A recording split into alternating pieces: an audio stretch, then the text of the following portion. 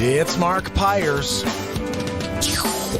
I was walking and it's real talk. Today, looking for another way to ease my mind living. and help my living. It's real talk. It's the daily variety show, Mark Pyers Real Talk. I'm here to connect with you, to amplify your current state, and I'm here with you on day 617 in a row of the Mark Pyers Real Talk show. That's right, and we're about to get into it. I'm talking about another trip around the world with Dr. Richard M. Fleming. We're going to get into the coronavirus, or should we call it the conronavirus? We call it the plandemic. I don't know, a lot of that stuff going on right now, guys.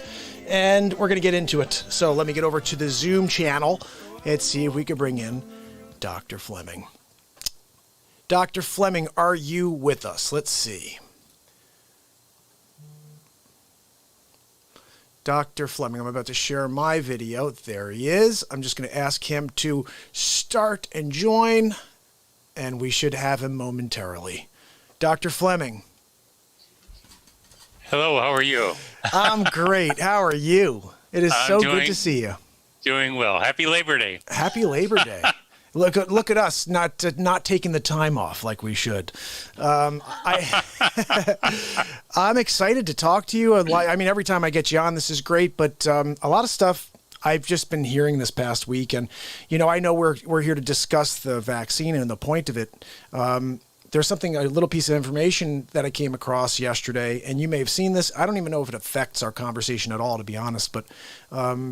I don't know if it was World Bank. The World Bank, I believe, had documentation on where they had put their money, what they spent money on. And in 2017, every country on the planet purchased COVID-19 test kits, which was very interesting. And they showed how much each country spent, how many tests they purchased. And then it said something interesting at the bottom. It said, it said not experiment, it said Project X estimated start date April 2nd, 2020, which is interesting because Trump closed the economy on March 23rd, which is pretty close. And then it said the completion date for this project is March 31st, 2025. So the question is, we know this is planned, obviously. So much is starting to come together here. But if they were buying kits in 2017 for something that they released in 2019, and they called it COVID-19 back in 2017, there's a lot of really weird stuff going on. Apparently today they changed all the data to just say test kits. So they took off the COVID-19 because they knew that this got out there, people found it, and now they're changing the data. Did you hear anything about it? Yes, I think I've seen the same stuff on social media as other people. I've had folks ask me about it. My one response right off the bat was I was only seeing part of an initial face sheet of what was being proposed. I was not seeing the full document to know what it is. I had a very interesting 2.5-hour debate this morning with Robert Young on terrain versus germ theory. And, hopefully that's something that's going to be released on Transparent Media on Wednesday, because It was done today, and hopefully it will be released. But one of the comments that I was trying to bring up in and it was a hot debate. It was not a friendly, nice. It didn't polite, stay calm. I'm sorry. It did not stay calm and cool and relaxed. It did not. And I'm not. I've always told people that you can blame my parents or my grandparents for that, because my grandparents. I remember my grandfather standing on the street in this town where my grandparents lived, and somebody came up to him, and my grandparents were civil people, but the guy was telling him something that simply wasn't true, and my grandfather just simply said, "Stop lying. Stop lying. I know you're lying. Stop lying." You can't have lying is not involved in a civil debate, and there's so much misinformation or misrepresentation of stuff that we've gotten to the place right now where it's critical that we address the reality of what truly is going on if we're going to solve problems. So why is that applicable? we've talked briefly on this program already before that SARS and MERS from the early 2000s, 2002, 2007 era were coronaviruses that were they're viruses from outside the human body that you have to accept are real viruses that have been manipulated. We have touched on briefly the fact that this last go round of this virus is clearly manipulated at least twice, not naturally, but by human intervention. So you have to throw out this misinformation about a terrain, it starts in the body, it's part of the body nonsense if you're going to get to the crux of the issue and what we're talking about. This document that you just stated is further demonstration of this virus being known about, being worked about. It is not something coming from inside human beings artificially being made. This is a man-made or woman-made or possibly both virus that they knew about, that they knew had increased infectivity. The fact that it's killing the people because of the inflammothrombotic response was just something I think they did not predict how well that would work, but they were clearly doing this in advance. And anything that suggests that this virus was not man-made, again, loosely using the term, modified, and not known about in advance, is missing the target and misleading people.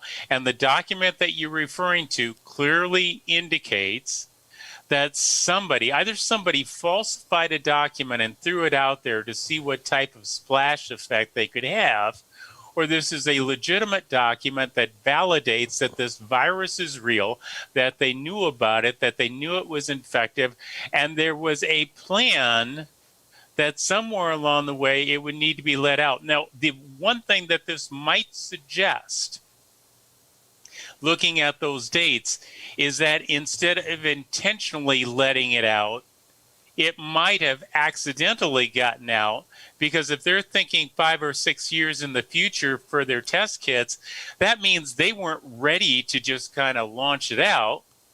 It wasn't perhaps as intentional as it was ineptitude. Well, I also start to think, I think everything that we look at are puzzle pieces. If you start to put them together, you actually get a picture. And if I look back and we take what you were just saying and we talk about the other puzzle pieces, and mostly it's not China. I mean, I know everyone wants to blame China, but I think we are more involved here than anyone wants to really say. And it strikes me as very odd that they tried to get the president of the United States out of office on false information. They failed. And I think it was the day afterwards that coronavirus was in the news. So it was already out there. Or they put it out there the day they found out they couldn't get Trump out of office. I'm just saying, this is a puzzle piece. I'm wondering if that happened, because at any point this thing could have either been released or it could have gotten out on its own.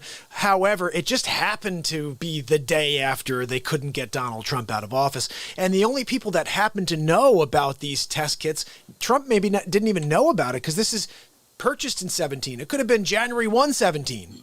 Or actually, Trump just getting into office, or he didn't know what was being purchased. Who knows? Whatever. I happen to think there's somewhat fake news. It was maybe cataloged wrong, whatever. But I do think it also interesting, again, puzzle piece. How did they have test kits like immediately? Nobody thinks it's weird that they had tests for coronavirus, for COVID-19, like the day, we're testing for it. Like, how do you already have tests for it? Well, because they ordered them possibly in 2017, or they're using the wrong thing. We've discussed this, PCR tests. You said it tells you there's something there. It doesn't tell you levels. It doesn't tell you, how much of an infection you have, how dangerous it is to you. The thrombotic response, though, I'm curious, because anybody who's going to release this, I know they had an assumption of some sort of death rate, and they're hoping for something in order to create mass fear. And if they can control this world for 5 years, that would usher in a whole new experience to living. Everything we know would cease to exist, because 5 years' time, we will forget every single thing that we had. That's too long. It's too long a period of time for us to remember the freedom that we had. It becomes, scary martial law type of world. when I see packages left outside in our mailbox area for our apartment complex, and I see them just left out there, I will frequently take a package and put it by the door of the person that it belongs at, simply because I think that's where it should be versus down by a general mailbox area.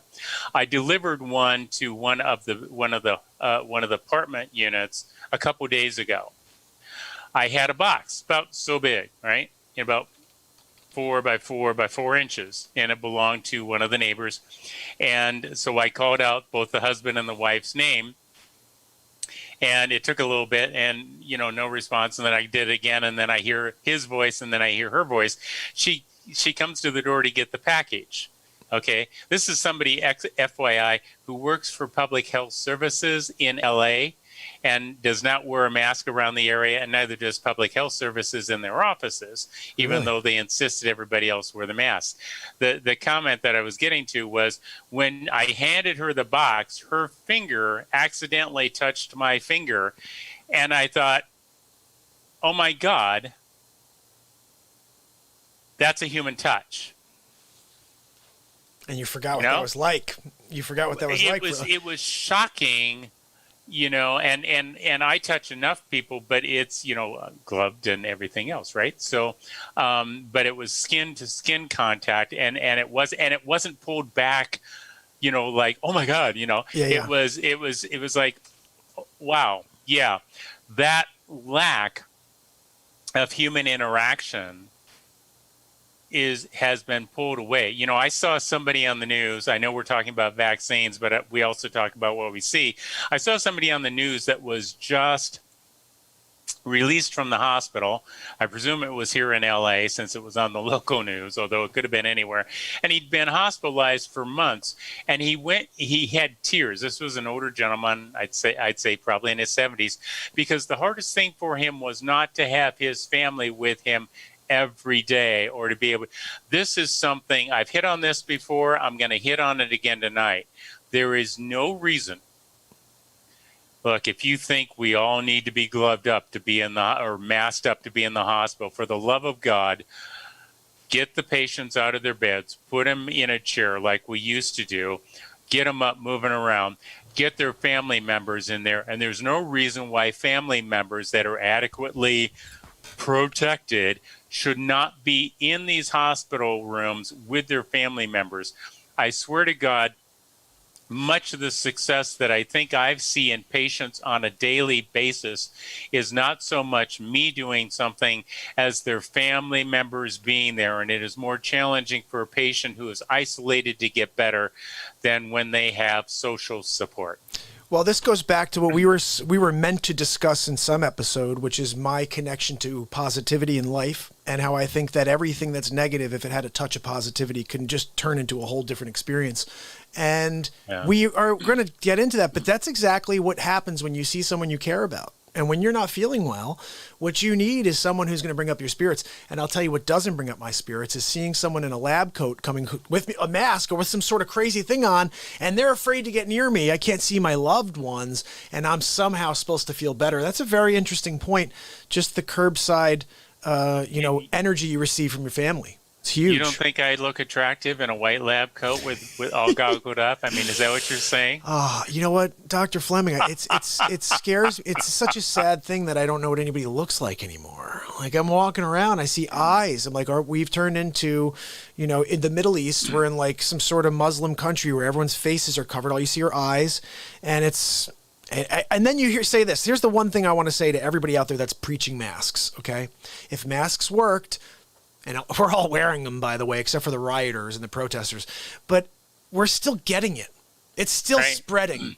So if your mask worked, it wouldn't be spreading because we're all wearing the freaking masks. So how about just social distance? And if you're going to be around someone you care about, hug them. You know what? You get it, and you're around someone you love and you care and you spend all your time with anyway. It's ridiculous. They're starting to tell us to wear masks in our homes. What? Are you freaking kidding me?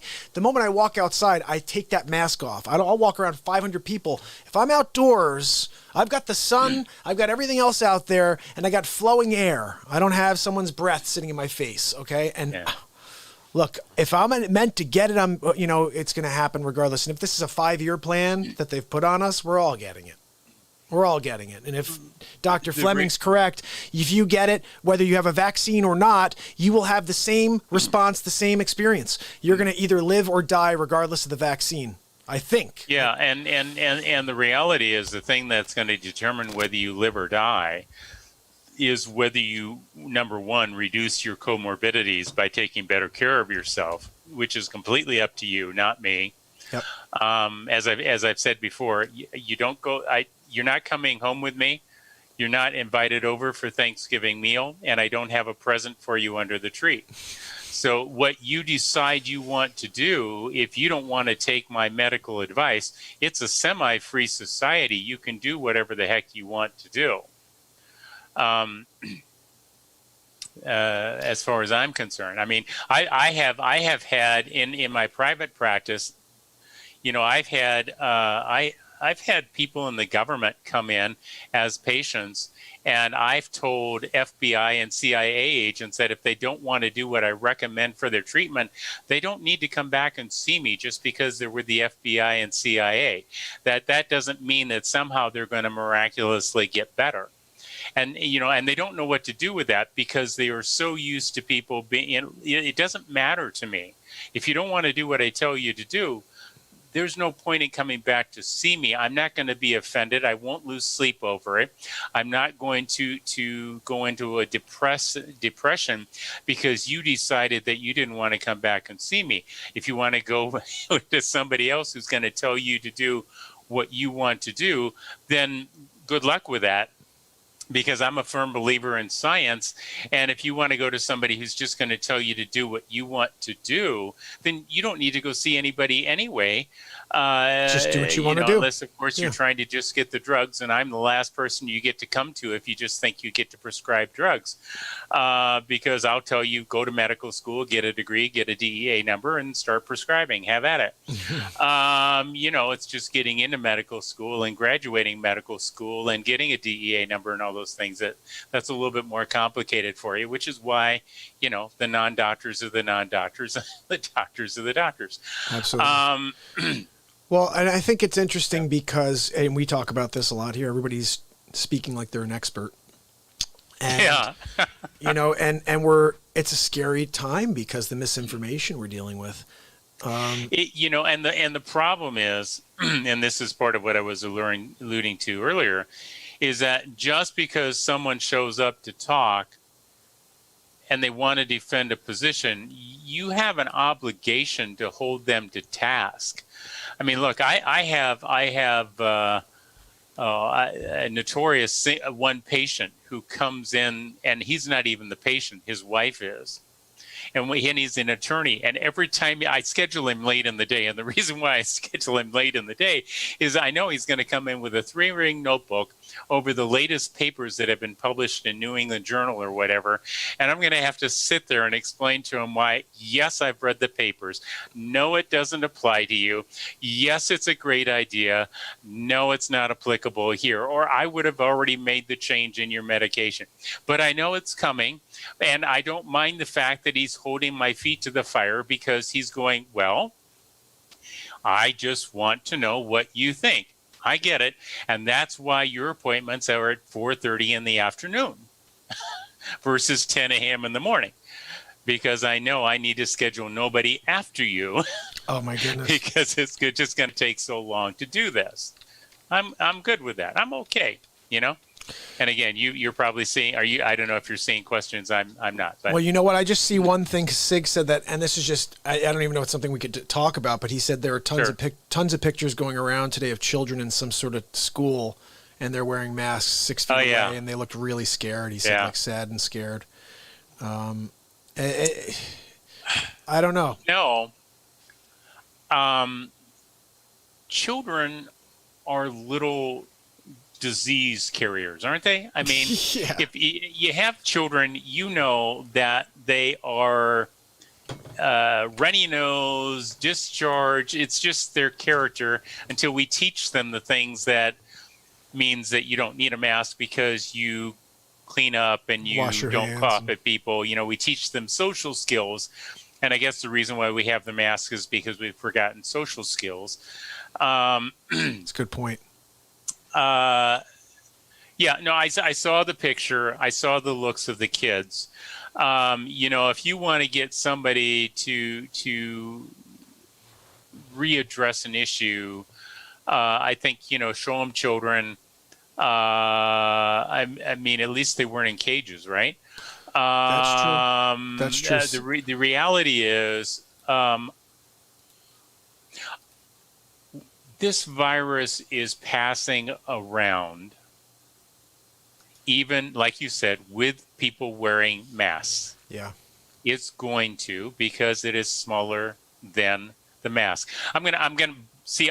But you know me. I'm the scientist. I'm gonna present both sides and show just how dumb both sets of arguments are. Exactly. I love that. Carbon dioxide is smaller than a virus. That mask is not holding in carbon dioxide, making it impossible for people to breathe. Okay? If it doesn't stop a virus, it sure as heck doesn't stop carbon dioxide. Okay? Yep. So the argument cuts both ways. No, wearing a mask is not going to make it impossible for you to get rid of carbon dioxide, and it's not going to interfere with your getting oxygen. The point is, why is there an argument for wearing a mask? And the argument is to prevent the spread of the virus.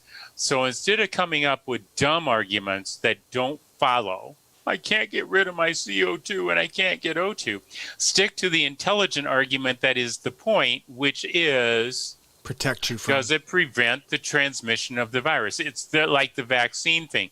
The question about the vaccine is not, does it make antibodies?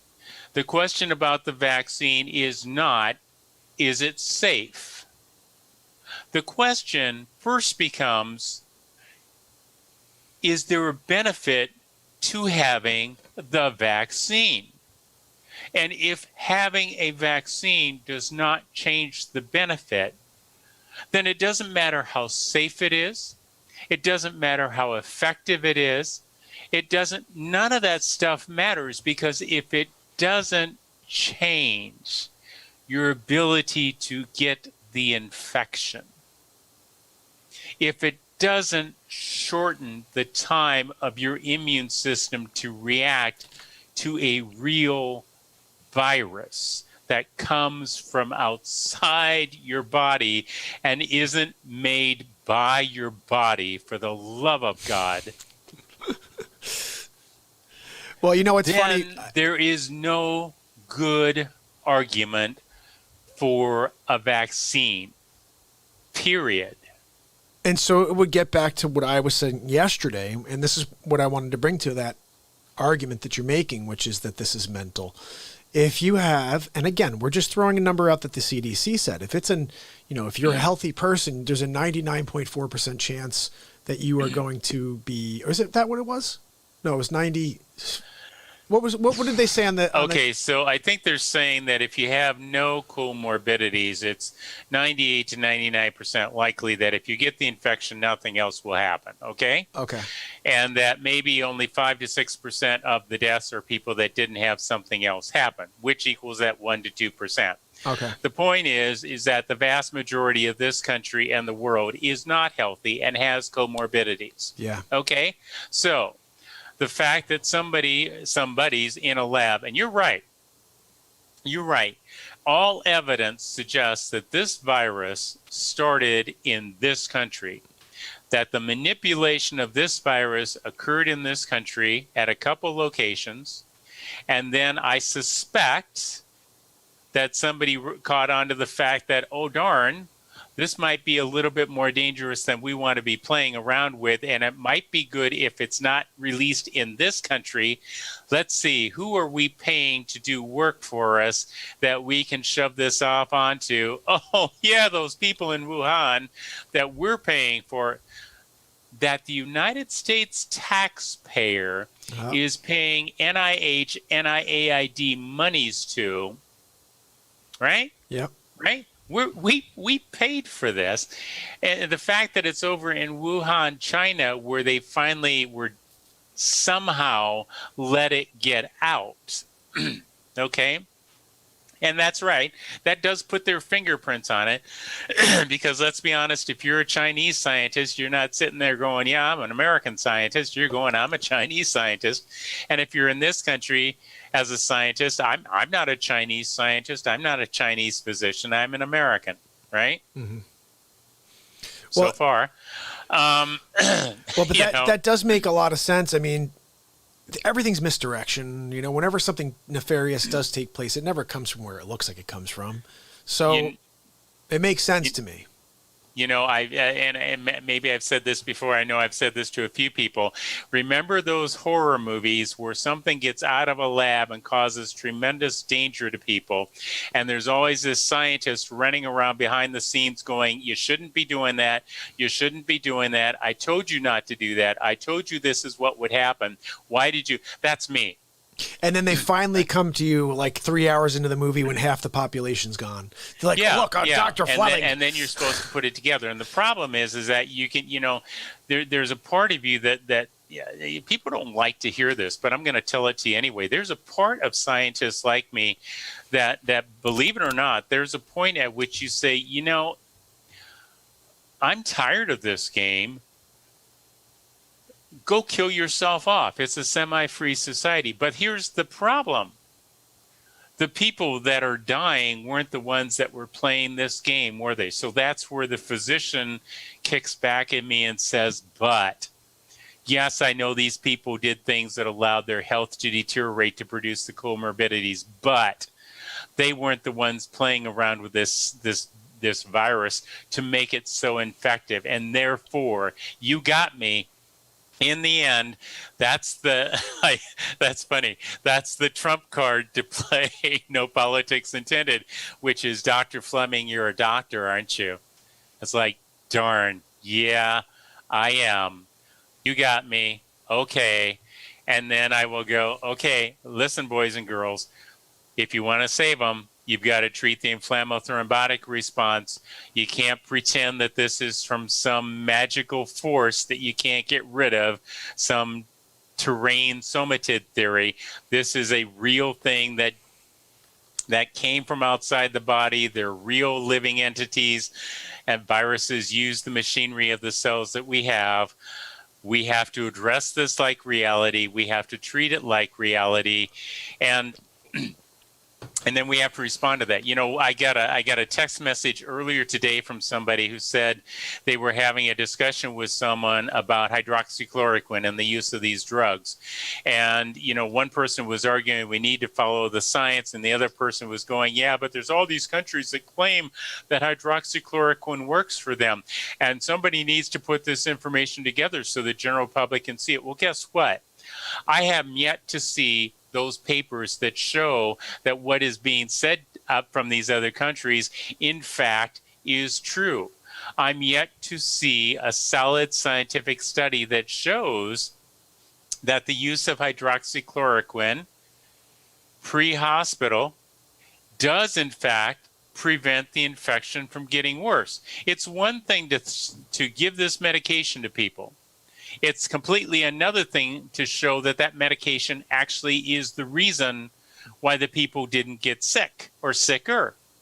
Well, could I ask a question about that? Because I'm curious. Some people say that some of these countries you have to take hydroxychloroquine because of like malaria, and those countries where they do take it, as a people, they have a very low infection or a very low death rate. Would that be a way to look in and see, because they're taking it? Is it working? No, that's not a way to do that. It's, we have worked out why it works for malaria and that it does work for malaria. And we've done that work. But you don't know why they're not getting a higher death rate. Do they have fewer comorbidities?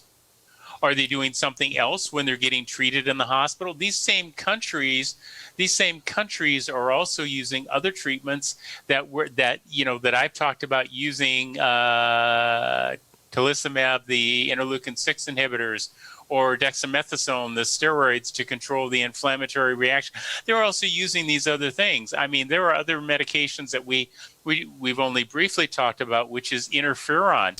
There's good data. There is some data that shows that perhaps The combined use of hydroxychloroquine and interferon may have some benefit. However, even that paper did not do something to show that it was, in fact, the result of those combinations that, in fact, interfered with the transmission or the worsening of these individuals. Maybe there was something else going on. And that is why Fauci has a valid point when he says, because he's using a scientific method, when he says we need studies that look at things prospectively from beginning forward, not looking backwards and saying, well, what did somebody say they got for a result? And then changing treatments to see what those different treatments have for different outcomes. And when you do that, you find that things like the remdesivir study falls flat on its face. Remdesivir, when it was used, did not show a statistically significant better outcome of patients. There weren't fewer people who died when they were given remdesivir than when they weren't. They got out of the hospital a few days sooner, but as I've said before, they haven't accounted for how many of those people were on ventilators and not. And being on a ventilator buys you more time in the hospital. Well, also, they're not clarifying who had a comorbidity or not, and somebody who gets out a few days earlier could have been a healthier person, right? Could have been. There is some information, some inference from the data that you can infer from what's called demographics, the presenting health of the people in the study. But to do that, you really do need to do a prospective study, because a retrospective study, when they look backwards on this stuff, is dependent upon somebody seeing you who's not doing a study who goes, well, Mr. Powers, okay, so you have high blood pressure, and well, you don't look like you're terribly overweight, so we won't mark that one down. And well, we've seen you smoke, so you're a smoker, that type of stuff. And that goes into the record, and then somebody goes and digs up the codes from hospital charts, and they make conclusions from that. Well, what if the person taking your history didn't bother to check about, have you been exposed to somebody with it, or have you been running a fever, or are you allergic to this medication, or any of a number of other variables? What they never checked for will never come out in the data, so you don't have that. And it's all based upon what somebody may have coded. And we already know that if you had a positive PCR test, you automatically got listed as a COVID patient. But that doesn't mean that you now have been entered intelligently into a study protocol that can discern anything except that you tested positive for COVID-19.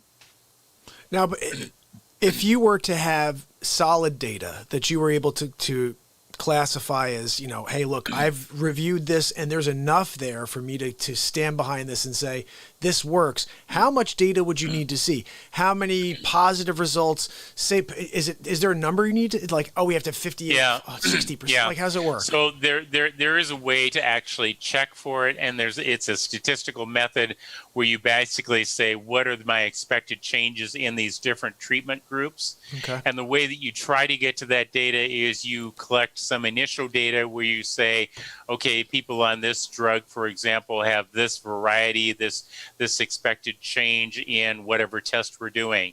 So let's say we're using FMTVDM, right, as my favorite quantitative test, the only one that's non-invasive. And you're looking at changes that occur in people as a result of changes in inflammation. Well, I can tell you that over a 3-day period of time, now I'm providing you data. Yep. This is real data, that I'm telling you that over a 3-day period of time, on a drug that actually works, where the FMTVDM counts begin as an inflammatory infectious number, that if the treatment is successful, that you will see a drop in that number by at least 15 to 20. Okay. Okay. That number then allows me to design an experimental model that says, if we see a successful result, we need to see this difference to be statistically significant. Now, how many people will I need to put on this medication if it's effective to show that type of drop? And you need to do some preliminary work that shows how much drug A for example, changes that number. And then you can calculate how many people you need to take drug A to give you the result if, in fact, the people taking drug A work. So that's how you do that calculation. So it's not so much a matter of how many you need. Now, what we see in a lot of research data, especially when they pool data, is that if you see a very minuscule difference in the outcome in a treatment versus a non-treatment, that is not statistically significant. So now that we're using that term, let's explain it. It has been accepted in statistics, particularly Fisher from Europe, that anything can happen by chance 1 in 20 times. So, for example, when you go in to get your blood work done and they do what's called an SMA 1220 or 660, where they're looking for your potassium and your sodium and your bicarbonate and evidence of kidney function and liver function. If you get 20 blood tests, statistically, 1 out of 20 will be abnormal just by chance. Okay? And that could mean anything, right? That Abnormal. means just by chance. It's so that's 5%. So the p-value is 0.05, which is the same thing as 5%. So what you want is an outcome that is more different than that. You want something that reaches less than 5%. So if the odds of something being different is 4%, that's 0.04. That's statistically significant. That means less than chance will you have that outcome. 0.01 means that only 1 time in 100 should that have been chance. 0.001, only 1 time in 1,000 should that have been chance. So as those numbers get smaller, it says, look, the odds of this happening by chance get smaller and smaller and smaller, which forces you to the conclusion that it must be something you're doing to make a difference. Okay? Yep. So and you take those numbers and you calculate it.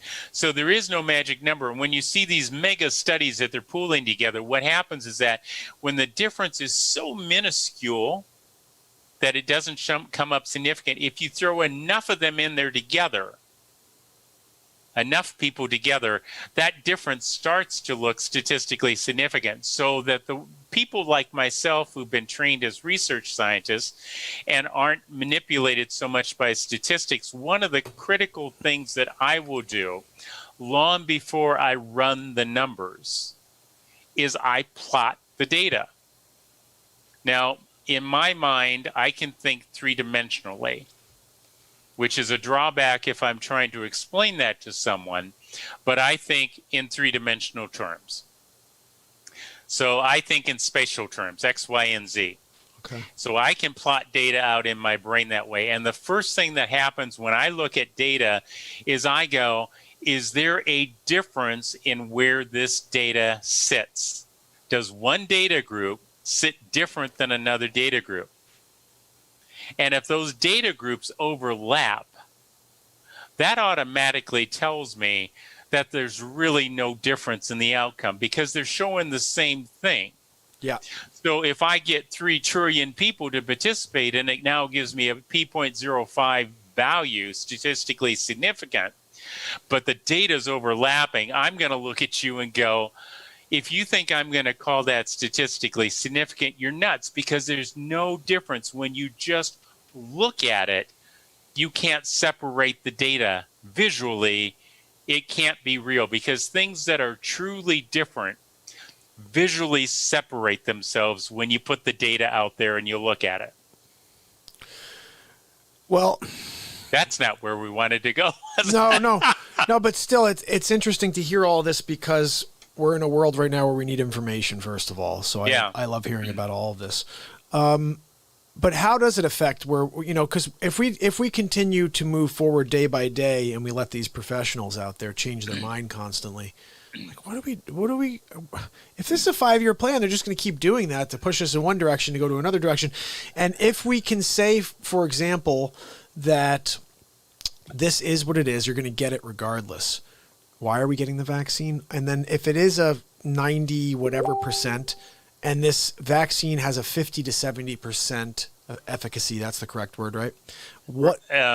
Sure. Yeah. So okay, so if it's say, let's call it, and you just said something interesting in what you were discussing. You said a very small number. When you take enough of people, it starts to look pretty big, like zero point 0.4 people in the United States of America, 183,000 people, whatever it is, die from something. But there's 450 million people in the United States. So, but it starts to look like a lot of people. 180,000 people is a lot of people. But statistically, it's a very, very small number when you're talking about 100% of the population.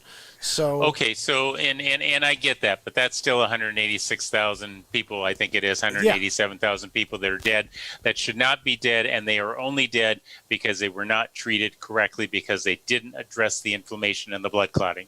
Yeah, and if you guys are tuning in for the first time, I want Dr. Fleming to explain this because you may be out there thinking to yourself a few things. Oh, well, when this vaccine comes, I'll be okay. Something that was just said is that you still get the you still get the disease, you get the virus. So let's talk about vaccines. Let's do basic vaccine 101. Okay. What we talk about are antigens and antibodies. And the abbreviation in medicine is AG for antigen and AB for antibody. Okay? More than you needed to know, but what the heck? Let's throw it in there. So, an antigen is something that tells your body that it's not part of your body. It came from outside. Now, cancer cells do this too. Why? Because when a cell has its genetic material change and it becomes cancerous, it no longer is your original material. It is foreign to your body. Interesting. When you have a tissue transplant from somebody else, it may be a human organ, let's say a liver, but it's not your liver. It's not what you were born with. It is foreign. When a viral infection, for example, comes into your body, it was not made by your body. It didn't come out of your red blood cells. It didn't come out of this miraculous somatid stuff that can't be destroyed, that is the essence of all terrain theory life. It comes from outside your body, so it is recognized by your immune system as foreign. Shouldn't be there. You weren't born with it. It doesn't belong there. That's an antigen. Now, that will come into your body, and it will either it'll come in through a variety of methods. In this case, it's coming in through your nose and your respiratory system. It's passing lymphatic tissue, which is part of your immune system. It's filtering through there. The cells in your immune system are recognizing this as foreign. It shouldn't be there. And what begins after about 3 to 4 days is what's called this T cell cytotoxic response. So your immune system has a lot of components, but the two major ones that we talk about are T cells, which are labeled because they originate in the thymus gland, which is a gland in the center of your chest, and B cells, which originate in your bone for B. You know, aren't physicians smart? Sometimes. T, thymus, B, bone. There we go. So that's how they got their names. So the initial cells, the cytotoxic cells and the T cells, recognize this antigen as something that shouldn't be there. And the T cells actually will differentiate. They'll become two different types. They'll become T helper 1 to go help attack originally, and T helper 2 to go help develop antibody cells. Okay. That all happens in about 3 to 5 days, if everything goes well.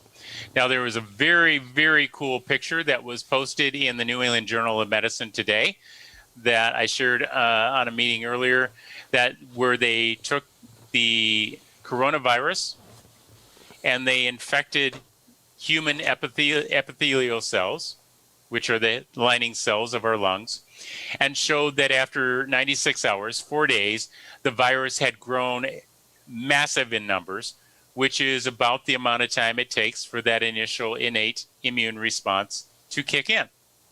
And that's when you've passed that critical point at which it's no longer a matter of controlling the attachment of the virus or the replication of the virus. It is now an issue of dealing with it immunologically. In other words, to use the colloquialism, the horse is out of the barn. Then it's a matter of your immune system properly Handling it. Correct? Right. And so one of the reasons why you get people that are asymptomatic or they don't get sicker is because their immune system is intact. It's in balance. It's not hyperimmune with all the comorbidities, and it's not naive. It's had time to sufficiently develop. That immune system kicks in with a T cell cytotoxic, which means cell killing. So it goes to kill the cells that the virus has infected. And it does this in a variety of ways, including the release of chemicals that punch holes in those cells to kill them. Wow. You're infected, we will kill you. You no longer are useful to the body. You've been taken over by the virus. You die. We release these chemicals. Those same chemicals, however, don't just kill the cells infected with the virus, they kill other things. So you've had that experience where your throat gets really raw, right? Yep. And it's red. The reason for that is because your throat is being damaged by these chemicals being released, trying to kill the cells that are infected by the virus, but it's also killing your natural cells in the area because it's just chemicals being dumped out to try to kill. The job is kill.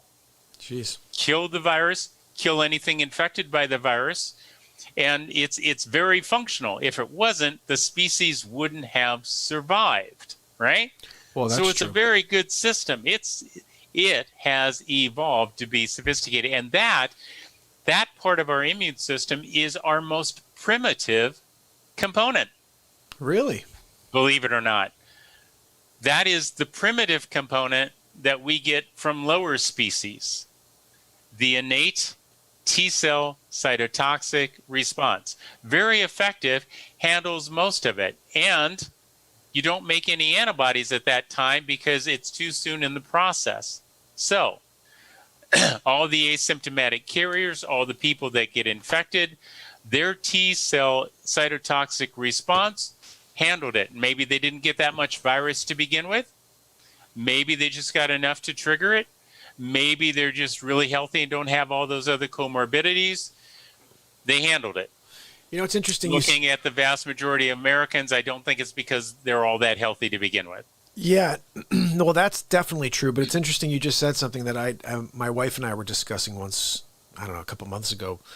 But we were curious, and you just said it, so I think it is true that, maybe you walk by, you get a little droplet. It's whatever. But if you were you get the whole, is there getting a little, or is there getting a straight up, you know what I mean? You get the full mouthful, and now you really got the worst of the worst.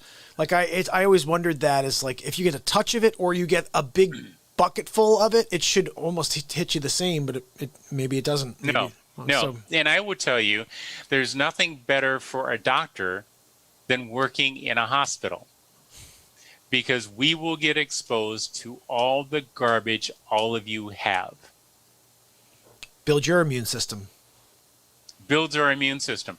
There's nothing, this is going to be controversial, there's nothing better for kids or teachers than to have those kids in school building their immune system. If they get sick enough, they will go home. But I said it earlier, children are nothing but little virus factories. Yeah. They pass them around, they share them, they build their immune system, and they get over it. Yeah, why don't children complain? Because they're children. They don't feel well. Yeah, I want chicken soup, and that's okay. Look, my parents spoiled me when I was a kid and I was sick, and I was ready to get back to school. okay, and you got better and you got over it, and then you watch somebody else get sick and they went home for a few days and they got better and they came back. And that's what's going to happen in the workplace and in the school place and in society, because this is going to be passed around that way. So that's 3 to 5 days. So it takes you 3 to 5 days to mount that response so you start to feel better, right? Yeah. Critical number of days to remember. If, however, the infection continues and that doesn't do it, those T cells then communicate with the B cells and work together to the T cells present the virus, in this case, to the B cells that then make antibodies. Now, the first antibodies are called IgM.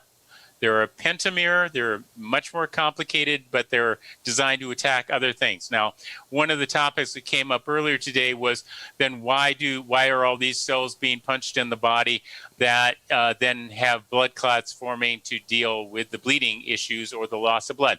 Well, the first one I just said at 3 to 5 days, right? All the chemicals. When the antibodies are released, what part of the antibody, one end of the antibody attaches to the antigen and binds onto it. On the other end of the antibody is what's called the FC. FC. Which stands for complement. That component binds the complement cascade, which you've seen in that diagram that I showed you about inflammation and cardiovascular disease. That explains all that.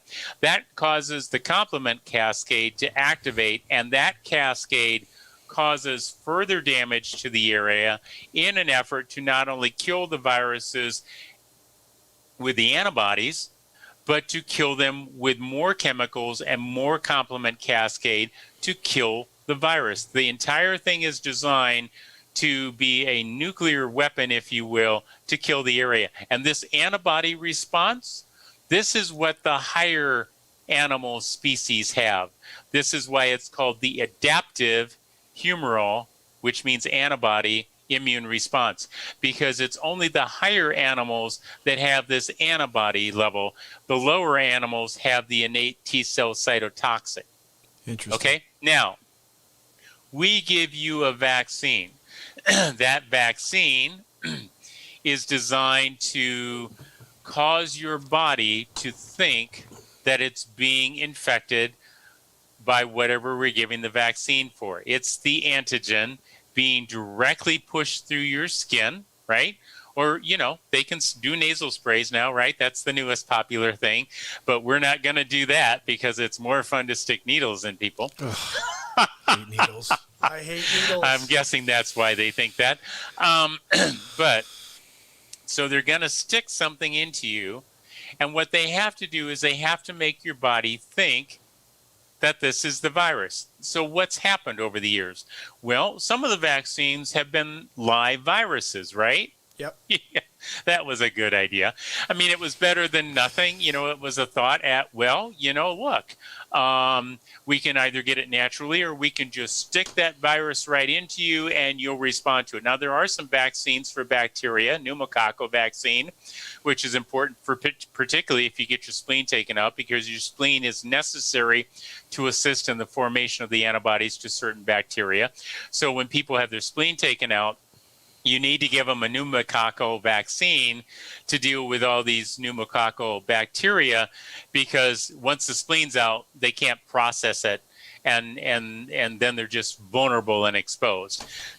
And bear in mind, the premise is always that these vaccines are clean. So whether they are or not, that's a side issue, and not to be confused with the conversation. You have to keep these conversations clean, or it's easy to get confused and lost in the forest. It's like the person who runs into the forest and doesn't pay attention how they got into the forest, and then they suddenly realize after 15 minutes, oh my goodness, how do I get out? Yeah. Which way do I go? So we're not going to do that. We're going to stay smart and focus on one thing at a time. So that gets into your body. Now, what's the first thing that's going to happen to that antigen when it gets introduced? The exact same thing I just said. That exact same sequence is what's going to happen. you're going to get a T cell cytotoxic response, and then you're going to get an antibody response. Yeah. So they have to wait to see if there's an antibody response, right? That doesn't change. The antibodies are not going to get made faster than the T cells are going to get activated. That's not how it works. This is not magic. This is science. This is human biology. This is immunology 101. All right? Now, so let me go back. So it could be the live virus. It could be an attenuated virus. What does that mean? That's a virus that we've tried to kill it. We've done our best to kill it so that we know its material, its DNA will get into you, or its RNA, depending upon what type of virus it is. Okay? And there's both types. And your body will recognize that and say, that's foreign, that shouldn't be here. Why? Because the RNA and the DNA of viruses and bacteria and mold and yeast aren't human. They don't come from us. This is the terrain theory. Oh, okay. Okay? They don't come from us. They are foreign. They are not our genetic material. So your immune system will recognize it and say, attack, remove, Interesting. destroy. Warning, Will Rogers, warning, you know? And so your body does that. Okay, there is, you know, as we've gotten more sophisticated, we've looked at, are there things that we can target? You know, the vast majority of the vaccines for COVID, even though there's multiple proteins that are made by multiple segments of mRNA from this single-stranded mRNA sense-positive virus. I'm putting all the terms out there. So if somebody's listening, they've got them all. It's sense and positive's the same thing. Single-stranded, it's RNA. But they make different proteins once they translate, once the RNA becomes a protein, and you have to build it. So part of what they've done is they've said, well, let's take the genetic code, or let's take the S protein. There's more than one option, but the vast majority of vaccine developers have gone for the obvious, right? The S spike protein that you've all seen too many pictures of already, because all of you now think that you understand microbiology and you understand that S proteins attach to the ACE2 receptor. I got it. It's been regurgitated enough times that, you know, you can at least say the words, but understanding what that really means is a little bit more sophisticated than that. But what they're trying to do is to introduce part of this virus into people so that you will build an immunologic reaction. Okay, now this is interesting because you really are now giving genetic code of this virus to cells. And I guess the key is that we're not trying to give all of the genetic material, just some of it, so that we'll only make antibodies to the spike protein. Interestingly enough, if that spike protein alters,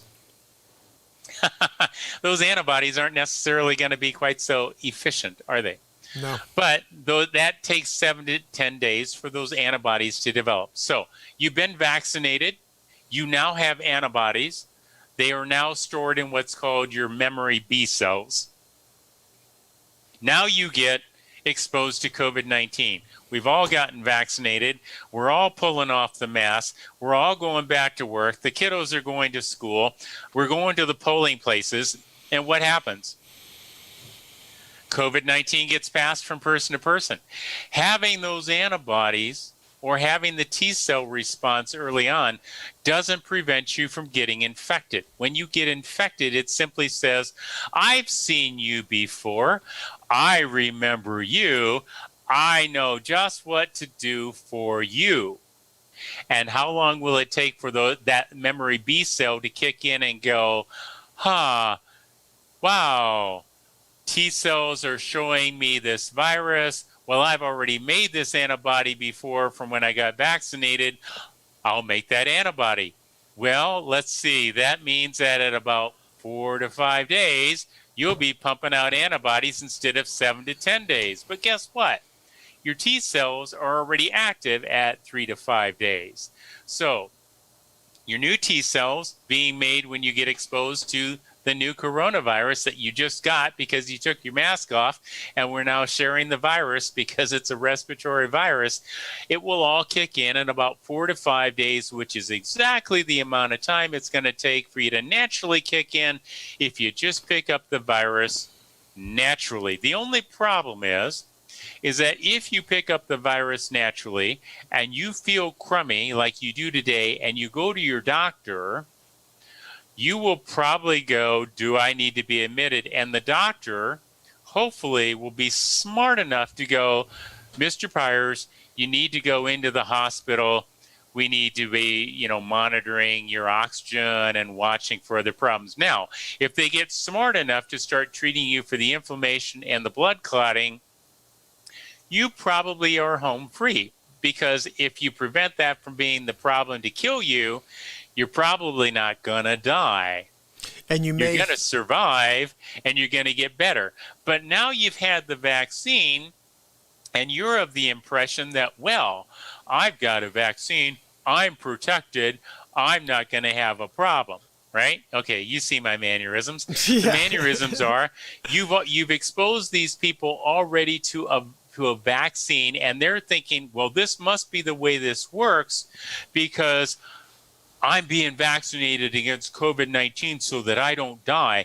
And now when you get that inflammatory thrombotic response because your body's responding to the vaccine, you're not going to go to your doctor because you're under the impression that nothing bad can happen to you because the vaccine's good. Vaccine good, virus bad, right? Mm-hmm. Or you get you get exposed to the virus now because you're the 80-year-old grandma and your 3-year-old grandson comes over because now we've all been vaccinated and you can't possibly get sick. And now 3-year-old Bobby from his preschool, who's been sick with other preschoolers, but they've all been vaccinated, shares COVID-19 with grandmommy.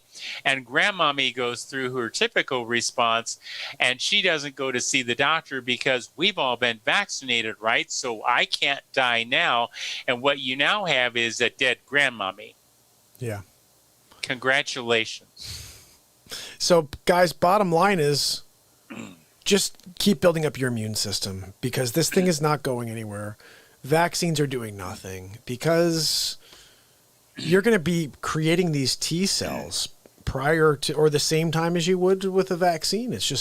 It's a fool's errand. And when I heard Fauci say to Matthew McConaughey, 50 to 70%, he'd be thrilled. Look, 50 to 70%. I'm like, Dr. Fauci, really? 50 to 70%? So here's the next thing, because the McConaughey Fauci thing is worth talking. I sent you that little equation, right? I sent it to you earlier on Twitter. It's 1 minus 1 over R naught, okay? That is the herd immunity equation.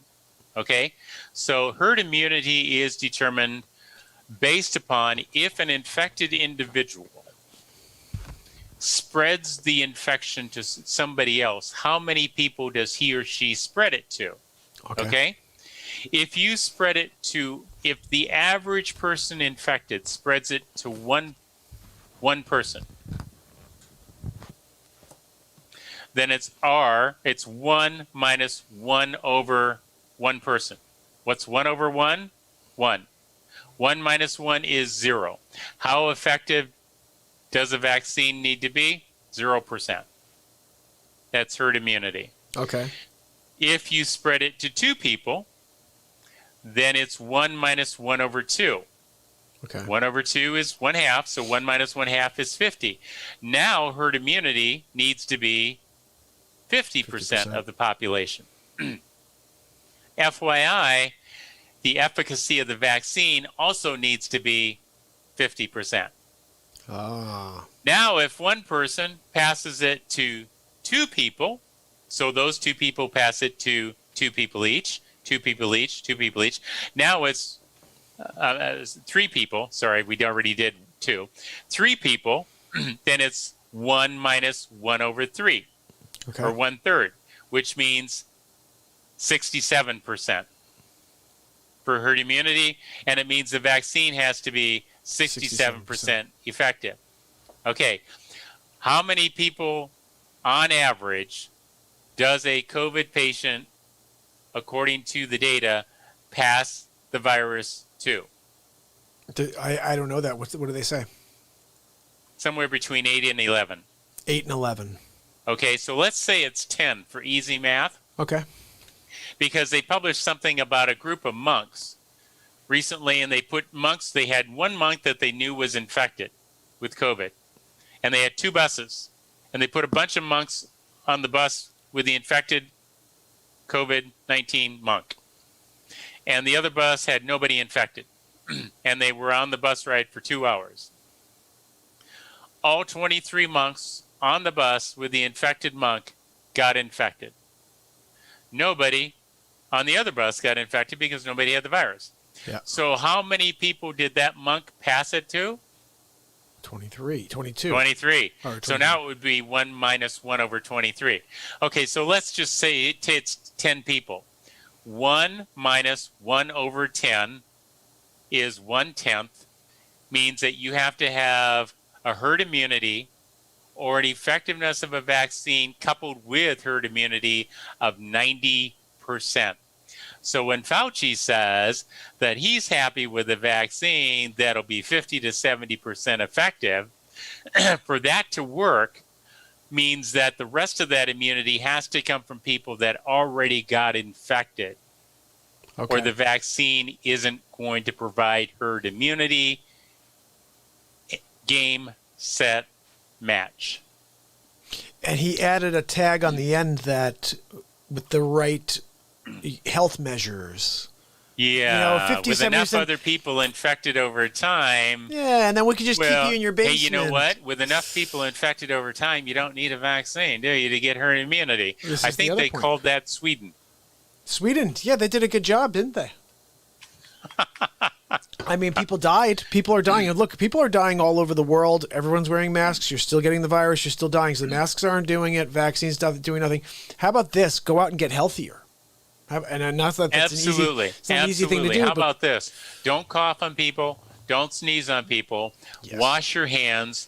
Pretend like you've got a second grader education, and go make yourself healthier. That's it. Quit eating garbage food. Take better care of yourself. Work to get your diabetes under control. Work to get your blood pressure under control. You like salt? You have swollen ankles? Maybe you should pass on some of that salt. Yeah. So the food doesn't taste as good. Are you eating to live or living to eat? Somebody used that phrase earlier today. It's a good phrase. I think it's out of the Bible, but it's out of a lot of other places too. The problem is that the comorbidities are the fault of the population as a whole. Yeah. And some of that is from all the misinformation that's been put out there by all the dietary garbage. There have been so many diets. I don't know if I'm looking in the dark or not. Sorry now you're about that. better. It's dark That's here. I don't know if that's better or worse. Is that better or worse? You know what? Turn the light up towards the ceiling. And that'll be perfect. Because it's a little shiny on you, but that'll be How's that? much better. Yeah, perfect. Yeah, less of a Sorry shine about on that. your face. No, that's actually great because it was getting dark. I was gonna ask you to throw a light on. Yeah. Now you can tell that as a nuclear cardiologist, I read a lot of my studies in the dark. You know what's once you have that screen on, you know what I mean. Yeah. I'll shut off the house if I got that screen on. I can work all day and night. Yeah. You know? Yeah. No, but I think forgot it's what we were talking about. well. I think what we were really getting into or starting to get a The health, handle yeah. on is the health. diets, all the garbage diets that are sold out there by people. And I've got news for you. I've talked to most of the people who've written these diet books. I've got books out there that some people consider diet books, but the books reflect more, I think, about what you need to know so you can make decisions. Everybody loves to have recipes in these books, and I just cringe when people ask me that. And I come from a family that actually has set up several restaurant chains. I mean, the one side of the family has Fleming steakhouses and PF Chang's, and the other side of the family has things called Bishop's Cafeteria from the Midwest. And that's part and parcel of being a Fleming and being a Viking ancestry, is that's part of what the ancestry was. And I look at the stuff that people eat for food and the diet books that are promoted out there. And I'll tell you for a fact that most of these people that are selling you diet books don't have a clue what they're talking about, but they sure do make a lot of money. Absolutely. And the more they have talked and the more money they have made, the less healthy the world has become. You know, I don't know if you're able to see this on this YouTube. I'm not sure what the delay is between me putting something up and you seeing it. I think it's about 15 seconds. Are you on the YouTube page by chance? On my page? I tend to stay just on our other things, so let me see if you could click it open real quick. I probably need to refresh that. Let me know once you have it open. I see live now. Huh? There you go. Click that. I want to show you a photo. Tell me when you're on. All right, and if you can, click off the volume and mute the volume just so we're not hearing it in the background. Yeah, so what am I looking for now? All right, I haven't put it on yet. I want to show you something here. Okay, I'm up, I think. All right, you should see this momentarily. This goes back to what you just said about the people that give us advice. Yeah. You should be seeing, hold on, I'm watching. There we go. Oh, yeah, baby. Oh, yeah. I don't know what you want me to say about any of these people. I think that's Chris Farley up on the top left. I'm just saying. No, that we also said he could have been. Do you remember the mayor from Toronto, the guy who looked like Chris Farley, who was like a crackhead? Yeah. Who was always fighting people at meetings. Yeah. Exactly. And bottom left, I love. She looks like the one who won Britain's Got Talent. Remember the lady with the teeth? Wait a minute. I'll put it back up there. I forget her name. Susan something. Susan. You guys know who I'm talking about. She was Boyles? Susan Boyles. That's Susan Boyles. Right? Don't attack Susan Boyles. She had a lovely voice. She had an amazing voice. I couldn't have been more ecstatic for that little lady when she belted that out. Oh, she was phenomenal. That was phenomenal. Honestly, this lady here ate 5 Susan Boyles. I'm just saying. Yeah, that would probably be a better definition of that. No, but it's funny. The people who do give us the advice look like that. Those are public health experts. And, when you can't go out and practice what you preach, like Nancy Pelosi, going and telling people that you can't live above the law, no one's above the law, and the same day she goes and, but this is the way these people live. I saw a couple weird videos. I see these celebrities. They're kind of like all in each other's faces. Like they know something we don't, or I don't know. It's a weird thing. Like everyone else has got masks on, but I see like The Rock and like he's hanging out with people and they're all like, hey, like face to face. I don't know. Either people are totally not taking this thing seriously or they know they don't have it. They get tested. I don't know. It just seems really weird to me. The celebrities seem to have a different set of information than we have. Either that or they're just... Well, I'm guessing everybody has a different set of information than the research scientists that are actually working on this. I told people, so I have 2 papers out now at 2 different medical journals being looked at, and it's a matter of just putting it out there. And I'm used to rejections. You get used to rejections just dating girls, and in junior high and high school, right? So I always say I'd rather have a rejection than the regret. Regret is the worst. Yeah, the person who says they can't is right. Yeah, they can't because they don't bother to do it. I told you my thing on impossible, right? Everyone says things are impossible, and there's an apostrophe there. Right. And, and that can be a helpful way to look at it because I've never known anybody to solve a problem who gave up. Yep. What's the old adage? I found my keys in the last place I was looking. Yeah, it's always in the last place you always find, why would you keep looking once you found your keys? Exactly. That's what makes it a funny thing, too. It's like a little joke. I say to my kids, it's always in the last place you look. Yeah, because if you're still looking, you have other problems that you need to be addressing. Exactly. Yeah, that's a good point.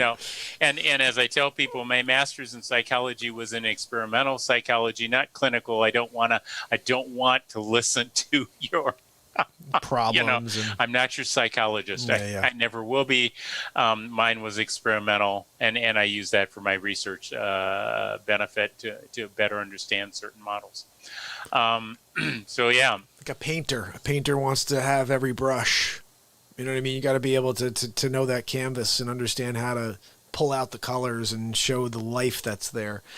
I think it's a cool thing when I hear, especially someone who doesn't just stop at, just I'm going to be a doctor. I'm like, I'm going to be a lawyer. I'm going to be a scientist. My brother-in-law is like, he's a stockbroker, but he's a lawyer. He's an entrepreneur, but stockbroker he becomes an attorney and he realizes he doesn't want to, do it. It just feels really like sleazy to him, and he's like, I think I want to stay in finance, but still has the Juris Doctor. It's like, why'd you freaking do the work?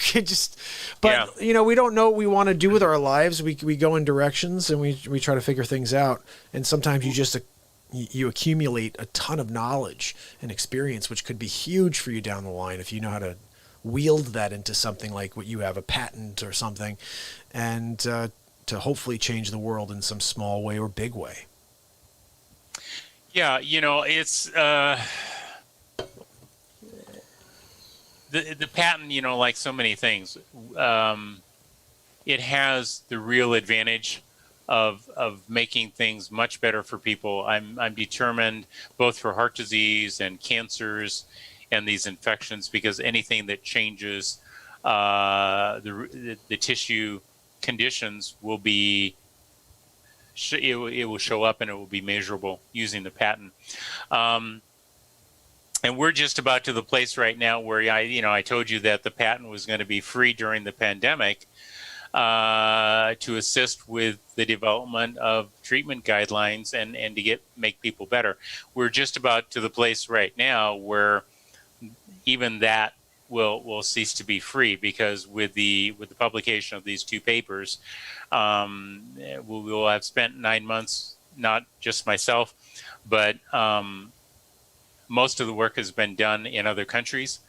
So I do have a little bit of privy knowledge about what's going on in places like India, like Italy, Cuba. Cuba's working on stuff? Philippines.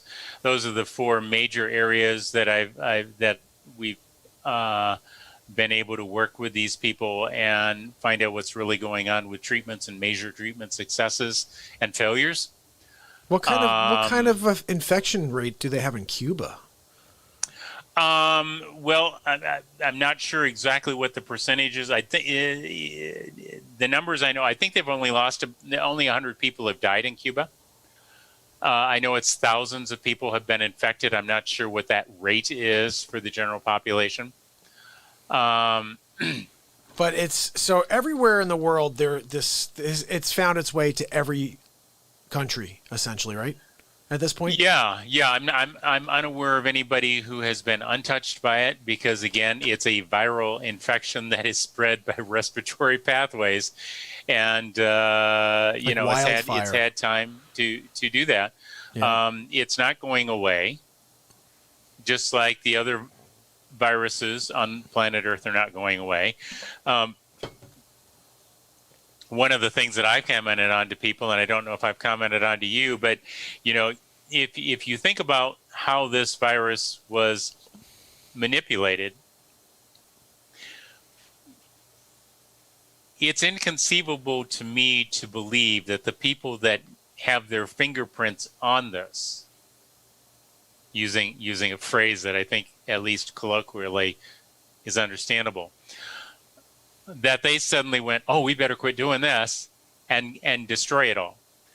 Now, I don't buy for a moment that they've destroyed all that stuff, and I don't buy for a moment that they're not actively involved in more research and more manipulation, because that's what they do. That's what they do. And as long as they get funding, they're going to continue to do that.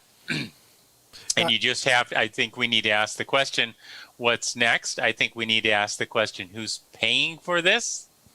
We know who paid for the last one, the U.S. taxpayer. Interesting. Did anybody else pay for it? I don't know.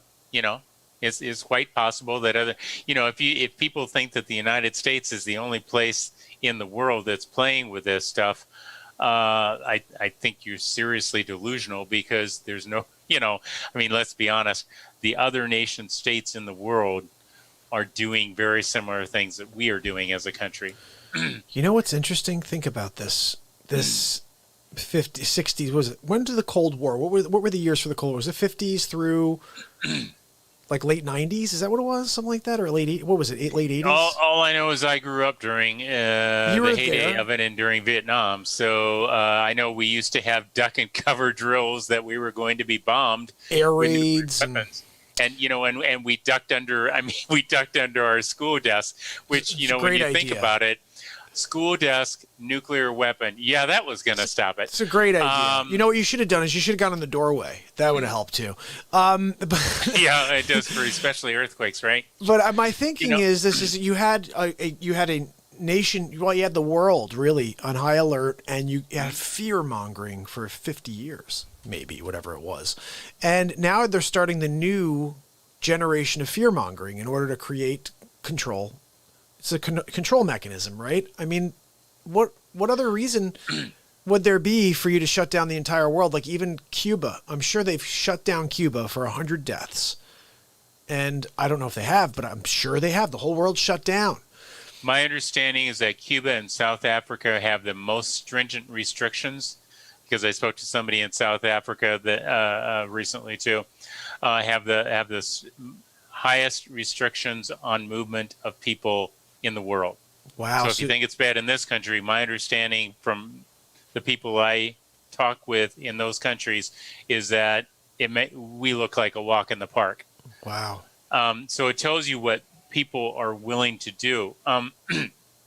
The only way any of this changes is with the dissemination of information and knowledge.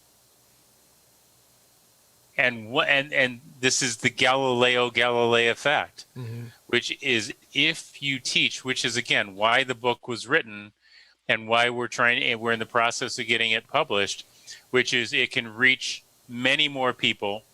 And I always encourage a person who buys a book and reads a book to not tell their friends to go buy a book, but to give their friend their book and let them read it. Exactly. Share the book. Exactly. Everybody on planet Earth does not need a copy of this book. Pass it around. I gotta pass it around, because you're passing the virus around. You might as well pass the book around. Absolutely. Give something positive and share that. Yeah. I got a mentor who does that. Every time I see him, hey, Mark, I got a book for you. Yeah. And it's brilliant because he's an entrepreneur. He's like crazy. He reads like a book a day. Like I can't. I'm creating. So I don't have the time, right. But like I appreciate that he's always giving me something, trying to broaden my knowledge, because he knows what I do. He turns into the program. He's like, hey, I got some more stuff for you. And I love this guy too. He'd be great for us to talk to one day, because he's like, you know what, Mark?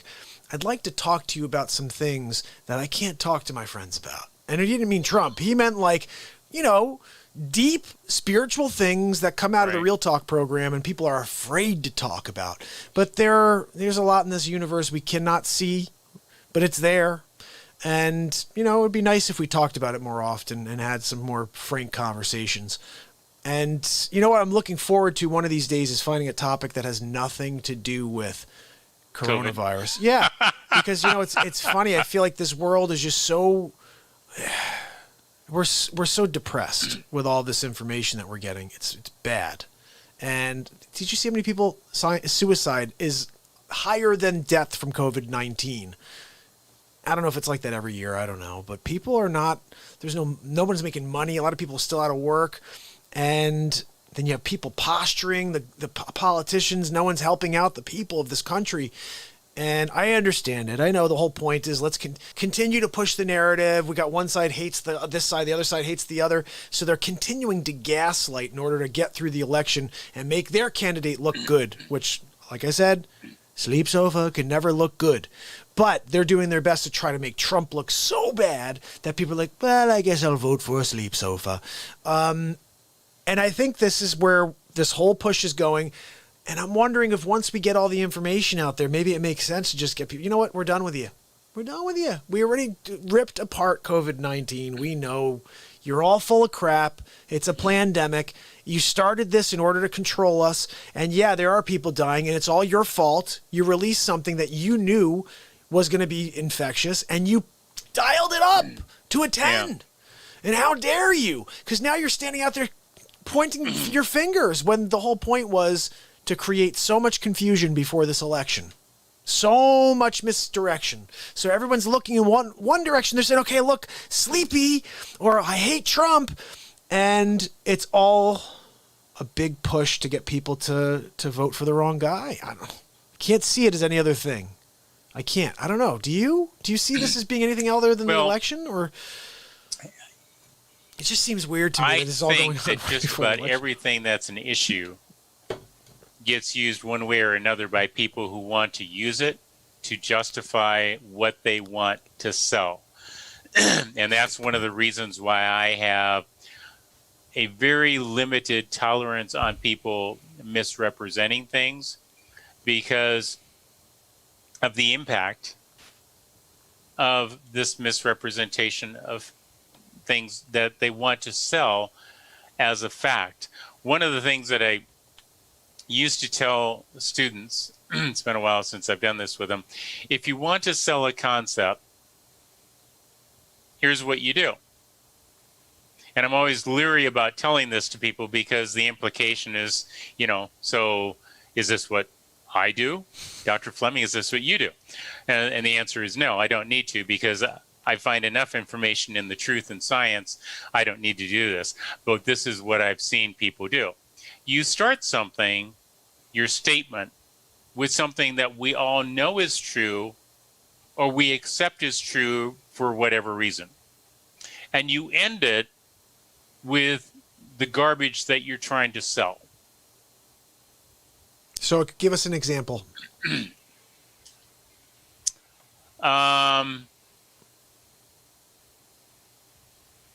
You need to wear a mask to stop the transmission of COVID-19. Okay. All right? Yeah. You're really beginning with, we really need to stop the transmission of COVID-19. Most of us would agree that would be a good thing. If we don't question whether that's possible, it's clear to understand that stopping the transmission of COVID-19 would be a good thing, right? Isn't that why we're all sitting at home? Isn't that why businesses are closed? Yep. Isn't that why students aren't in school? Isn't that why $3 trillion plus has come out of the federal budget that we don't even have, but it's pretend money anyway, to deal with this, okay? So virus is bad, no longer spread, good, okay? Okay. What you want to sell is everybody's going to put a mask on.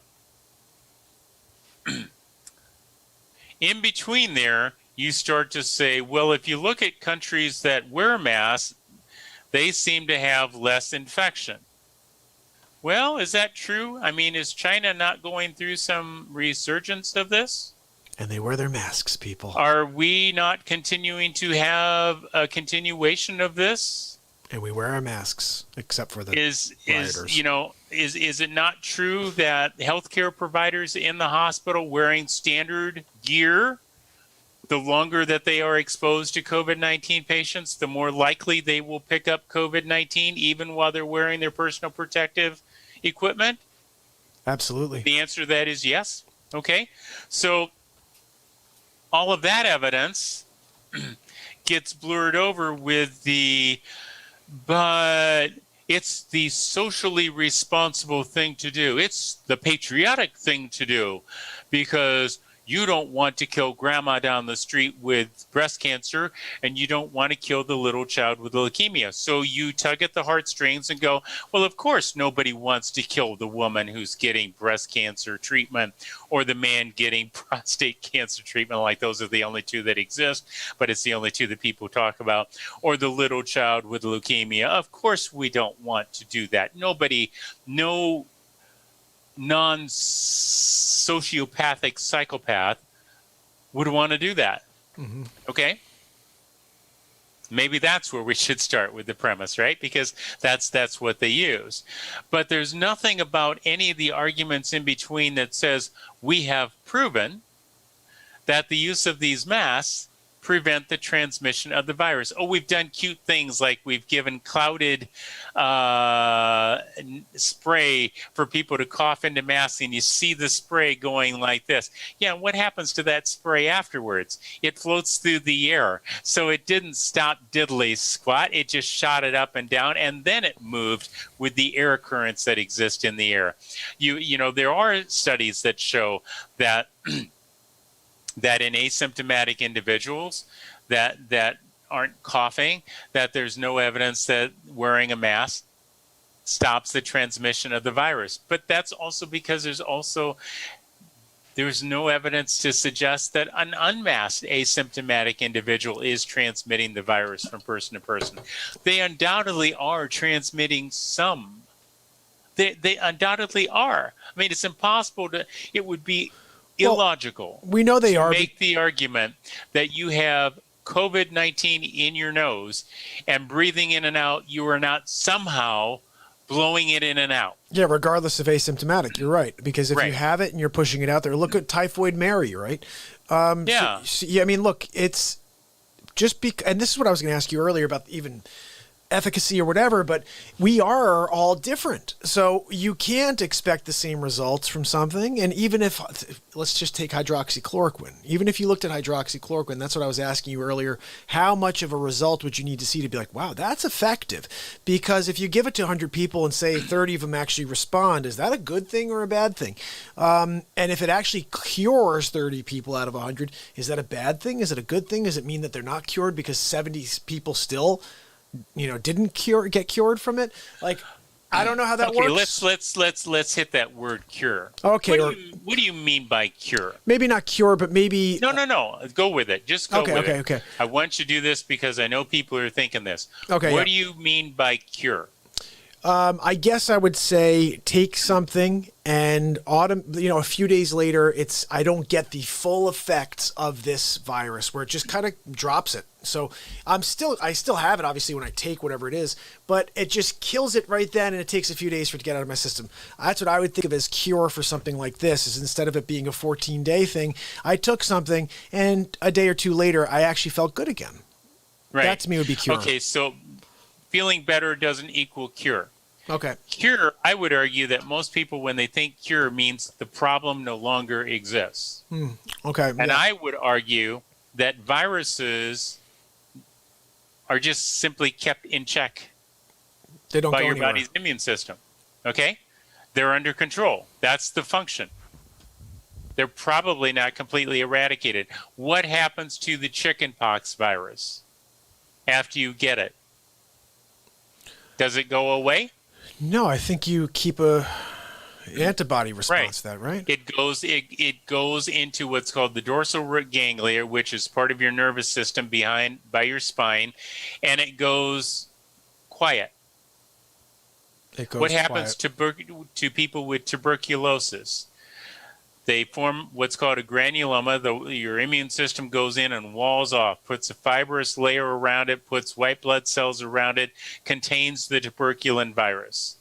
And when we, as physicians, get chest X-rays, and you get your TIN test, your TIN test to see if you have TB, because it'll test to see if you've been exposed to the antigen to make an antibody, which will produce a reddened area and, more important, an indurated or hard area. Okay? What do we do as physicians when you go, wow, that's a positive TB test? What do? We get a chest X-ray. Why? Because it's a respiratory infection, tuberculin. And we look for that granuloma on the chest X-ray. Now, what happens when people get really old and really sick and they have TB? That granuloma breaks down and they start coughing out tuberculosis again. What happens to the chickenpox virus when they get old and they get ill, or their diabetes flares up, which impairs their immune system? Well, the chickenpox virus comes back out. It's in the nerve root, so it comes out along the nerve. It goes to the skin supplied by that nerve, so it's called a dermatomal pattern, an area of the skin, dermis, dermatome. where it comes out, and the first thing the person feels is a burning sensation. And then you see this blistering, which has the virus, the varicella virus in it, and it's contagious and can be spread to other people. Wow. And they will get better and recover. Usually with treatment, they'll get better sooner. And what happens when they recover? The virus retreats and goes back into the dorsal root ganglia and awaits an opportunity for when the immune system no longer has it under control, and it can come out and make itself grow again. Wow. So basically, that's how these things work. With chicken pox too, because we were always told once you get it, you never get it again. So realistically, you can. Yeah, it's incorrect. That people have gotten it more than once. It's unusual to get the true chicken pox virus because the variants on it tend to be close enough that your antibodies that you made and your T cell response that you made do tend to pretty much well prevent you from getting it in. But you can. It's kind of like mononucleosis. You can get that more than once. Yep. Now, what's the connection? What's the connection between chickenpox and smallpox? Same family? No, not at all. Well, smallpox is it's a different virus. It's a different, altogether different.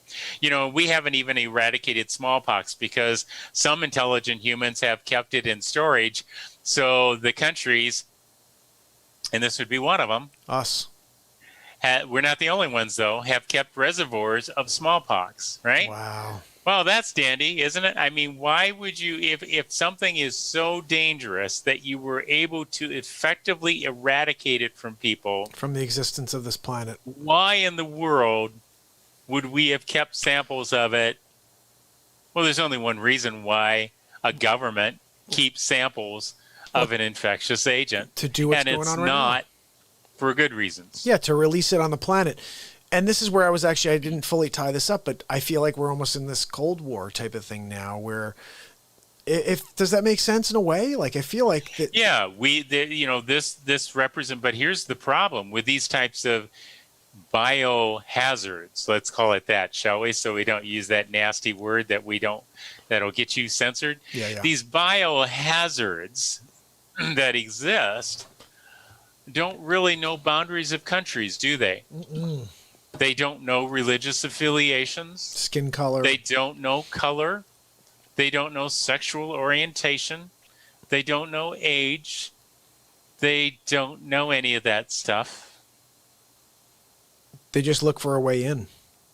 Yeah, they look for a host to provide them with the machinery to survive. And they don't look to kill the host, because if they kill the host, they die. They no longer have a place to live, and they die. Yeah, right? Exactly. So they actually are hoping that we just continue on and let them live within.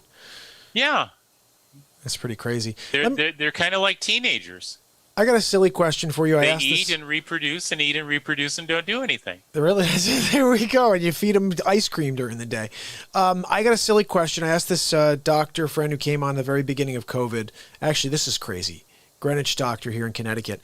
And first, he's on the front lines, and I'm interviewing. This is the first interview with a doctor. So excited to find out about COVID-19. He comes in the studio. He's like 6 feet away from me. He's like, look, I just diagnosed the very first case in the state of Connecticut, like 15 minutes ago. And I'm like, what are you freaking doing in my studio, And he's like, no, I'm cool. I'm over here. And he's like, I feel fine. But then we didn't know what was going on.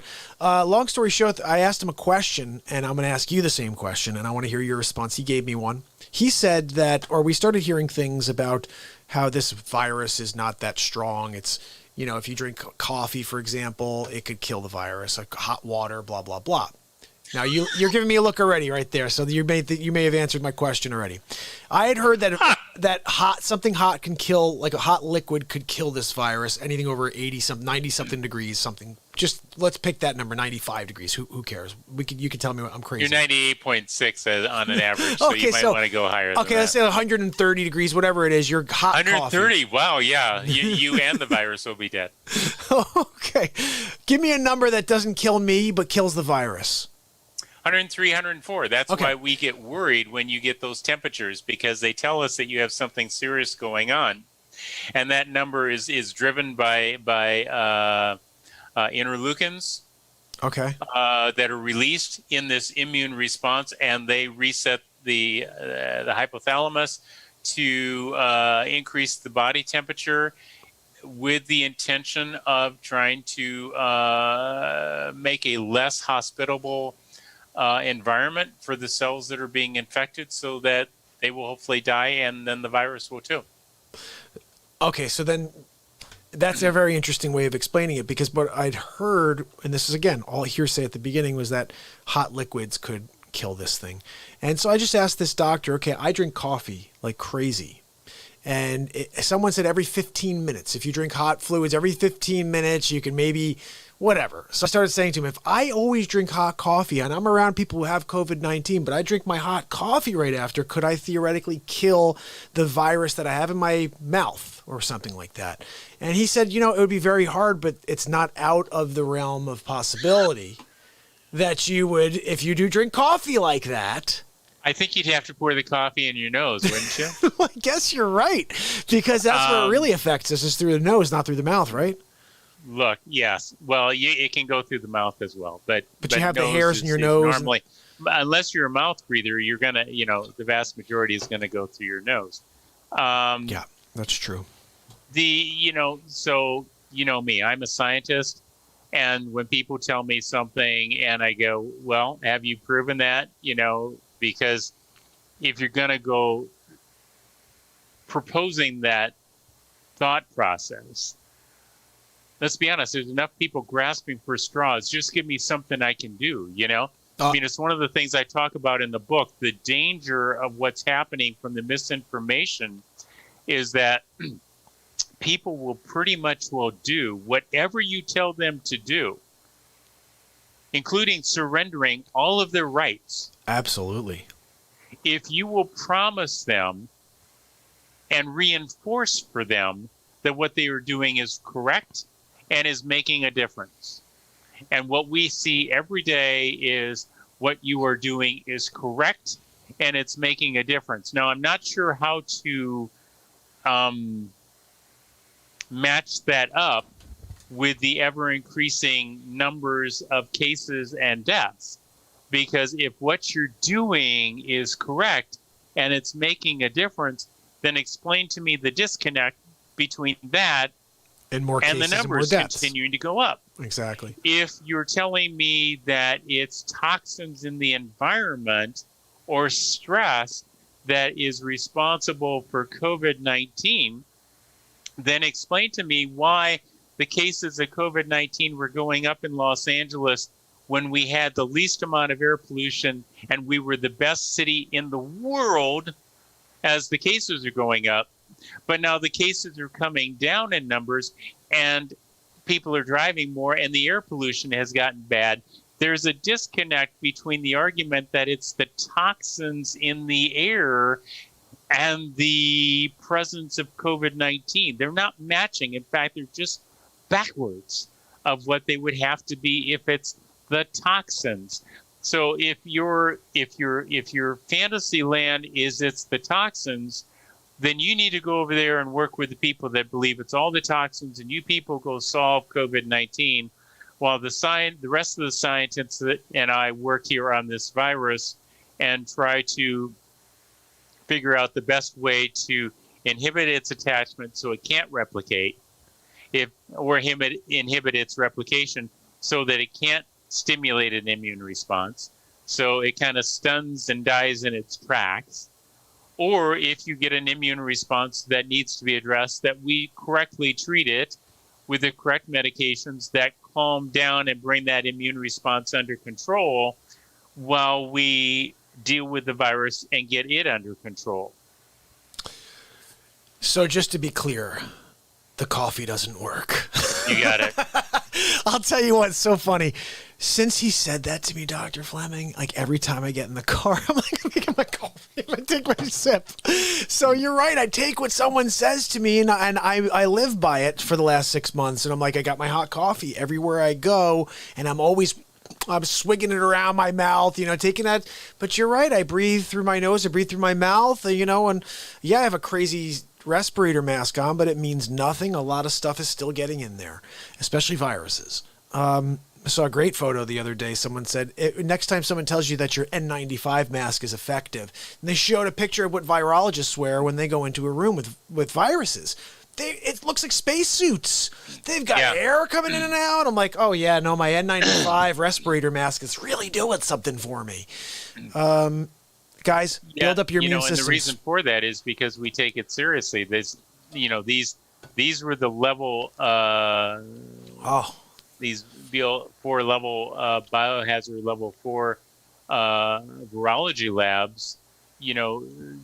The suits are worn, the air is pumped in, the air is pumped out.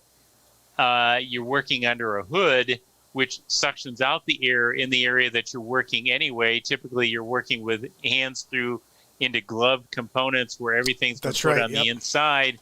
So that's a double fold. What? So that's like double fold. So you're not only putting your hands in there, but and you also have that spacesuit on.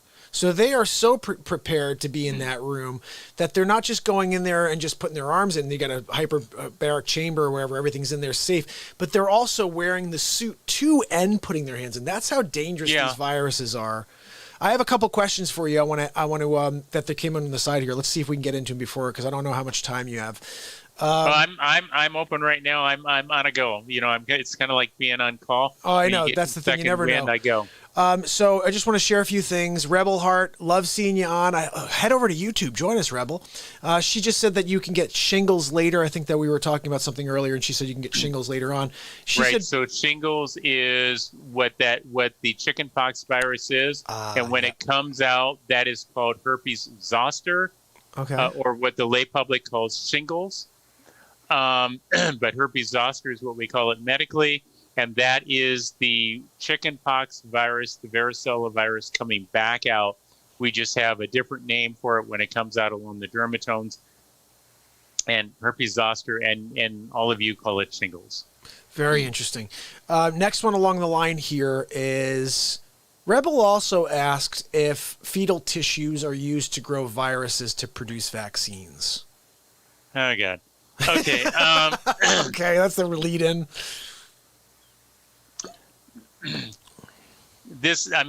So that becomes one of the other issues about viruses and how clean are they. There are some vaccines that people have reported that there is potentially human fetal tissue involved in those vaccines. I have seen reports on both sides of that. I think that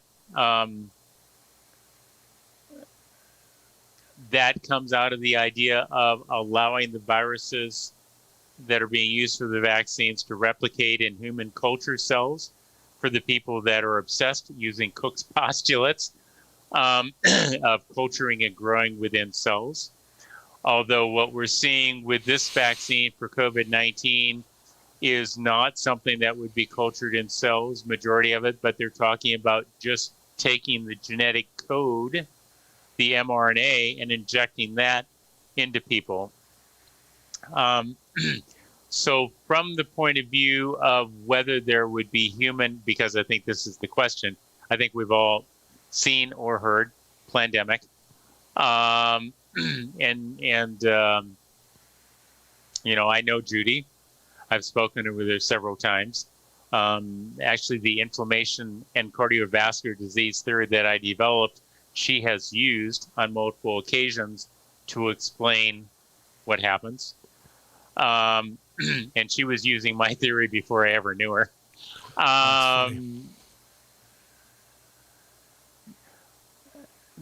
That there are undoubtedly contaminants in some vaccines that have been produced. I would doubt that would exist for a COVID, that they're going to use the genetic material, because I actually view this as more dangerous than if they were doing the old style and maybe had contaminations in it. That's how concerned I am about the potential of the direct injection of this genetic material, because this is the first time we've actually talked about specifically delivering genetic code of some other organism into our cells. Ever. And ever. And the mechanism is equivalent to using a bacteriophage, which is a specialized virus that inserts genetic codes of the virus into bacteria, hence bacteriophage to inject. So bacteriophage to inject into a bacteria, and it's a virus. So I have, taken aside from all the discussions about whether the virus provides a benefit for people, which I believe I addressed earlier in what we were talking about. Then you get into these other questions about safety and efficacy. We kind of hit on with herd immunity, because that's what you have to achieve efficacy. Okay. And then there's the other efficacy of, do people make the antibodies? And there's more supporting data that they will make the T cells, the cytotoxic T cells, than they might the antibodies. But there's evidence that both will be made. So then the question, so that efficacy question is addressed. Then the question is, will you achieve satisfactory herd immunity? And shooting for something that you're going to say 50 to 70% effective is not going to get you the herd immunity that you need to impact something that's transmitted from one person to 10 other people. And if it's not that alarming, then we don't need to be worried about mass or 6 feet. But the reason why that has all come into play is because of how many people will you spread it to? So that's the efficacy issue. And then the harm issue has to do with the topic of, is it safe, or what I would view as harm? Because that's really the question. You're not asking is it safe. What you're really asking is whether it's harmful. We like to take that positive approach of it's safe, when the real question is, will it harm people? So this is where I will take and not go with the positivity approach, but the do no harm approach. And that boils down to whether there are contaminants in the vaccine, how clean is it, what are those contaminants, what are the consequences of those contaminants, and those questions. Yes, I forgot who you said asked that question. I don't have my glasses on. Yes, there are some vaccines that supposedly have that. Would I view that as a bad thing? Yes, I think I would say that's a bad thing. Especially if you think about where those, the fetal tissue is obviously coming from, most likely an aborted fetus, right? I mean, most time they're using fetuses. that's where, I think, so then I have to split those two things up into saying, okay, so there's the emotive issue of an aborted fetus, and there's the issue of simply being cells from something that's died, that's not, that is in and of itself an antigen. Okay, remember, this is like an organ transplant. Mm-hmm. This is, you're going to inject it into somebody, and it's going to be recognized as foreign to that person, and that is going to mount an immune response.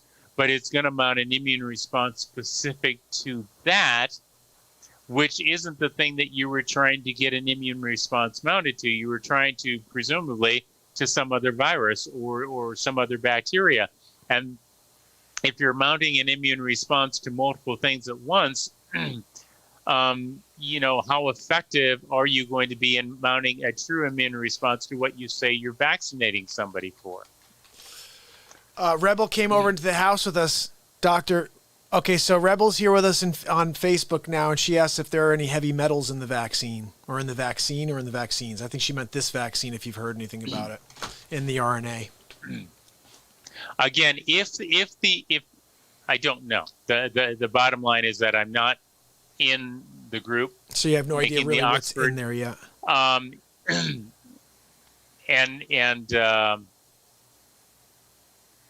So people use the term heavy metals in more than one way.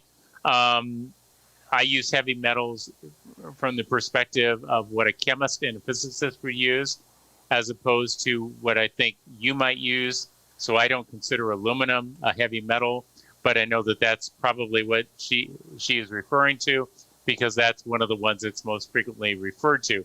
So I don't consider it a heavy metal, but it is a metal. So, and of course, it's not something you want in there. I will tell you that there's a lot of things that get injected into you that that have things added to them that are not what you would expect. If you've ever seen somebody get D5W, which is dextrose 5% in water, or 5 grams per deciliter of water, or sugar water, when that was originally formulated, it is like sugar that you boil in a pan, caramel. It's caramelized. It has that color, okay? And the original D5W solutions in the IV bags is caramel colored. But the population freaked out when they were given that by vein, because they saw brown stuff going into them, and they didn't want that because it's brown, it's bad, it's got to be bad. No, it's D5W. It's the same thing you're getting in the clear solution that you don't oppose, except that acid is added to the IV bags to take and shift it from a caramel color to a clear color. Interesting. So acid is added so that patients won't freak object to having D5W. Now, the point of that is, when people talk about not wanting things added to solution, here's an example where something got added to solution because people couldn't leave well enough alone and go, well, okay, it's brown and it's sugar water, and that's just the color of sugar water, you know? I mean, people drink, soft drinks every day, and most of it's colored soft drinks, and you don't think a thing about pouring that into your stomach. I do, because I don't drink soft drinks. But but you're right. People they just a Coca-Cola. Right. So throw it down the throat. And I include that just to, again, because me as a scientist, I'm going to put it all out there and hit every one of these topics, because I think it's important for us as we critique things. I think that we got adding the metals obviously can have some effect. The question is, do you reach a level at which that produces a toxic response? And why is it there? Is there aluminum already in your body? Probably not, but there are things like iron, and even calcium is to an extent, well, never mind. Well, I think Rebel added it. She said trimerizole and mercury, but then also, obviously our tie-in to autism, and to, I don't know when they made that a law where you can't sue someone for a vaccine injury, but when you are not held liable for anything you do wrong, I don't know why you would have any safety precautions. Just whatever, I'll throw mercury in there, I'll throw whatever the freak I want in there because no one can sue me. And clearly I don't agree with them being held faultless. Yeah. I think that somewhere, and I think we've gone into this before, somebody got a deal somewhere in a back room. Oh yeah. For this, because if the people that signed off on that had somebody they cared about get a vaccine that had a consequence, they would be very, very upset. And I don't know how obvious this is to people, but in 1976, after when I was out of high school, and I was working as an orderly because I thought I should work as an orderly because I thought that would be good experience for me to get if I was going into medicine, to see that side too. I actually had patients that had Guillain-Barré because they were given the swine flu vaccine. And 60 Minutes, I think, did a very nice special on that, where I think they stopped the population of the U.S. population when they had vaccinated 25% of the U.S. population. And Guillain-Barré, which is a neurologic abnormality that occurred, which occurs and occurred as a result of the vaccination of people with swine flu, which was also a wonderful effort by the United States government to push through a vaccine.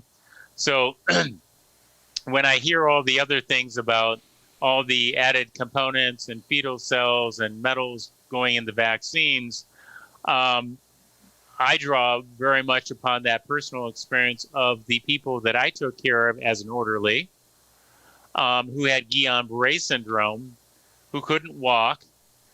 Some of them had great difficulty breathing because it was impairing their neurologic functions to their muscles, all because they had been vaccinated for swine flu H1N1, which is just one of the many varieties of the flu virus.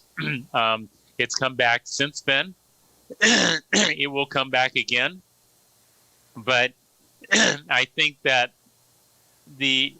I think it's unconscionable to say that you can make a product and not be held responsible for the harm of that product. Period. That's it. Under as now as an attorney, I would tell you that it's unconscionable to me. It's even more unconscionable as a physician that big pharma, I don't care who's paying for it, can produce a product that can be harmful.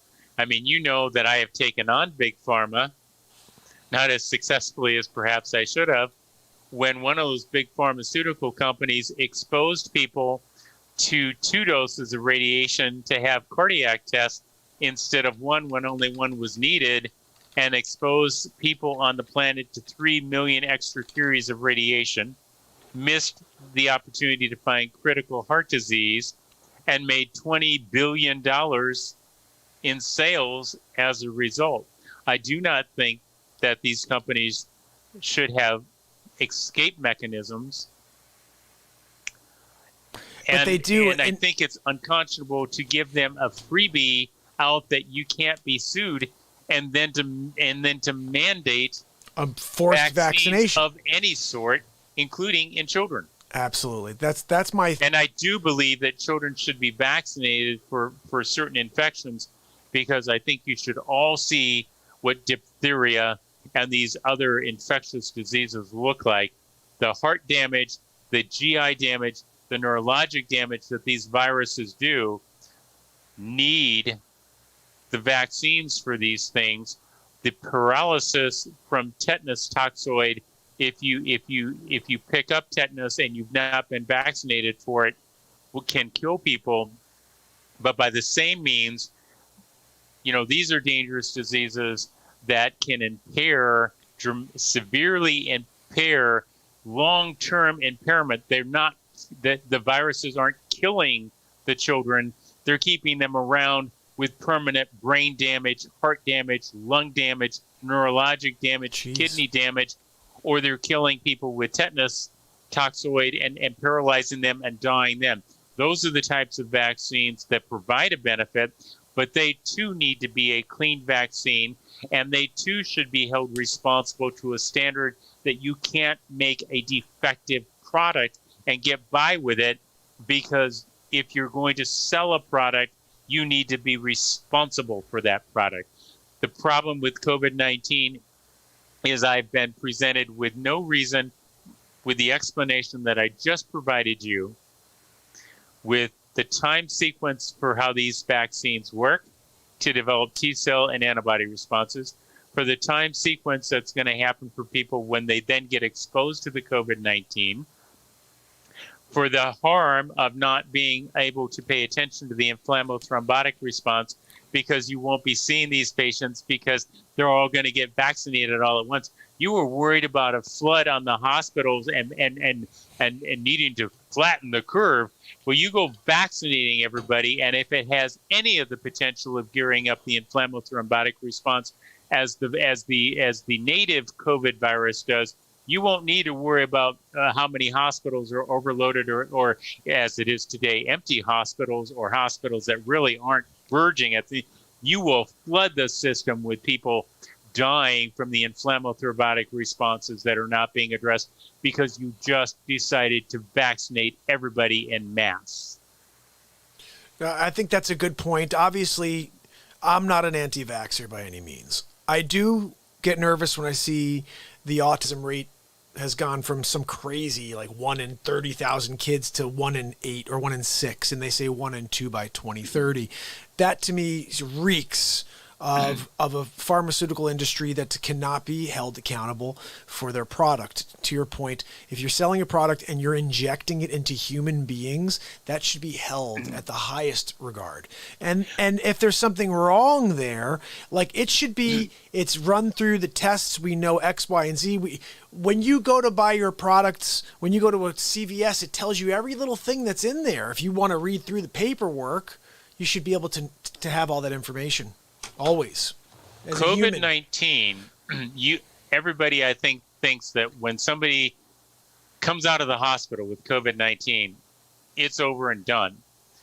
The data is very clear. I've talked about this inflammothrombotic response. Can you still hear me? Yep. Okay, I didn't know. I was getting silence. Oh, no, I'm listening. Yeah. But there is now very good data showing damage to the heart, what's called myocarditis, from COVID virus particles causing damage to the heart proper of people that haven't died.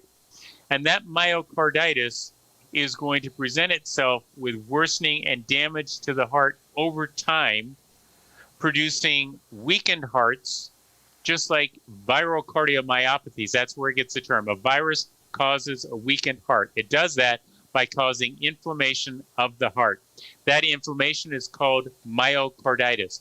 COVID-19 causes myocarditis of the heart. They're now seeing it in biopsy specimens. Kevin McCarran, who is a neurobiologist PhD in Japan. Kevin, if that's not the exact degree, I apologize. But I know it's neurology, and he's a PhD, and he's very tuned into what's going on neurologically. And I think he suspects that there's long-term sequelae that's going to occur neurologically. So anybody who thinks that we're seeing the end result of this, that we're not going to see the long-term sequelae effects of this virus, needs to think again. There's going to be consequences of this virus staying in people's bodies, having long-term effects, which means not only are we have to look at the long-term health effects of this virus in the people that do respond, and we're going to have to treat the, quote, heart failure, and we're going to have to treat the neurologic manifestations if we're going to minimize them. But you also then have to realize if that happens with the native virus, it's going to probably also happen with a vaccine of components of the virus, which means you cannot determine safety and long-term outcomes of this vaccine by November 1st. There's no way. Of 2020, or probably even November 1st of 2023. Yeah, I mean, there's a very real possibility that this timeline of 2025, they're still looking for that right fit. I mean, this is where we start to think about the bigger picture here. Is everybody still gets this? It is something that is killing a lot of people, and the key people, you have to make sure you get right to a doctor, and you have them keep you moving. And yeah, you got to look at this last video we had. You gave us a breakdown on what you said interferon. You had a bunch of other drugs that you said could work and could help. Again, there's no cure, guys. There's no cure. What you're doing is treating the symptoms, and if done effectively, people won't die.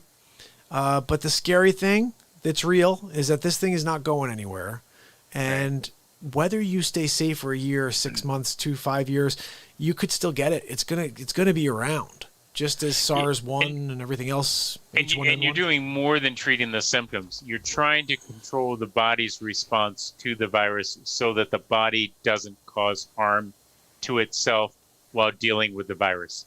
You're trying to prevent that from happening while you get on top of the virus and let the body's immune system get on top of the virus and get it under control. And I didn't mean to shorten what you were saying, because what you were saying was very important. This is something that's going to be around long term. But you have to know that. You have to understand. You have to be educated about these viruses, because the general public right now is so fearful. They're going, please God, just let this go away so the world can be safe again. Guess what? One, it's not going away. Two, the world being safe again has nothing to do with this virus going away. The world being safe again is recognizing it's a virus, treat it like a virus. You can't stop living. Treat it, let your body respond. When for the people that have bad responses, you get treated to stop the inflammation of the blood clotting so that you don't die from it, and you will get over it. And there will probably be long-term effects for that. But there will be long-term effects to pneumococcal pneumonia. There will be long-term effects to meningitis that occurs in college students. There will be long-term effects to tuberculosis, to histoplasmosis, to chlamydia, to help me with one of the other syphilis. But no, what you're doing is you're trying to explain to everybody that no matter what hits you hard, you're going to have long-term effects. You will have long-term effects. You need to be taking better care of yourself to have the best health you can. You can't go back into hiding, unless you've decided that 2020 was the epitome of human evolution, and we are now all going to go and fight for the caves that are left or the trees. Underground living, yep. Which I can't imagine that the rest of the animals are going to allow this to happen. I imagine them going, oh no, you fools got out of here a long time ago. We're not letting you people back in the forest. I'll tell you what, if that was the case, Dr. Fleming, I would, for the first time in my life, be saying that Joe Biden is a genius. He's already started. He's already there. He's a groundhog, people. But Rebel's still kicking into here. She said that wouldn't the elderly people be greater at risk? And then she said, how do we support our immune system? You just mentioned that. So maybe you can give a couple tips to people in order to keep their immune systems up during this. And then she said, is the bubonic plague coming? I don't think so. It's never gone away. Same thing, Rebel. Like, one thing that Dr. Fleming has hit me with is that these viruses don't leave. They'll be here when we're all gone. And we just have been fortunate enough to stay away from the major ones. But bubonic plague is out there. I think it showed up in Colorado recently, right? Yeah. The only difference between COVID-19 and all the other infections is we're dealing with COVID. Is that you paid to have a human intervened upon and changed. Say that one more time. I missed it. The only difference between COVID-19 and everything else that mankind has been dealing with is that this is the first time humans have played with it and made it different than what it would naturally be. That's a very, very good point. Now, guess what? Your immune system is still going to respond to that. Everybody's immune systems are still responding to that. Uncontrolled and unchecked, these immune systems have been killing people because the doctors have not been paying attention to what I first talked about in 1995, and I could bore you with all the other dates that I published on it. They didn't pay attention to the people who published on how to treat people on ventilators for the inflammation in the lungs called ARDS, acute respiratory distress syndrome, in these individuals, and subsequently people have died. Misinformation, a lot of people throwing out stupid stuff that has nothing to do with reality, but wanting to somehow become an important part of the discussion. That seems to be one of the problems, is that I think social media and Twitter and Facebook has somehow empowered everybody to believe that every little thought and opinion they have on every little topic is important and significant. You know what? If I'm talking to you about what to do for the economy and to change the stock market, and you're stupid enough to listen to me, you deserve the outcome that you get, because I'm not a stock expert. Yeah. Okay. Hey, you got to buy that Moderna stock. To me, and I don't have a right to be giving you my opinion on what to make the stock market do. Yeah, that makes a lot of sense. I don't personally believe I have a right to disseminate a bunch of information, whether I have any evidence that I'm right or not, because it's going to impact somebody. So my social patriotic duty is to literally be quiet and to not confuse the scenario. For all the people that are really not scientists working on this and really not medical doctors taking care of this type of thing, leave it out. I appreciate you want to be a part of the conversation. But the dissemination of just about anything you hear without the scientific validity of what it is causing more confusion. That's accurate. Absolutely. Which is dangerous. And it's causing fear. It's causing fear. It's causing fear for sure. An 80, again, using my example, an 80-some-year-old woman should not be deathly afraid of a 3-year-old girl coming next to her. That's so true. But that's what we have. That's what we have right now. Right? And so... Our Real Talk brother Sig has one about 1918 flu. I was going to ask you something about this. He said that the 1918 flu people survived on a spoon of baking soda. I was going to ask you, do you think the people that died in 1918 from the flu, do you think that they mostly die from the thrombosis as well? Do you think there's a lot of the same thing? Is this something that they're because you said they realized with the standard flu that 12% of the time. Yeah, and baking soda didn't do a damn thing for them. That wasn't it. So people just died. I had that conversation earlier today. You did? Okay. And baking soda and the pH of your body doesn't have, and I'm sorry, you can now tell where I'm at in this conversation, doesn't have a damn thing to do with this virus. Okay? Nothing. Nothing. And you think, so if there was 20, 50, 70 million people that died in 1918, you think a lot of them died from thrombosis? They died from the fact I think they died from inflammable thrombotic diseases. Wow. Yep. That's so telling. And that's what's now coming out. This is the thing why I mentioned about the myocarditis. This is the thing where people are reckoning now in the medical field of maybe we need to be figuring out why these people's hearts are not pumping as strong as they should be. Getting biopsy specimens of the heart, which means we're seeing the virus in human living tissue having an effect causing damage. This is why they're now recognizing that about 12% was, and this was the first paper. So when the first paper came out where somebody started looking at it, they said, well, wait a minute, in the last go round of influenza A, how many of these people had heart attacks from blood clots? 12%. Wow, nobody knew that was going on, but guess what? Inflammatory thrombotic process, okay? And it's geared up by the immune system being activated in response to an infection. And you also, again, there's no positives to COVID-19, but it is interesting that more information was uncovered while discovering COVID-19 and about the flu of all things. Yeah. Well, and this is so, despite the fact that this was a human intervened upon virus, despite the fact that they got more than their money's worth with all the people with comorbidities. One of the first things I said, and you can go to that FMTVDM and Wix page under COVID-19 when I start talking about it, is this virus provides us with a huge, huge data source to learn from. This is a virus that has more genetic code than RNA viruses usually have. And yet, and the reason why they tend to have shorter genetic codes is because the shorter the genetic code, the less likely an error, the less likely it will extinguish itself. Yet this virus seems to have mechanisms for longer genetic code and to not have problems reproducing itself. As a scientist, that tells me that somewhere buried in this genetic code is a key to correcting genetic errors. And cancer is the result of genetic errors occurring in cells that are not caught, and the cells run amok.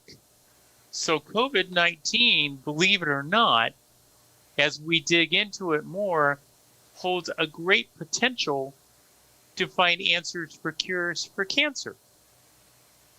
Well, that's interesting too. But then they're going to kill everybody who finds those. The FDA, right? I'm sorry.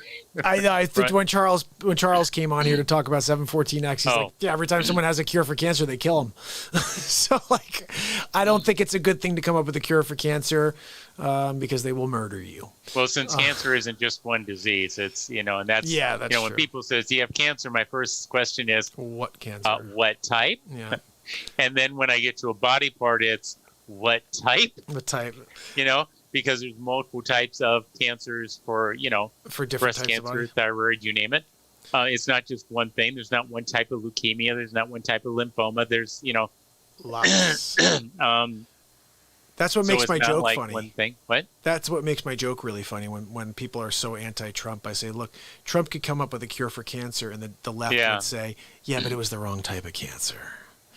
That's cute. That's cute. Right? I could imagine that. I could see CNN running with that one and be like, Trump comes up with a cure, but he like the crappiest cancer of all. Like, what a terrible president. I can totally see Yeah. that. Rebel asked if COVID was man-made. No, it wasn't man-made. It was man-modified, man or woman modified. And there's a very good chance, and they're not talking about it, but there's a very good chance it started in the United States or it was a joint effort between, what'd you say, Fort Detrick and Wuhan, where they worked on this Yeah, and together. there was some evidence dating back to Duke University Duke University as well. Interesting. in the early era. One of the things that's interesting, the Chinese, when they first provided the genetic code sequence for COVID-19, took it from multiple patients, all with the same symptoms. And then what you do is you do the genetic sequence for the genetic material that's there. And so you can tell whether the genetic sequence that you're running is human, because we already know what the human genome is. That was completed in 2003. A lot of intensified work that brought great discoveries and methods of accelerating the process of sorting this out occurred to allow that to happen. And How and big then of you a do task the was genetic that? code, and they were able to come up with the genetic code sequences from these different patients that all had the same symptoms. And compare the genetic sequences to find out that the genetic sequences were coming out of all these patients. This is Cook's Postulate 1, 2019, as opposed to cell culturing viruses of Cook's postulates of 1890s, which was all they had then. But we have sophisticated since then, and we know how to read the genetic code and find out what's really there. That's what determines what you are, what I am. Our genetic codes are different. They express different things. So we look different, we smell different, we act different, we respond to things differently. So they compared those genetic codes, and what they were able to do is determine the similarity of 99.9% genetic material between one of the reports I saw between 5 different patients.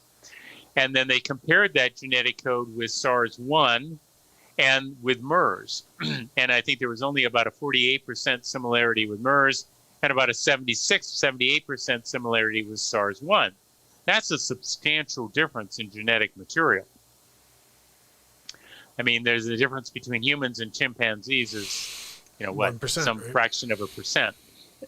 And yet these things are like 20 to 30% different in their genetic codes. So you can tell it's not human. You can tell it's specific. You can tell it's COVID-19. It's now identified itself. That's how we can tell the mutations and where you can tell where a person got their COVID-19. Which mutations do they have? Was it from Wuhan? Was it from Italy, like the ones here in LA are from Italy? But the ones from Italy came from Wuhan, and there was genetic shifts that occurred between Wuhan and Italy and the United States. Wow. And so I'm not sure where that was with the question. I know there was a question there, but we get into the genotyping. What was the question? Well, you know what?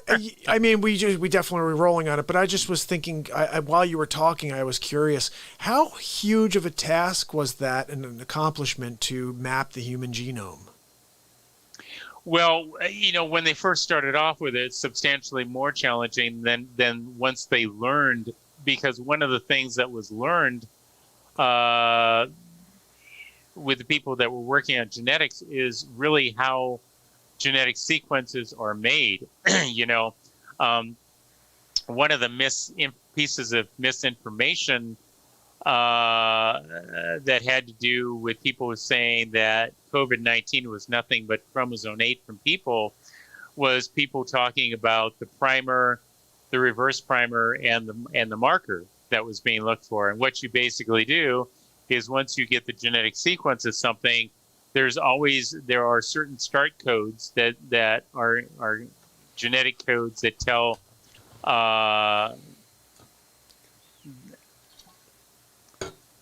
RNA or the DNA where to start replicating, or the proteins to start being made in the ribosomes. They're called start codes, and there are stop codes that basically say, okay, we're done making this, and then you've got all the other codes, and there's 64 of them total. So there's only 64 to make everything from, based upon the 4 peptides or nucleotides. And so when they first started on that, you know, the information was basically you always make the genetic material or the protein from the 5' to the 3' end. And that's the forward primer. And so you can tell where to start. And that's what they're testing for with these PCR tests, is anything that starts at the forward primer and ends at the reverse primer. But the reverse primer does exactly that. It reads in reverse. So it reads from right to left. And so chromosome 8, which the people said was the bombshell, reads from left to right, and the reverse codon reads from right to left. So it's just backwards. And so it showed that they lacked the knowledge of immunology and of the field in general. And the important part is that the reverse primer can only make bits and pieces of the genetic code, and then requires other genetic material to splice those pieces together. And the entire time that these polymerases are splicing everything together, they're also doing something that we didn't realize before, which is that they are checking and correcting for errors in the code. And part of how they do that is they measure the width of the DNA helix, and if if the right nucleotides don't match up, it will produce a bulge in the width, and that will be detected as an incorrect width. And at the same time that they're trying to build DNA or RNA, those errors will be removed and restarted again to introduce the right thing. And all of that information allowed them to learn how to accelerate the process of running genetic code and replicating it. And with that process, to more rapidly determine multiple segments of genetic code simultaneously. And it was that type of thing that allowed them to accelerate the process of building the human genome, because before they got into that project, we were really just stumbling in the dark on, okay, we'll put adenine here and thymidine there and guanine there and cytosine there. But now, you know, we can do it much faster. And that's why, you know, PCR tests, which are an amplification method of taking in this case, the RNA and making DNA from it and amplifying it, you know, over the course of an hour, you can now make 1 million copies. And then you can get a fluorescein probe on there, which then signals a positive genetic sequence that is detected. And it's that ability to do that, you know, raises questions about, okay, so it's not as much, it's diagnostic in that it tells you that the genetic code from the virus is there, so you have the virus, but it's not diagnostic in that it doesn't really tell you what that means for you, or how symptomatic are you going to be, do you need treatment, what treatment, that type of thing. So it's like a multiple choice. It's like yes or no. It doesn't share. Yeah, it's on off. It's on off. Yeah. Do you get the fluorescent stain light or not? But you know, prior to doing the human genome, we didn't have that type of knowledge base. That was a learning process curve, and now for all that money that was spent that people bellyached about being done because the scientists wanted to do it, well, that was a lot of information we got. It also helps us know the difference between us and viruses and bacteria. And it gave us this vast knowledge base to allow us to rapidly gear up this type of stuff. Well, you answered my question. Yeah. I was gonna say that is what you got was information, you know? Huge. Yeah, absolutely.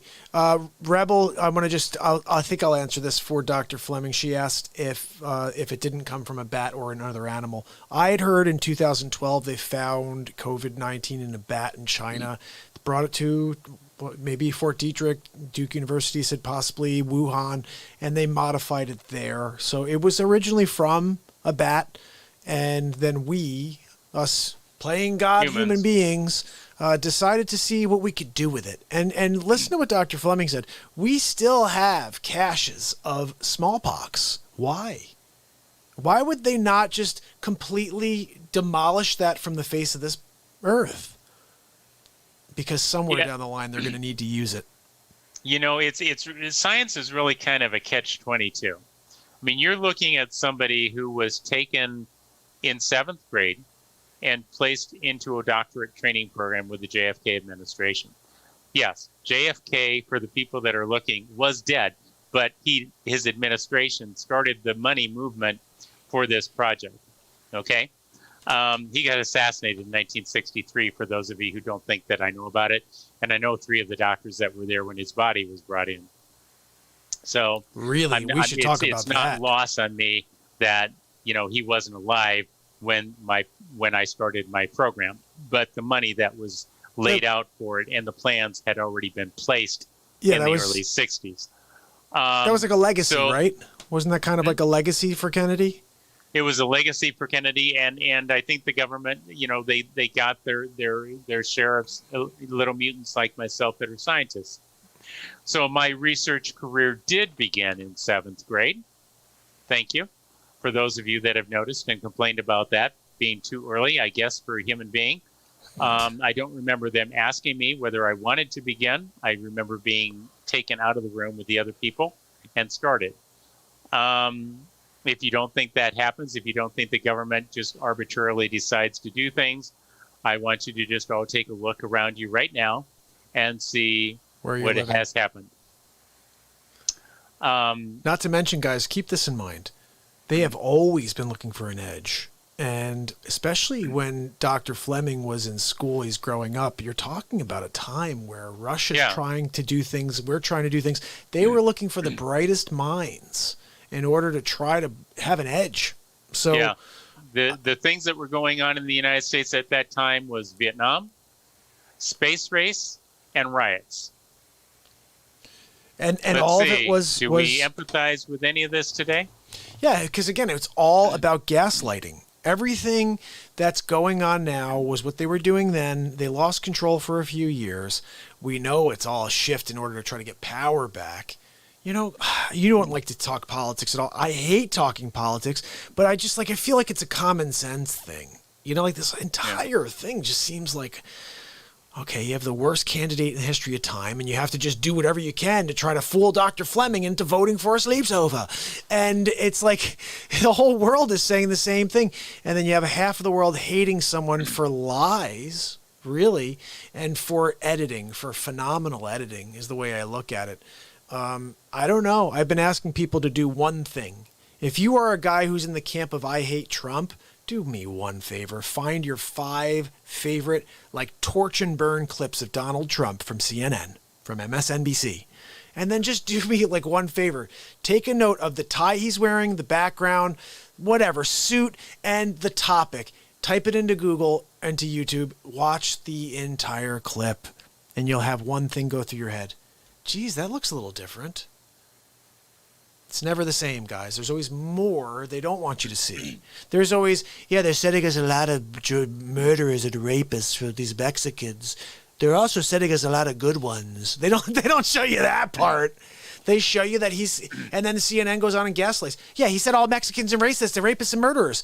And when you hear that and you don't watch the guy, you just hear CNN say things, it becomes so powerful. And if you've not seen, I'm going to play this when Dr. Fleming leaves the show. I'm playing you guys episode 25. It's the final episode of the Trump Show. And you see this clip. Somebody brilliantly put this together. It shows you every single person on the left and how they've been the ones saying, why aren't there people on the streets rioting? And why aren't there people? Pelosi and all of them are pushing for rioting on the streets. And now when they see that this guy's poll numbers are going this way, they start saying it's Trump rioting in the streets. So it's just, the hypocrisy is just silly. It's silly and it's common sense to me, but the world is blinded by the lies. And I just want to say thank you to Dr. Fleming for trying his best in order to cut through all the bull crap that this government, and it's not even the government, it's the media circus, is throwing at us in order to keep us on edge. Thank you for doing this, because it's crazy. They're censoring me. Yeah. Dr. Fleming said a really funny note last week. He goes, hey, they didn't censor our shows. And it's so true, because he's speaking truth, first of all. But secondly, you know why they censored me, Dr. Fleming? It happened to be the 3 days they censored me for COVID-19 false information, where apparently I discussed the origins of the fluhan that day. Never discussed COVID all 3 days. It was a music night and celebrity impressions. But what I did those 3 days is I dropped a Donald Trump show. And I realized they don't even know what my show is. They just see Trump and they rip it down. They're censoring me for what they assume is somebody pitching Trump. Well, it's just a comedy show, but still, they pull anything down that says Donald Trump or is Donald Trump. And it just, I'm scared for that last month of this process where you're not going to see me. There's a very good chance you guys won't see me. You'll be like, oh, Mark decided to stop doing Real Talk? No, I'm here. Search me out. It may not be YouTube. They may cut me on YouTube, Facebook. I'm everywhere. Just look for me. Don't think I stopped, because I didn't. I will be here. Dr. Fleming is going to teach me how to stay alive from this thing if I catch it. And then outside of that, I will find a mountaintop, Dr. Fleming. I will be on a mountaintop if I have to. Ooh. Oh, Rebel Heart wanted to say thank you for all of your work. And Trump said... Rebel said Trump never said bleach. No, actually, it was Windex. Look, he did it in Big Fat Greek Wedding. He didn't say that either, but it's my joke. I remember that press conference, and okay, so I think when he said that the obligation of Burks was to stand up and go, right? I don't think so. But I also understand where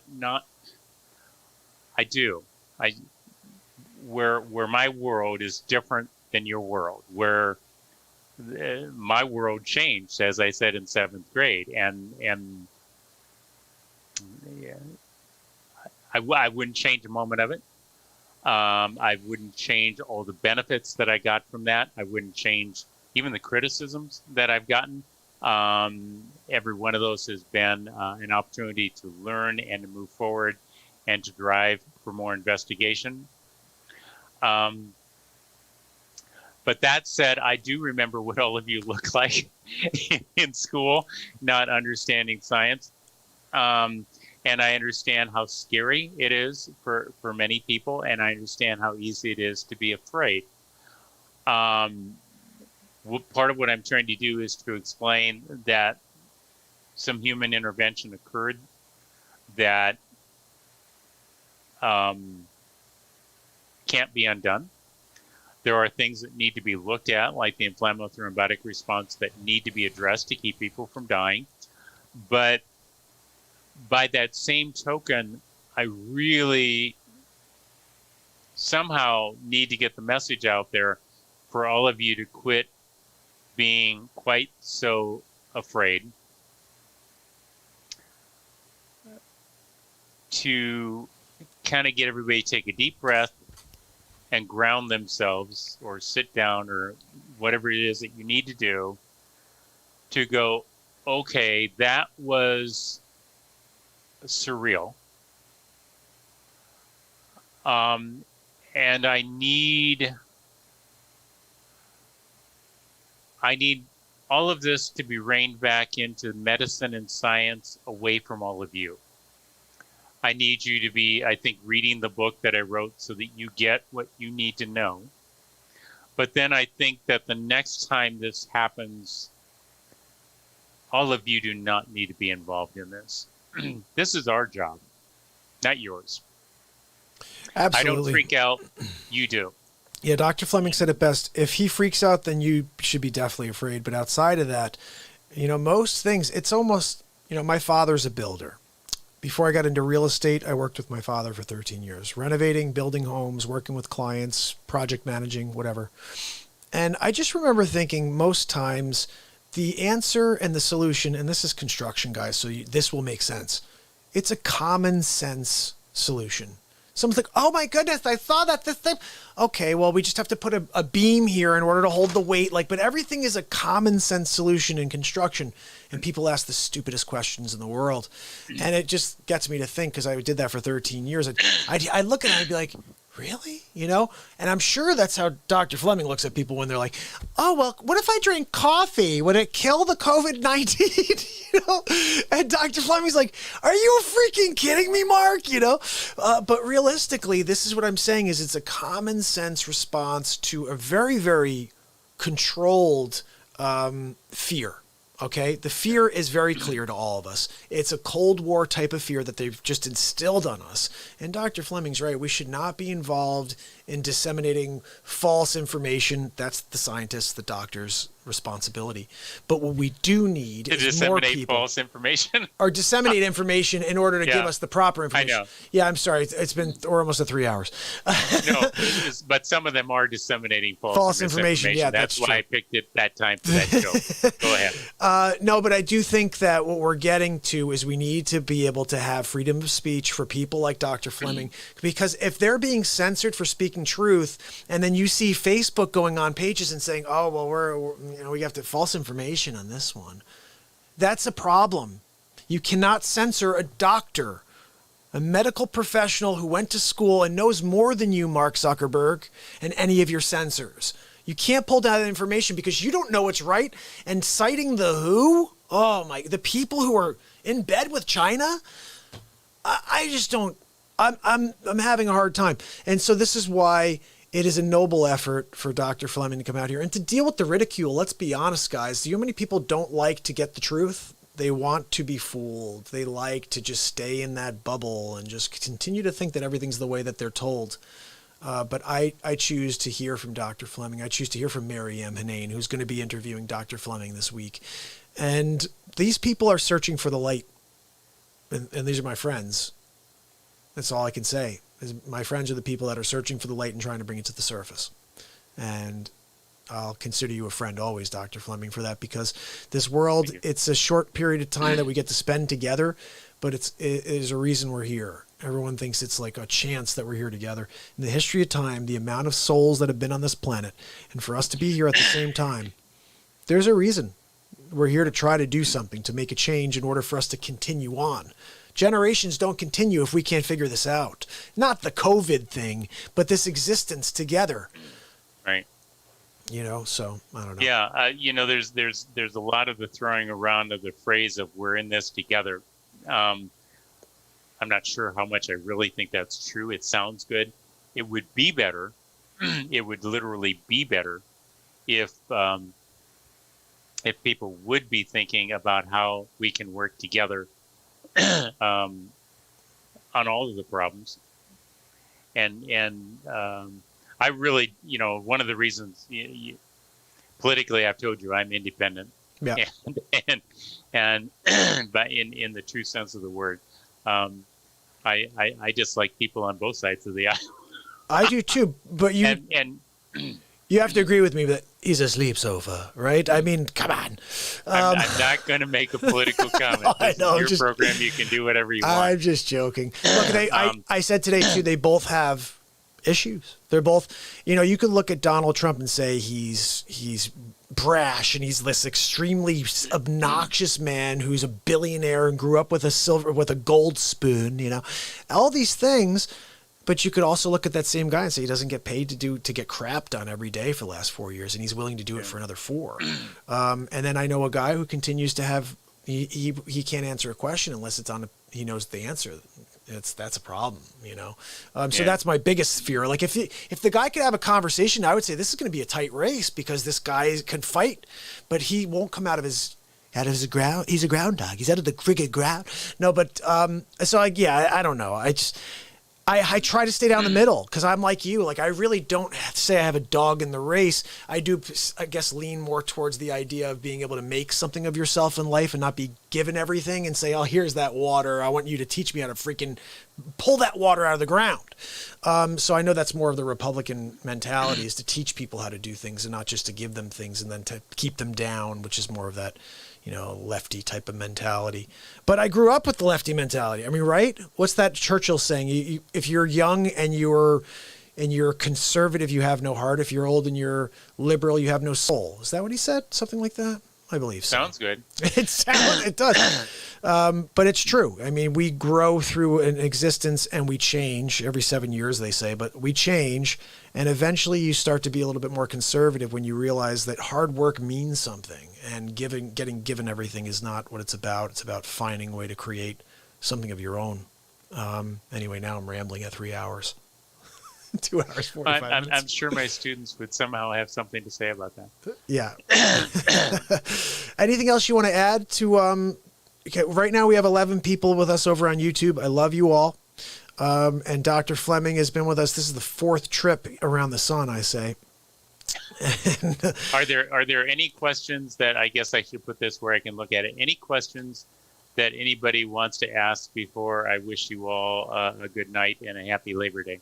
Let's see if anybody has anything. Let me go back. This is just a response that Rebel agrees that fear under stress can lower our immune system. And yeah, I think we're there. And throwing a mask on is obviously not going to be anything good for you. Not taking in the natural. I mean, just breathing in the day. Isn't that something? Doesn't that give you anything for your health benefit to go outside and just breathe in the air? And is that anything? I think everybody has a different perspective on what they need to do that is good for them. I've always been I grew up in Iowa. I've always been an advocate of getting outside and doing things. I have several degrees, and one of the things that I feel very comfortable on, although it has been way too long, is being out in the country. The thing that I think scares most people in big cities. When I was in medical school, we had people come to the University of Iowa where I trained as a medical student, and they would come from big cities, and we would show them what farm animals really look like.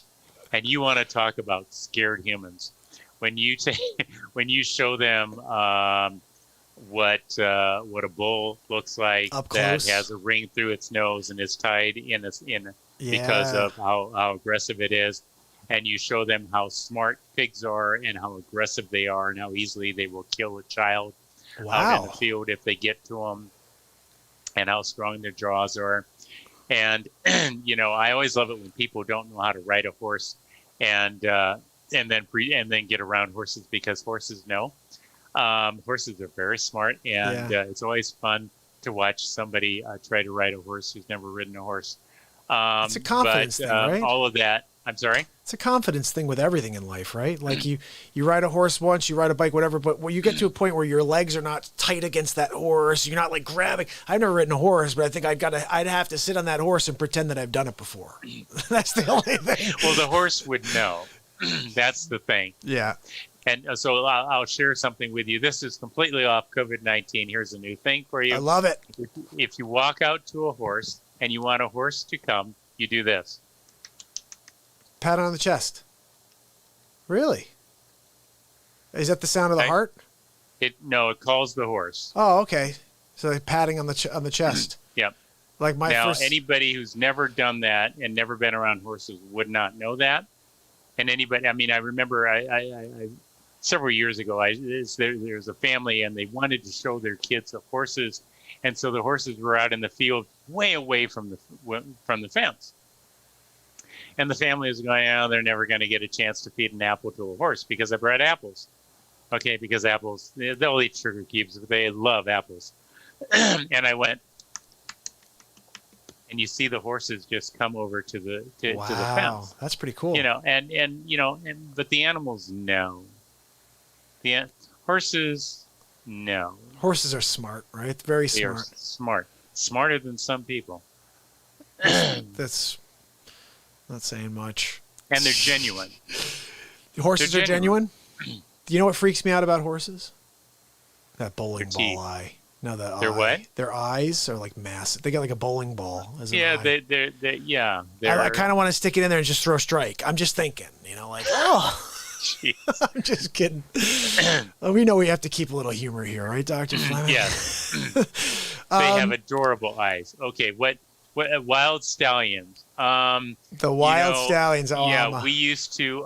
So where I grew up at, there was something called the Dairy Cattle Congress, and people from all over the world brought their livestock, including wild stallions, and we had a rodeo. So I grew up knowing people like Dale Evans and shoot, I can't remember all the names anymore.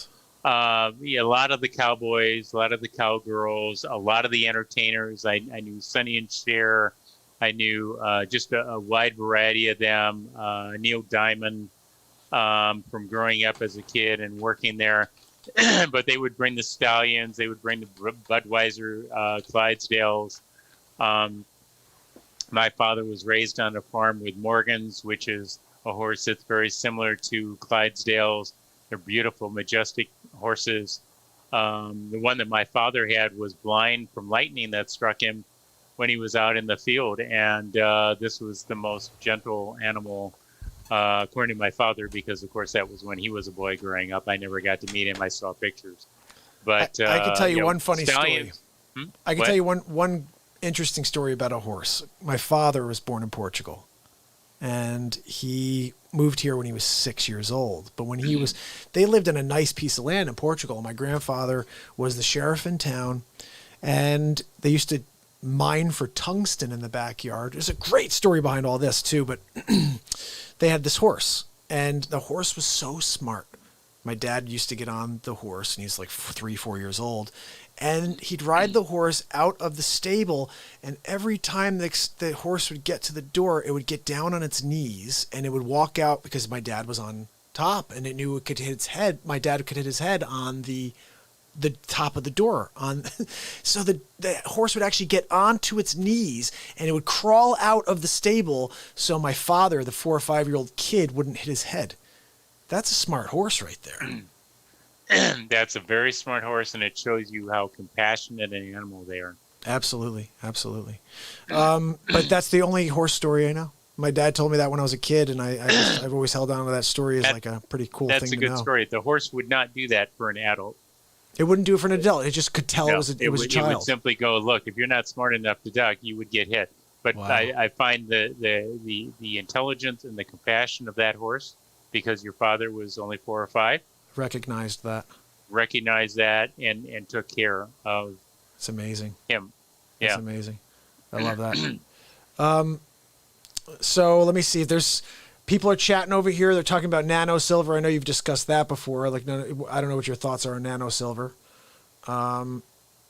There's no, but it's very strange to talk about taking nano silver for COVID-19 and then to criticize metals in vaccines. Oh, that's a good point. That's a very good point. But there's no data that shows that nano silvers provides any treatment benefit for To COVID. COVID-19 or anything else. But that's just an important point to consider. You That can't is. criticize it under one circumstance and bless it for another. It either is a metal with a toxic effect or it's not. That's a valid point right there, because everyone wants to talk about, putting mercury and all these other metals into these Yeah, I like to vaccines. come up with a valid point every once in a while. I like that a lot. Keeps the critics off base. Off balance.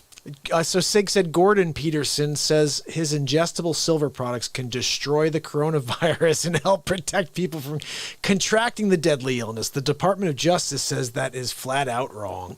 I think you're right. Is it Gordon my or Jordan? comment on that is Gordon. neither does Jordan Peterson nor the Department of Justice have any data on that one way or the other. Thank you very much. Yeah, look, you know what? They're not scientists. They're not physicians.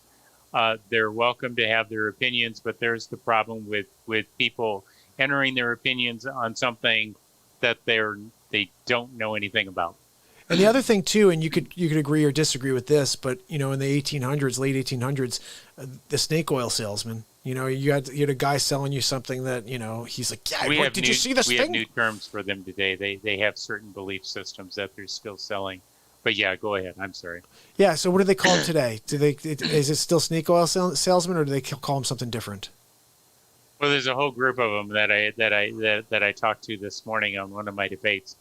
But yeah, snake oil salesman is just a good term for it, right? So basically, it's like, hey, I got this product that's going to cure. Do you know how the FDA got into power? What really started the development of the FDA as a legitimate agency? I'm just going to guess that they sold snake oil. I'm just kidding. What happened? They used to try to help people deal with. Well, there was the issue of snake oil and alcohol in the 1800s, and that got some action by the federal government. But what really got it geared up was people trying to sell a diet pill to people in the early 1900s. And so they would sell this little pill, and you only had to take one or two, and you only had to do it once, and you would lose weight. And it was 100% effective. Really? Inside the pill were strongyloides eggs, intestine worm eggs. You swallow the pill. The acid in the stomach dissolved the pill. The eggs hatched. The strongyloides attached themselves to your intestines. And all of the food that you ate, they absorbed the nutritional value of. So you got none, and you lost weight, and you became very thin. Tapeworms? Strongyloides, tapeworms. Now, the FDA got into it because that's not healthy. And that really gave them the leverage and the power that they needed to say, we need a federal agency to control this inappropriate behavior, because see what is going on. See what they did? It's not something to control people selling garbage for money. Sig kills me. So Sig kills me. Two things. Sig wants to know, he said you were just about to ask Dr. Fleming, what's the best to take for our immune systems at the beginning stages of COVID? That's one question. Then he's going back to another thing that we'll go back to after. The same thing that you should have been doing before you got it. Just eating healthy, exercising. Improving your diet and lifestyle. If one of the classic things that I think people think about is zinc. Yeah. And the reality is that there's enough zinc already in your body, unless you have an unusual deficiency, to deal with the coronavirus.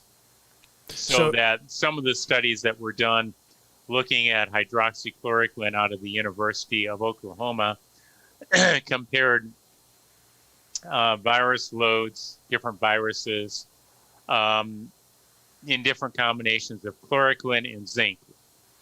And then they did immunohistostaining to look for the virus, so they could see whether the virus was replicating. This is not COVID-19. This is before COVID-19. And what they discovered was that the addition of zinc provided very little impact. It added a little bit to it. Massive amounts of zinc added a minuscule difference. What was important was the chloroquine opening the zinc ionophore channel for the zinc outside the cell to enter into the cell to have its impact on preventing replication of the virus. Is it actually like an inhibitor in a way? Is that what that did? Zinc, one of the things that zinc does is it inhibits the RNA-dependent RNA polymerase, which is the enzyme that allows the proteins to be made, or the RNA to be replicated, and then for the virus to reproduce itself. It interferes with that process. But that means it also interferes for every process of a virus trying to replicate that way, not just COVID-19. So you probably already have enough, but the reality is you should be doing the things prior to COVID that are healthier for you. For example, some people talk about taking additional vitamin C. Well, vitamin C is a water-soluble vitamin. So if you take more vitamin C, let's say today you take no vitamin C, and now you decide you're going to take 2,000 milligrams of vitamin C every day for the rest of your life. Will that have any benefit for you? And the answer is that will benefit you for roughly 72 hours because it's a water-soluble vitamin. So you will take 2,000 milligrams into your body that you hadn't been doing. It will take roughly 72 hours for your kidneys to figure out that you have more vitamin C floating around than you did 3 days before. Because it's water-soluble, that vitamin C will now be excreted every day in the water going out in your urine because it's water soluble. And every day you take 2,000, it will just keep pumping that same amount out. Now, what will happen when you quit taking vitamin C? For 3 days, your kidneys will think you're still taking 2,000 milligrams a day. And for 3 days, it will constantly flush out vitamin C until at the end of 3 days, it realizes, whoops, you're no longer taking that much vitamin C and you go down. Why did the original Linus Pauling work look so confusing with vitamin C and viruses? Because crummy people were doing science and they weren't doing it well. And so some people said, look, vitamin C helps for the common cold. Oh, no, vitamin C doesn't help for the common cold. Well, what did it do in the end? When you put all the papers together by good scientists and lousy scientists or people that wanted to pretend they were scientists doing science, what the data showed is that the duration of the viral infection was shortened by 3 days. Oh, interesting. The amount of time it took the body to figure out it was a water-soluble vitamin being added, so you got 3 days. So instead of lasting 10 days, on average, it lasted 7. Well, how long do viruses really last? 7 to 10 days. So when you look at doctors or listen to doctors go, well, that didn't really help. You didn't because it's a water-soluble vitamin. Is it important in immune function? Yes, it has a role in immune function. But simply taking more doesn't mean your body's been fooled into keeping more. It's a water-soluble vitamin. So there's only 4 vitamins that aren't water-soluble.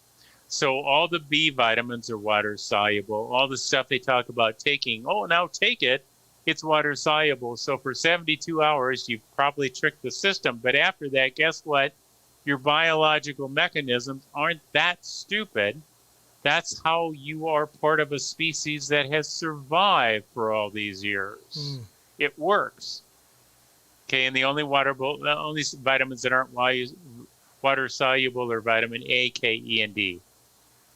Okay, and so what happens if you get too much vitamin A, K, E, and D? They're not water soluble; they are fat soluble. So you just get fatter. They build up in fat cells, and they cause damage to areas that have more fat tissue, which is brain tissue, heart tissue, those types of tissues, and that's why they cause damage. The damage that they do. It's none of this stuff is magic. It's all science. It's all medicine. You just answered for Rebel. She asked about vitamin D. Yeah. So basically, Rebel asked too. So what you were saying. So basically, we have enough zinc in our system, and the combination with the zinc you currently have in your system, and with the hydroxychloroquine at the beginning stages, could have an effect. The problem, and somebody had asked me this earlier today. Why not go along with the idea of taking hydroxychloroquine and zinc if it's not going to harm anybody, even though there may not be evidence to show that it works? And the reality is you could make that argument then about sticking anything else in your body, because if you haven't showed it works and it maybe doesn't hurt you, does it do you any good? And I would argue that until you prove that something does good, hydroxychloroquine or a vaccine, you have not impressed me with an argument that you should be taking it. Now, we've had enough people that have been sick that the only reason why we don't have good science about hydroxychloroquine and zinc is that you have a bunch of very pathetic people who don't know what they're doing scientifically and haven't done the type of research that they've done, but they want to convince you now that you should take hydroxychloroquine and zinc. Yeah. Well, just as much as I disagree with governors telling doctors how to practice medicine, I disagree with doctors telling you to take a product that they haven't proven is beneficial for you. Yeah. And I don't care who they are or how if even if it doesn't harm you, they haven't shown it helps you. So my argument stands whether I'm talking about hydroxychloroquine and zinc and zithromycin, or whether I'm talking about a vaccine.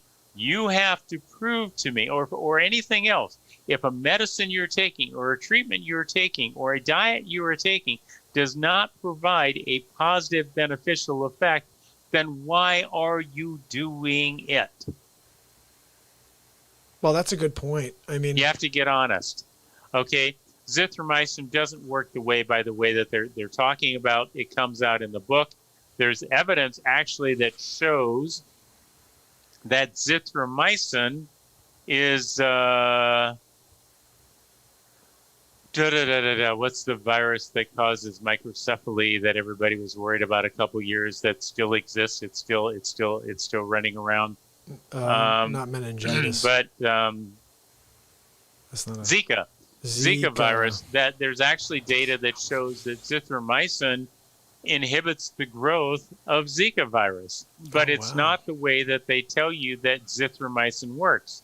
It actually works differently than what it's commonly talked about, and there's a reason for that, and that's because if the drug companies fessed up to how zithromycin worked, then their claim that it doesn't have an impact on human cells goes right out the window. And you'll have to read that in the book to get the fuller explanation of that. I'll save that one for the book. I have to save something for the book. Absolutely. Kind of stuff to save for the book, trust me. We may have to schedule a time in the near future to talk about the book.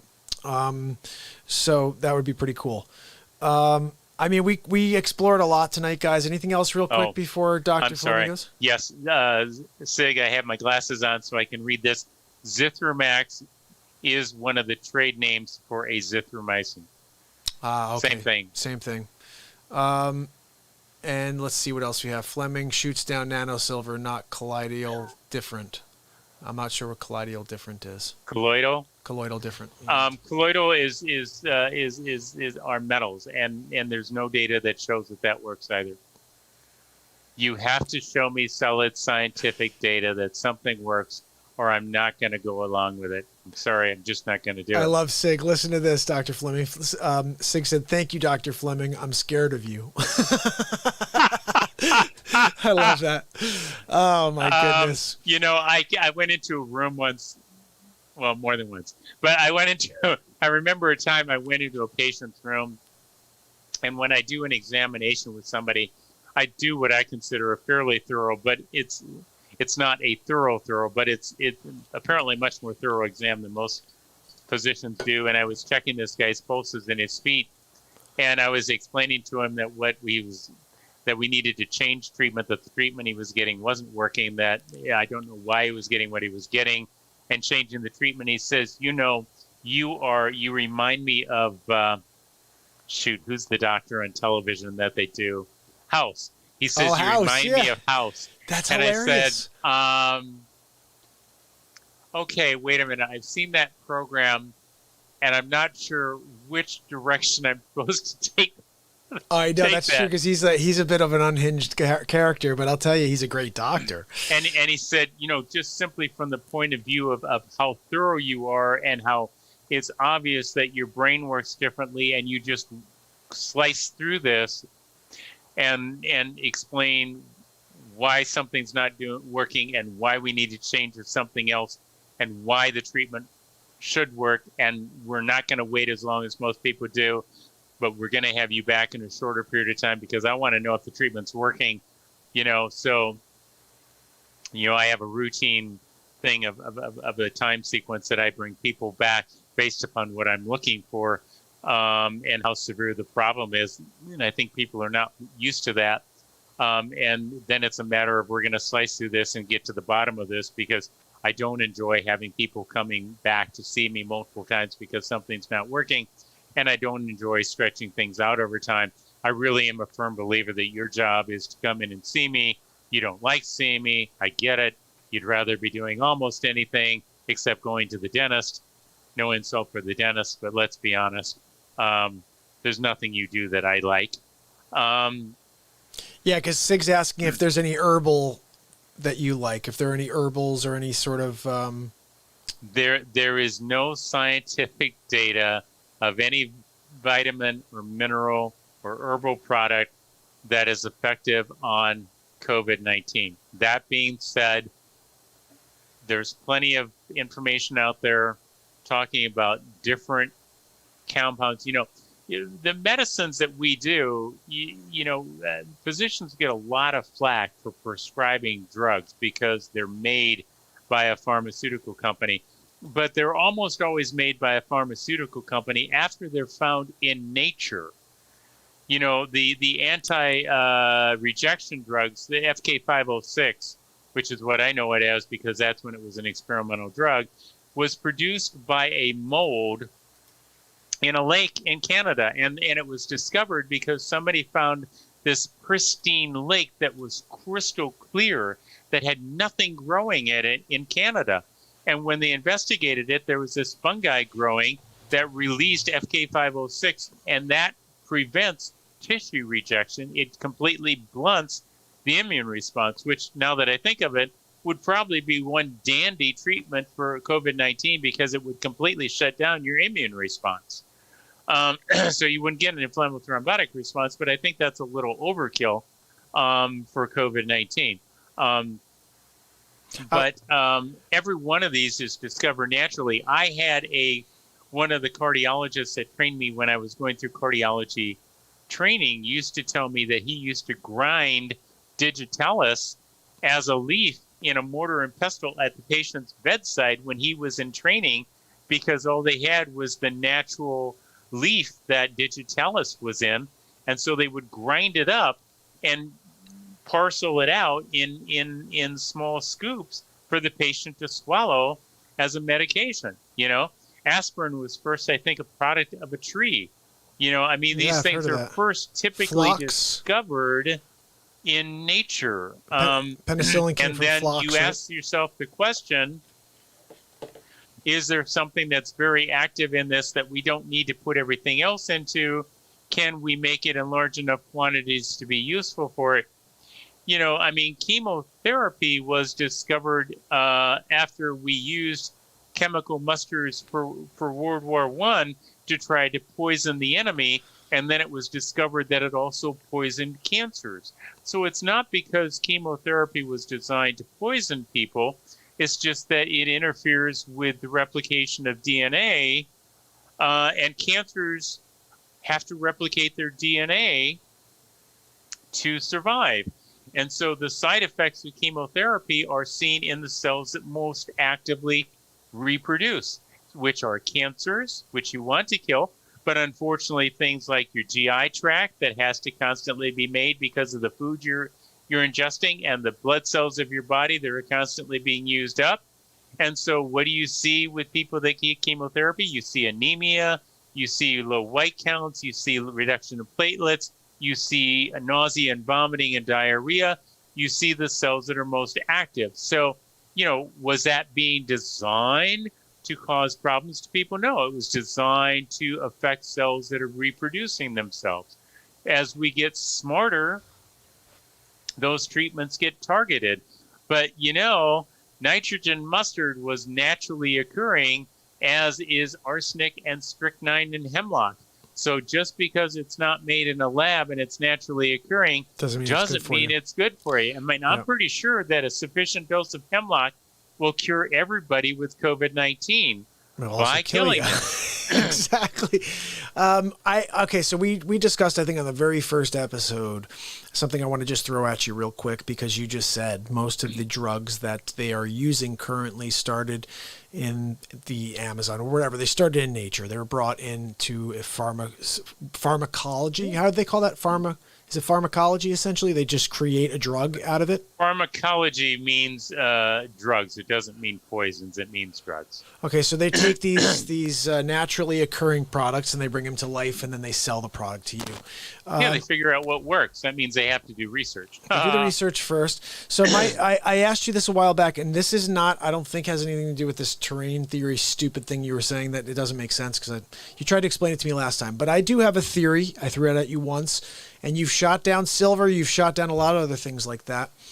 I'm just saying there's no data to support any of this stuff. No and data. You have to think about this. Why would adding silver have an impact? This is where research gets started.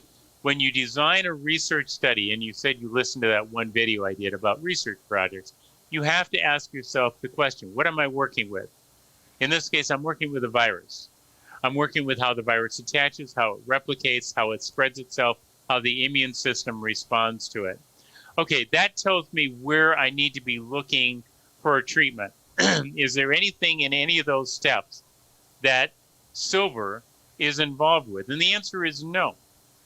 And so if the answer is no, then the next question is, then how in the world could silver be involved successfully in the treatment of COVID-19? And the answer is it can't be, because it has nothing to do with any of these mechanisms from beginning to end. So you ask yourself the questions, what things do? Okay, well, could remdesivir? Absolutely. Remdesivir is a prodrug that gets converted inside the body and fools the virus into including it in the place of one of the nucleotides, adenosine. Okay, and because it's not adenosine, it produces a malfunction in the genetic code, which essentially helps to terminate the virus. But as we've seen, this virus, as I mentioned, has some interesting stuff in it where it says, look, it knows how, it's got longer genome or genetic code than is usual for a virus. This thing has genetic material in it that corrects for those errors. So the simple thought of just throwing something that's going to try to goof up its RNA replication didn't fully pan out, as we could see, because there's no data that it improves survival. Well, I think that's interesting. I want to quickly say, my buddy Nick, you got to head over to YouTube, buddy. He's on Instagram watching the show. It's like 30 seconds behind. And join us over on the tube, my friend. And I just want to quickly go back. So, Dr. Fleming, every time I do have a question, you'll either give me the straight up, like, unvarnished truth on it and shoot it down, or you'll say, you know what, that's interesting, Mark. And this one I think is interesting. You tell me if I'm totally nuts. I think I'm nuts. But the concept here is that a drug is either found in nature, or not this terrain theory, but that you have the ability to create something within you, not by belief, maybe more within your mind. If your mind's chemically based anyway, are you able to generate the certain type of vibrational energy? I don't know. I'm just speaking here, but to create a internal healing process for yourself for things. Is that a thing that's ever been researched before? He didn't laugh. That's good. He didn't laugh, people. At least he's going to think about that for a second. It may not be as stupid a question as it seemed. I'm trying to be kind. Okay, good. See, he was going to laugh at me. It's chemical, right? The brain is chemical reactions? Your body cannot make anything out of a thought process without there already being a pathway for which that chemical already exists. So you may respond to pain. Okay. And you may make substance P to try to block that pain. That is not your brain going, gosh, I wish I had something that would take away the pain. That is a biological organism, you, already having the ability to make substance P to produce a blockage. We have morphine type receptors in enkephalin and endorphin that we make that basically work through morphine equivalent receptors, which is why morphine works.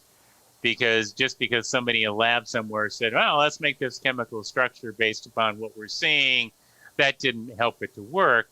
It's because there's already a receptor there working inside the body because of enkephalins and endorphins that are made. Now, why does acupuncture and acupressure work? At one point in time, you would have heard people say it doesn't work. And you would hear other people say, yes, it works. We know it works. People like me would say, well, if it works, it can't work by magic. It's not just a thought that you want something to happen. Yeah. And so it turns out that when acupuncture, more effective than acupressure, works, it works by stimulating the nerves that make endorphins and enkephalins, which take away pain. So, did somebody somewhere along the way obviously stumble upon the meridians that these are the places to stick pins because people get pain relief? Obviously somebody did. But it wasn't their sticking the pin in that caused a thought process to make it. It's because the pins probably got stuck lots of places, and it's when somebody hit the right one that somebody went, oh. Yeah, there was a reaction. That's interesting. Okay. Trial and over and error. time, the people recorded that, and that became passed down as meridians that became effective in that practice. Now, did they know it? No, but it wasn't because of magic or a thought process. So no, if your question to me is, can you will yourself better? I would say that if in the process of stimulating nerve pathways, those nerve pathways also stimulate other cells to do what they do that make you better, then I would say that would happen. But if you're saying that there's nothing that already exists within your body to solve the problem, and you now have decided you're going to will yourself better, then I would say you're going to have to show me some research data to show that, because you have just now stepped into the Twilight Zone midichlorian realm. Well, you made sense there to me, because so basically if you don't have that ability within you, if you've never created the ability before, your body doesn't know what it is. If that chemical pathway doesn't already exist biologically within the cells that exist in your body, your willing it does not magically produce new types of cells that will come up with something that will answer that problem. I think that is something that should be researched, because I've seen what positive energy can do, and you've seen it, how people can change, and being in a hospital bed and seeing family come in and having that positivity lift them into healing. Yes, I do. And so here would be my first response to that.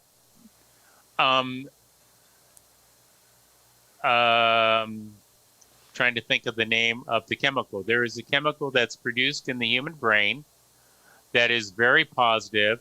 Oh. That is the result of human touch, and women develop it when babies breastfeed as a result of the breastfeeding. Oh, interesting. And that chemical is released, and that produces a healing sensation in the woman, but it is the chemical itself is doing it, and it's released by virtue of the baby nursing from the mother. Now, there's a biological benefit for that existing. If you had infants that breastfed from a mother who didn't have that genetic capability, that mother would not develop the loving, caring nature consequential to that chemical reaction that the mother does who does make that chemical. And therefore, the mother who doesn't make that chemical would be less inclined to protect her young and they would probably die off, as would then her genes over time. So the perpetuation of the species, where there is a positive mechanism for survival, has produced those chemicals that do produce that healing benefit. But it is already within people, and it is either breastfeeding like an infant, or going in and touching the hands of someone you love. It's the same chemical, I'm trying to remember it, that occurs when people kiss, when they have a good kissing experience that produces that euphoria. It's like an endorphin, but at the highest level. Yeah. Right. So now you that has a biological benefit, and that is wired into it. So that is the consequence of those behaviors, but it's because those cells and that system already exist within us. And we do have the mechanism within us to produce a healthy state. Obviously, an organism that doesn't have that built in won't live as long, won't survive as long, isn't as viable. So those people that have that and perpetuate that, that's a good thing for the human species. It's not that something's magically being done. It's we are disseminating the traits.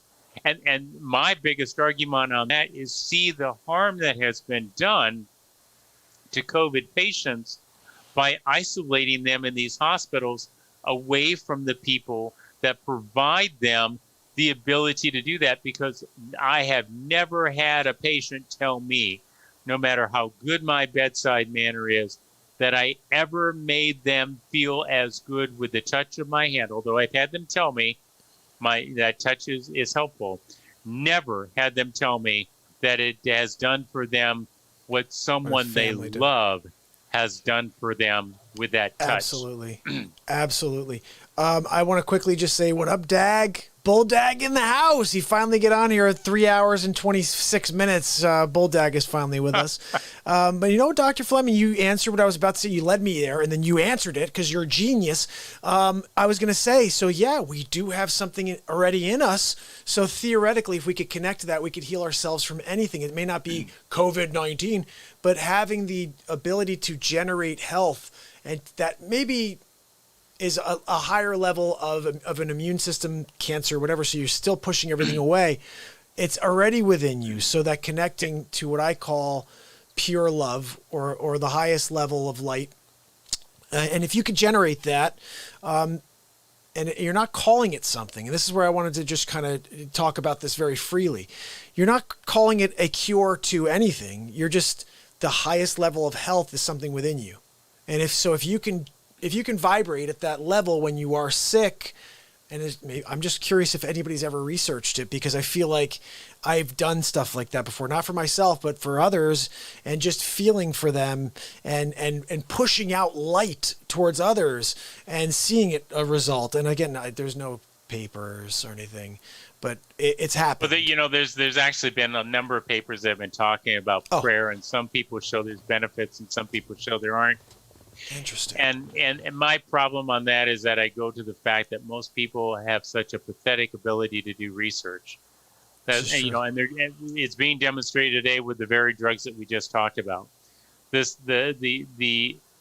do this right, I think that a scientist and a physician has an ethical and moral obligation to do this correctly, because doing it incorrectly provides no help. It provides no real answers. Doing it incorrectly provides misinformation and harmful distribution of things that only confuses the scenario. I hope you don't have to take people out of 7th grade and convert their life into a scientist to develop good scientists. I would hope that good scientists can exist in other scenarios. But the search of knowledge and truth and understanding requires that fairly sophisticated, anally retentive type A personality that just won't accept sloppiness in the research or the answers. Well, I do have one tag along though. and this may be something that can't be calculable. We discussed something early on today, and we've said this a few times, but if you don't believe in yourself, first of all, you will always fail. And so if you are someone who's looking for a result and you have someone who believes and someone who doesn't, you're going to see this person fail every single time because they don't believe they can actually accomplish that goal.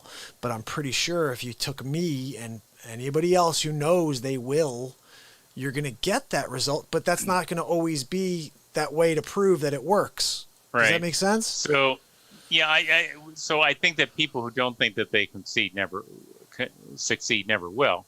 They're never going to be the people to find the answers because they've already set them up for, I'm not going to find the answers.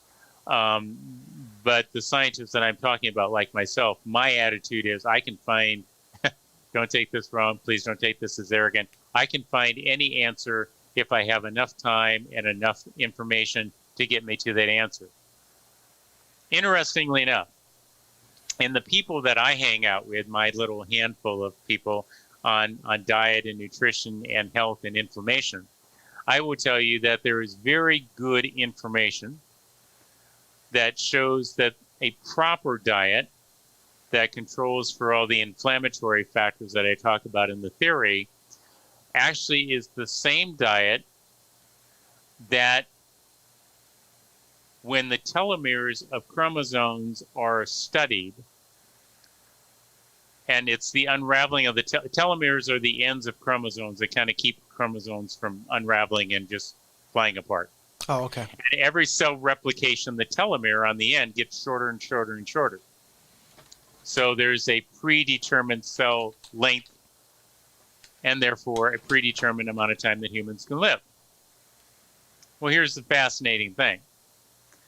There's very good data that shows that by cutting down total calories, total saturated fat, eliminating the garbage in the diet,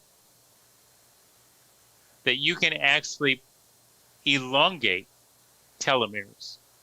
And it's been shown, which means that with the lengthening of the telomeres, there is no definitive time to cell death, which means that cells can keep replicating without health problems, without the development of cancers, and continue to replicate at the same stage that they already are, in other words, without aging. So how that is already built into the system, and it has been compromised by the very things that cause all these comorbidities. And that entire process occurs almost exclusively. We talk about genetic material. There are really two places in the human cell that there is genetic material. All of you, if you've heard about it in biology, have heard about the nucleus. The mitochondria also have its own separate genetic material. That is the powerhouse of the cell. That is where all of those food factors go into. So the reduction of all those harmful things eventually feed into the mitochondria because that's where the proteins, the carbohydrates, and the fats all get converted eventually to produce the ATP, which is the energy that runs the cell, adenosine triphosphate. And it is the telomeres on those chromosomes that get elongated and stabilized based upon the foods that you're eating. So the fact that we see people get unhealthy, the fact that we see comorbidities that result in an overactivated immunothrombotic response when these viruses and other antigens come into the body can, to a certain extent, be traced to how we treat our bodies as to whether we continue to keep our bodies in a healthy state in balance or whether we let the immune system and the health of our cells deteriorate to the place that the response to the outside antigens become the death of us. You guys got that? Did you guys get that response? We just had my favorite number on for a few seconds there, Dr. Fleming. 13. What was your favorite number? 13. was born on the 13th. You know, Oh, do you okay. think I always, and this is such a, look, Oh, I like, 13 viewers. Okay. yeah, we had 13 people on YouTube with us, and I just love 13 is my favorite number. And I always thought it was interesting. This is a super side note because I don't want to keep you. 3 hours, 33 minutes, and 33 seconds. I just looked and saw that. Can you believe it? Okay. And then we're talking about 13 at the same. Okay, guys, there's something to this, okay? So 13, I'm going to tell you this quickly because I think you'll enjoy this story. Okay. My grandmother is Portuguese. My father, everybody's Portuguese in my family. And so my grandmother, she has this thing for the number 13, or she did, and she was very much against it. Superstitious as can be, Portuguese Right. old lady, 4'11", super cute. And she'd had these crazy superstitions. And this one about 13 was a big one. My Aunt Mary was born on June 13th. Do you know her entire life? My grandmother said that she was not born on June 13th. The hospital made a mistake. She was born on June 3rd. So they celebrated June 3rd her entire life. She died of cancer, unfortunately. And so my grandmother's still around. She's 79, and I'm driving her to CVS. I'm 17, 18 years old. And I said, Grandma, I got to ask you, what's your problem with 13? You know I was born on April 13th. Oh, my gots. Oh, my gots. I don't want to hear it. No. And I said, Grandma, why? What's your problem with 13? She said, well, I'll tell you. Judas was the 13th. Mm-hmm. Jesus and the 12 apostles. Right. Jesus. And I said, without even, this is something I could see you saying, Dr. Fleming. I looked at her just deadpan. I said, Grandma, but Jesus always put everybody else in front of him. So Jesus was the 13th. And she started laughing. I got a belly laugh out of my 79-year-old grandma. And I think in that moment, I broke her superstition. And she realized how silly she's being. Because honestly, if that is where that all came from, Jesus would have put all 12 of the apostles in front of him and then walked through the door last. Because I know that's anybody who cares for this planet or cares for their fellow man, I would do that. So I feel like that's exactly what he would have done. And so in that moment, I realized why 13 is the greatest number in history, because Jesus was the 13th. My perspective. Well, I think it's the responsibility. I would like to think that medicine and science, this is the ethical and moral thing that I've talked about, is about putting everybody else in front of you. And trying to get these answers. And that's probably, my ancestry is Norwegian to Belgium to England to the States. And when my British component kicks in, you see me get very, very stoic. My children knew they were in trouble when I just walked out of a room. You just get up and walk out. I love that. And wouldn't say anything. But I do think it's very important. And I think when people see me get animated, it is not because I have lost any level of sophistication or science, but it's the importance of what we're talking about. And it's how misinformation is dangerous. You know, the people that have died with COVID-19 have died because the inflammation and blood clotting wasn't addressed. Yeah. And that's predominant, right? That's most of the deaths were because of this. That is response. Not acceptable. To ignore this information or to take the attitude that you weren't the one who developed the theory or it wasn't developed at your university, that you're going to ignore it. Those people are still dead, and their blood is on the hands of the people who didn't address these issues. People that disseminate misinformation that can cause more confusion, that's on them. And I don't care if it's from a theory that has no basis in fact, or frightening people into thinking that you're going to kill the person down the street because you're exposing them to a virus, or using it for political gain. The people at the CDC and NIH and NIAID, the National Institute of Allergy and Infectious Disease, which is a branch of NIH, National Institutes of Health, the Centers for Disease Control, the Public Health Service, have spent 9 months providing opinions about what works and what doesn't work without doing solid scientific research to investigate what needs to be done, arguing amongst themselves like second graders, and then arguing with the principal, which is Trump. And then the other kids in the playground come in to start sharing the information and misinformation, and that's the journalists and the people on Twitter.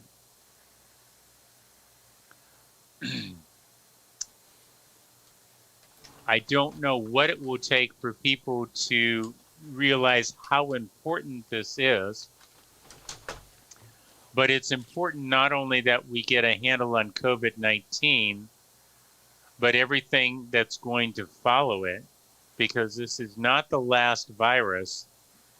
This is why I raised the question of what do you think these people are doing who worked on it to begin with? If you think they all went and hid in a sewer somewhere hoping not to be caught, that's not what they're doing. They're continuing to investigate.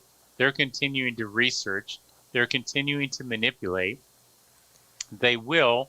That's what they do for a living. Absolutely. The people who are using their knowledge base of those researchers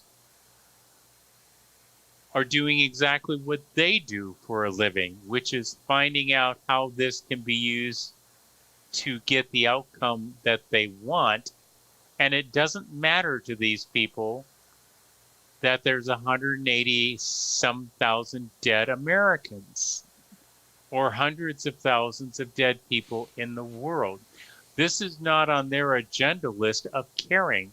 And the only way this changes is for the people to become better educated, to learn what really needs to be done, and to stop fighting and spreading misinformation.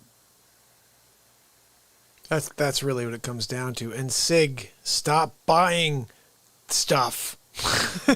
He said buy. Wait a minute. Who bought the electromagnetic stuff? That was Sig, and he returned it. Thank you for giving him that advice. He returned that. He said he's been buying stuff, but you keep giving him good advice. He keeps returning things.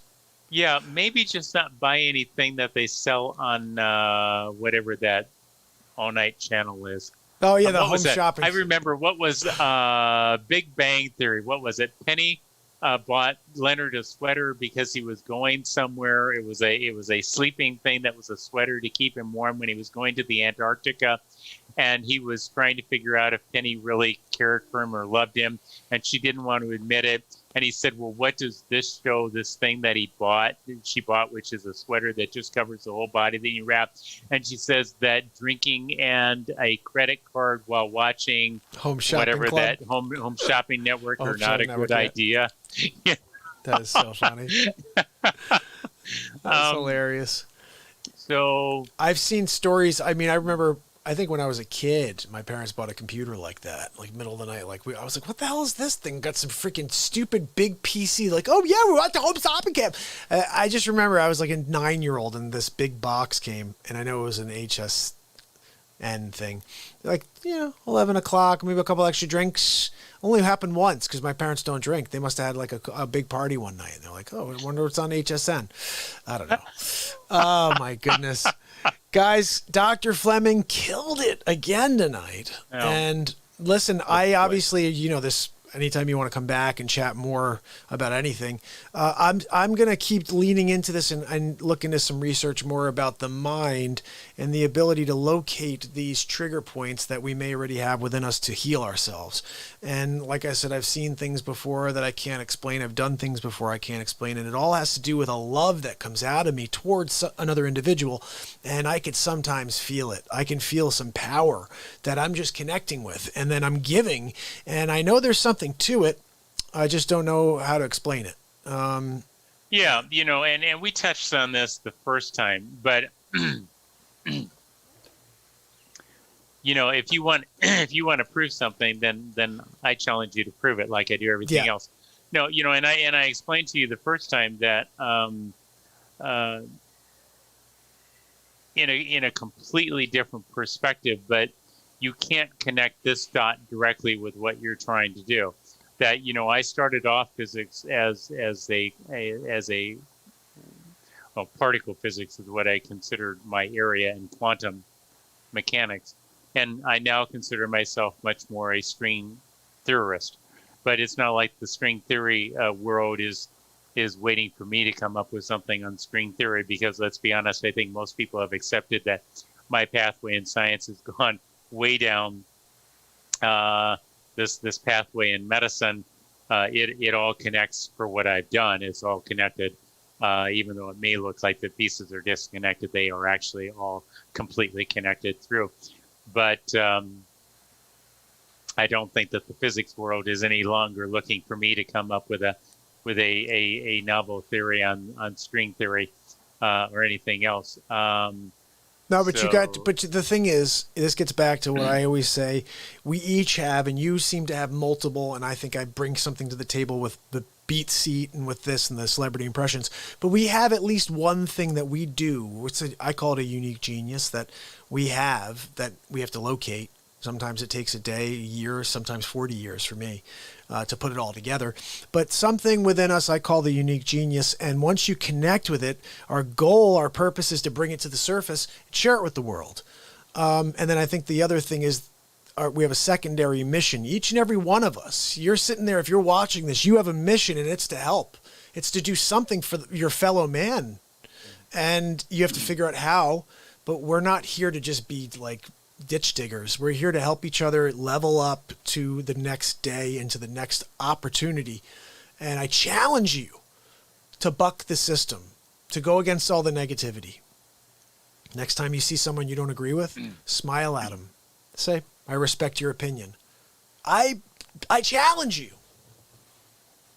What do you say to that, Dr. Fleming? Do you challenge people to come out and be more open and care and do what we're doing, which is to try to affect a positive change one person at a time? That's my motto on this program. I obviously my goal is to try to make a better world as a result of my being here, and I try to stay positive with that. I will not say that I'm perfect at that, because if you one of my original mentors said it best when he said, "Richard does not suffer fools gladly." And so if I hear you repeatedly say something which is just absolute garbage and is harmful, you will find me to very quickly cap it. Yeah. Well, because it's dangerous, and I view that danger as anti-positive. So you can't make the world better if your practice is to disseminate misinformation.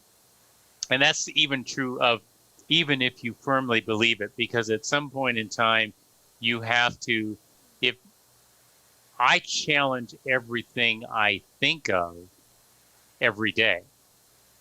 Nobody is a bigger critic of my research and my work than myself.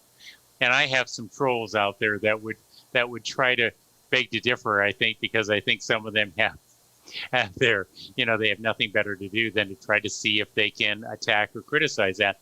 But trust me when I tell you, nobody is a bigger critic of my work than me, because it's the only way that I can make certain that I'm not selling myself a bill of goods, and that the information I'm continuing to provide is the best, because I can't provide the best care or answers if I allow myself to be fooled. So I therefore cannot allow somebody else to perpetuate misinformation because they think it's a good idea. Then you need to prove it's a good idea, or you need to actually develop a good idea and develop something that's positive for the planet. My wife calls that calling people out. My wife calls it calling people out. That's right. She'll just look, you know what? And you know what? You're a better person when you do it, because this goes back to the regret thing I was talking about. When you don't say how you're really feeling, you actually are chipping away at your happiness. It's a weird thing, but your intuition's telling you to speak up. And when you don't speak up, you're actually harming your well-being. That's my philosophy. David Skorton and Mel Marcus and a couple of the other people that were in cardiology at the University of Iowa and when I was in training were some of the smartest minds that I know in cardiology, and they helped to develop Cine CT, and White and Wilson developed intravascular ultrasound for the coronary arteries, and Mel Marcus helped develop Cine CT. And Mel's, where I just picked out an apartment in Corriveau, in the city that I lived in when I went to medical school, which was in Iowa City. Donna, who was my neighbor right across the hallway, turned out to be Mel's maid. She went and cleaned Mel's apartment, home, and which was quite the thing. And I got to rotate with Mel and learn from Mel, and I got to see Cine CT in its infancy, much more, people have no idea what it looked like originally, and to see the jerky pattern of what we were watching as blood moved inside the chambers of the heart. And the reason for mentioning Mel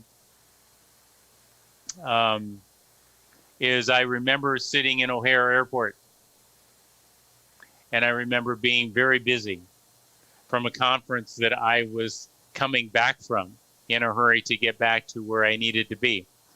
And I'm sitting there at my gate, and it's dark, and Mel was not a small man. Mel was huge.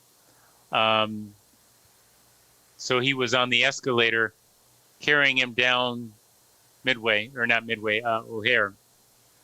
And Mel had to stand sideways on the escalator. That's how wide Mel was. Wow.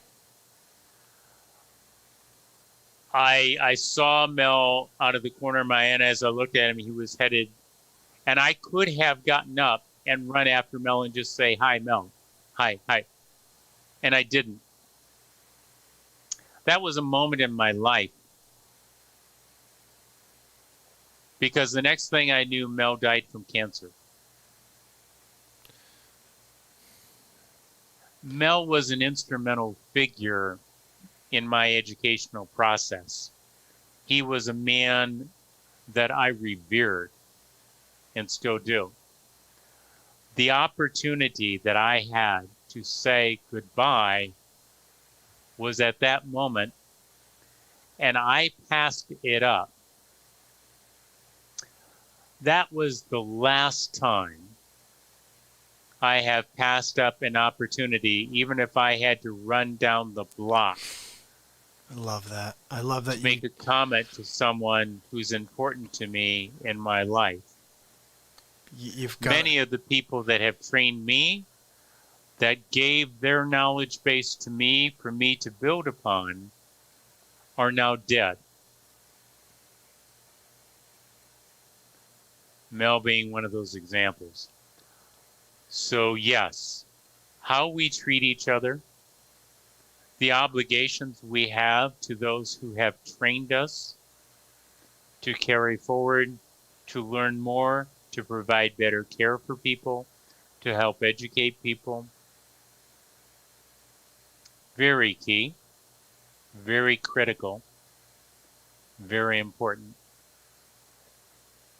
And also, you know, it's interesting that missed opportunity to say goodbye to Mel. It changed your life for the positive. It was a negative that changed you for a positive. You still look back with that regret, missing that one opportunity. And I think that's the takeaway I get is, you know, realize when you've messed up, guys. Realize when you've got to do more, and when you really got to follow that burning within you. You can't push it down. You genuinely have to do what you think is right. You know, Star Trek, William Shatner is not the best actor in the world by any stretch of the imagination. But there is a line in one of the new Star Trek movies, which is not the new ones now, but the first movies that came out, where he's being court-martialed because he went against orders, because he went after Spock's dead body, when Spock was shot down to the planet and then Genesis occurred. and Spock's father is talking to Kirk, and because Kirk has lost his command, he's lost everything important to himself that he's worked for, all because he went out of his way and he did this for Spock because it was, well, you'll get in a moment. And Spock's father said, as an ambassador, says, you gave up everything because you did that. And Kirk's answer, his line that they thought through was, had I not, it would have cost me my immortal soul. Jeez. And because you know what? It's something that is, sometimes the decision is so important to your own happiness. Right. And if you don't do what you So all need of to the do. decisions that I've made in my life on the scientific research and the abuse and the criticisms and the attacks have carried that in mind, that it doesn't really matter what all of that has been. Every one of those was for the betterment of the patient and the correcting of what is right and finding the answers to make it better. So with that in mind, you would understand why I would have little tolerance for people spreading misinformation. Oh, for sure. They're For harming sure. people. Absolutely. Absolutely. And this is why I think you have to continue to call people out. So brilliant. Dr. Fleming, it was a pleasure again. We got 4 hours and 3 hours and 55 minutes. On vaccines. On vaccines. You know what, though? We did a lot more chatting about stuff I really like to talk about, which has nothing to do with the stuff that's freaking us out, just conversation, you know. And thank you for, letting me have my crazy, whimsy thoughts about how we could connect our minds to an energy that's out there that maybe you filled in a little gap for me. Because I didn't think about before that we may already have those connections within us in order to heal. And maybe that's why I've seen some things before. And I want to lean into it a little. Not that I can provide anything that will give you like, hey, look, that's something. But if I can prove that something exists to me, I'll let you know. Yeah, the only people who have to prove anything to me are my children. Yeah, that's a good thing. And the bottom line on that is that they are still the three most important people on the planet. You have 3 kids? What do you have? Boys, girls, what do you have? I have a daughter and 2 sons. I got a son and 2 daughters. That's very nice. I love having 3 kids. I was one of 3 kids. Were you one of 3 kids? I was delighted to have 3 children. I think that. Were you actually one of 3? Did you have 2 brothers or sisters? Did you have 2 siblings? Yes, I'm the youngest. I'm of the 3. Yeah. Isn't it weird? Like we're both 3. I don't know. It's weird. One to replace each parent and one for the world is the way that it was always explained. I never heard that before. That's hilarious. But so you were one of 3. I was the youngest of 3. Hold on a second. You were the baby of the family of 3. I was the baby of 3. I'm just thinking cool things. I love 13. I don't know what that number means to you, but I know it's a prime. Is it 13 a prime? It's one more after 12 and one less than 14. I love how you just bring it back to reality, Dr. Fleming. You're like, yeah, in China, 4 is a bad number. Explain it. Explain that. Yes. That last time I think I mentioned to you that when you said that, gave that story, that one of the Brazilian students when I was in high school told me that it was either Wednesday or Thursday, and it was either it was either like Wednesday the 12th or Thursday the 11th was the superstitious date in Brazil. Yeah. And I just found that interesting. I thought not only are we stupid enough to have it in this country, but the Brazilians have their own version of stupidity. Exactly. With no basis in fact. It's like when you go into a hotel and you say you want to go to the 13th floor. And they say there's no 13th floor. No, really the one is. that you have marked 14 is actually your 13th floor. I don't know how to tell you this, but if you count them up, this is your 13th floor. I'm, telling you. It's funny that you say that because when someone says they have 18 floors, do they really have 17? Yeah, they do. If they're missing their it's kind of like, how old are you? And I do this with my sister. I think she just turned 70. But she's and really I tell 71. her, so you're 71. Yeah, she's really 71. I tell people the same thing. No, I'm 70. And I said, no, you've completed 70 years. You are now 71. See, we think I've been saying that for years. Everybody thinks I'm crazy. I'm like, my kids are not 1 when they turn 1. They're really 2. I'm like, they're starting their second year. Yeah. And I always thought that. I'm like, I'm 42, but I started my 43rd year in life. No one thinks about it that way. It's like, I don't know. You don't even want to know how old I am. Look, you said 76. You've got general dates. I know, but you said 76, so I have to figure 68. I'm just guessing. No, I'm not that old. Thank you. Wait a second. I'm sorry, 62. I'm a little older than that, but that's close enough. Because I would say I'm born 78.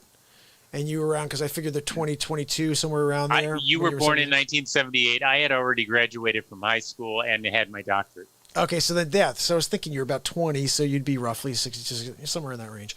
But anyway, look, time goes by quick, and I just think it's interesting. You're the baby of 3. I'm the baby of 3. We both thought about the same thing about going through our first year. I don't know if that's something everybody thinks about, but I just thought it was weird. Everybody says months. What the hell is this? No, 9 months old. I'm like, what? I don't know. Anyway, Dr. Fleming, 4 hours. Wait, hold on. You should stick around for literally 30 seconds because we'll be at 4 hours. We might as well make it official. Okay, we'll stick 30 seconds. One last question. Yeah, one last question from anybody here for Dr. Fleming, or just to thank you for all of his service to this country and to this world. Wow. Look, honestly, who else is putting in 4 hours worth of medical information that's going to help out there? I mean, some people are doing it, but they're probably getting paid for it. You're doing it because you're trying to help man and womankind. So with that, I will say, my friend, at 4 hours. Mostly the horses. Mostly the bowling ball-eyed horses. Absolutely. Dr. Fleming, 100% pleasure having you on again. Look forward to hopefully doing this again for maybe a 5th run around the sun. And thank you again. Thank you so much. I'll drop this and send it to you tomorrow. Have a great evening. Guys, I'm not going anywhere, so don't go anywhere, okay? Happy Labor Day, everybody. Get some rest. Thanks, Dr. Fleming. Take care. I'll see you soon, okay? All right, nobody go anywhere. I'm sticking around with you. Dr. Fleming killed it, guys. He's amazing. How cool was that? Holy cow. Holy cow. That was one of the greatest real talks we've had, because we got into a lot of other things that I've always wanted to talk about. And I want to just tag along something I'm thinking about right this second, but thinking about those moments where you want to make sure you don't look back with regret. I was driving home after work one day, and I'm heading to the highway, and it's just to back up. So my grandmother, at the time, she's in hospice, and I had gone down with my family to see her, my kids, with my wife, and I have 3 kids, okay? So, like, it's crazy that Dr. Fleming had 3 kids. He's the youngest of 3 kids. I'm the youngest of 3 kids. I have 3 kids. I don't know. It's pretty cool stuff. We both thought about this thing about our, that first year, you're actually really starting your second year. You're not your 1 year old, But regardless of that, so my grandmother's in hospice, and she's about 35 minutes away in the opposite direction. And I'm heading home, and I just thought to myself, I'd gone to see her already, and she wasn't doing well. I mean, she's in hospice, I'm driving home, and I just had this intuition, this feeling, this urge that said, go see Grandma. So I called my wife, and I just said, look, I hope this is okay, but I'm going to run down to see my grandma. And she goes, yes. This is the greatest. She goes, yes. Go spend some time with her alone. And I remember thinking, like, I love my wife. Like, what an amazing response. I was like, is it okay? I'm going to go see my grandma. Just going. She goes, yes. Go spend some time with her alone. You went with the kids last time. You're holding with your youngest. I don't like to say my kids' names. You're holding the babies. You're holding the baby, and you're not really spending the time. Go and spend time with your grandma alone. So I go down. I'm getting kind of shivers thinking about this. I go in and see her, and she's just like touched that I came to see her. And it was out of the blue. It was on my way home. I work every single day, so this is just another day. But I just had this intuition to go see her. So I run down. I spent an hour and a half with her. Talked about all kinds of stuff. I fed her because she was at the point where she couldn't really. She's dying of cancer, very old, but she got to live a long life. So it wasn't that she was like a young dying of cancer. Still bad, but I'm feeding her, having a conversation with her and talking to her about the kids. And she always had this really adorable Portuguese accent to her. And just, she used to call me Filho, which means child. And anyway, so I got to spend an hour and a half with her. And she was in a wheelchair at this point, so I fed her and then I walked her around. Just had a nice conversation. And I just remember I wanted to make sure I said what I needed to say in order for her to understand what she means to me. And so I spent that time with her and I said it all. I let her know. You know, look, one of the things that I've been able to do my entire life is express myself. Is to be able to say what's really going on inside my heart. And I looked at her and I said it all, and we had a connection. We had a moment that was just ours. It was just something that we can, or for me, that I could remember. I left, and the next day my grandmother passed away.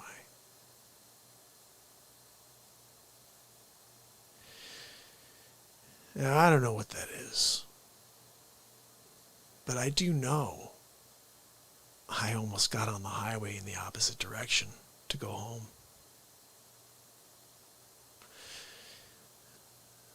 I still can feel that moment.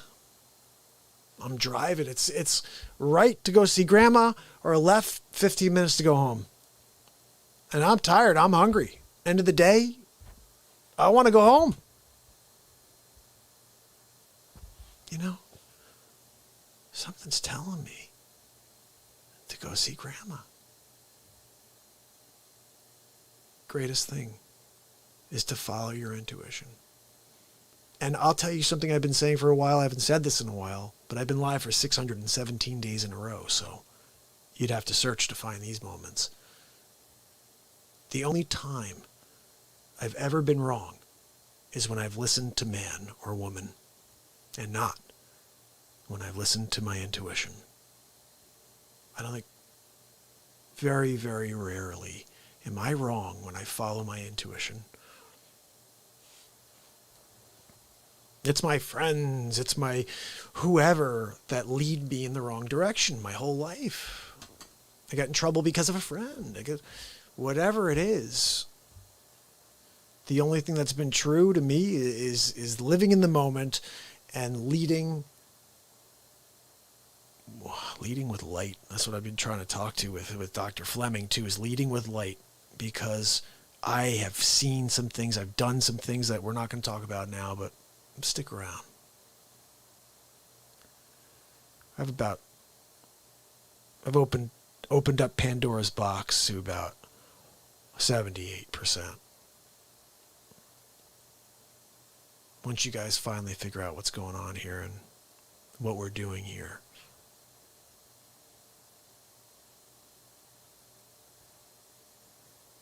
It'll all come together. For now, I'm going to play you something, because I've been live for 4 hours and 6 minutes. I need some more to drink. Let's see. Let me quickly say hi to all my people here, guys. First of all, could I say how much I love you guys? Seriously, how awesome are you for sticking around for Dr. Fleming? And Rebel, thanks so much for adding so many questions. Daryl, you're the man, brother. Yeah, I'm just a youngin', Daryl. Fleming killed it, didn't he? Daryl said Dr. Fleming just was like on. And Sig, don't worry about it, Sig. My buddy Sig's worried about, don't worry about Dr. Fleming. He wants you to do well. He wants you to be safe. Paul, my brother, good to see you, pal. Oh, Rebel's been died for 30 years. Ooh. I had a friend who passed a few years ago, and he used to say, he was like 37, and he'd be like, yeah, I'm sorry, he was like 47, and he would say, I'm 40E. Every time he'd be like, yeah, I'm 40D, you know, and he'd just say he was like, he'd stay the number but add a letter. It was kind of funny. He died of a drug overdose. Sad. Very sad. I actually had a falling out with the guy prior, but he just wasn't really the nicest guy. I mean, but it's sad when something like that happens, you know. Right now, too, what we're dealing with is you got like all of these people losing their faith in man because of the fake news out there. That's why, what we're doing right now is we're gonna play you guys a face swap. I wanted to play you guys something here first of all, just to get the energy back up. I've been live for 4:08. We need to pull this up. Ready? Check this out. Oh, Sig, you're the best, brother. Ready? Check this out. Very willing to let the American public judge my physical and mental my physical as well as my mental fitness, my mental fitness, my mental fitness. Look, I can't help it that you chose a sleep sofa as your candidate.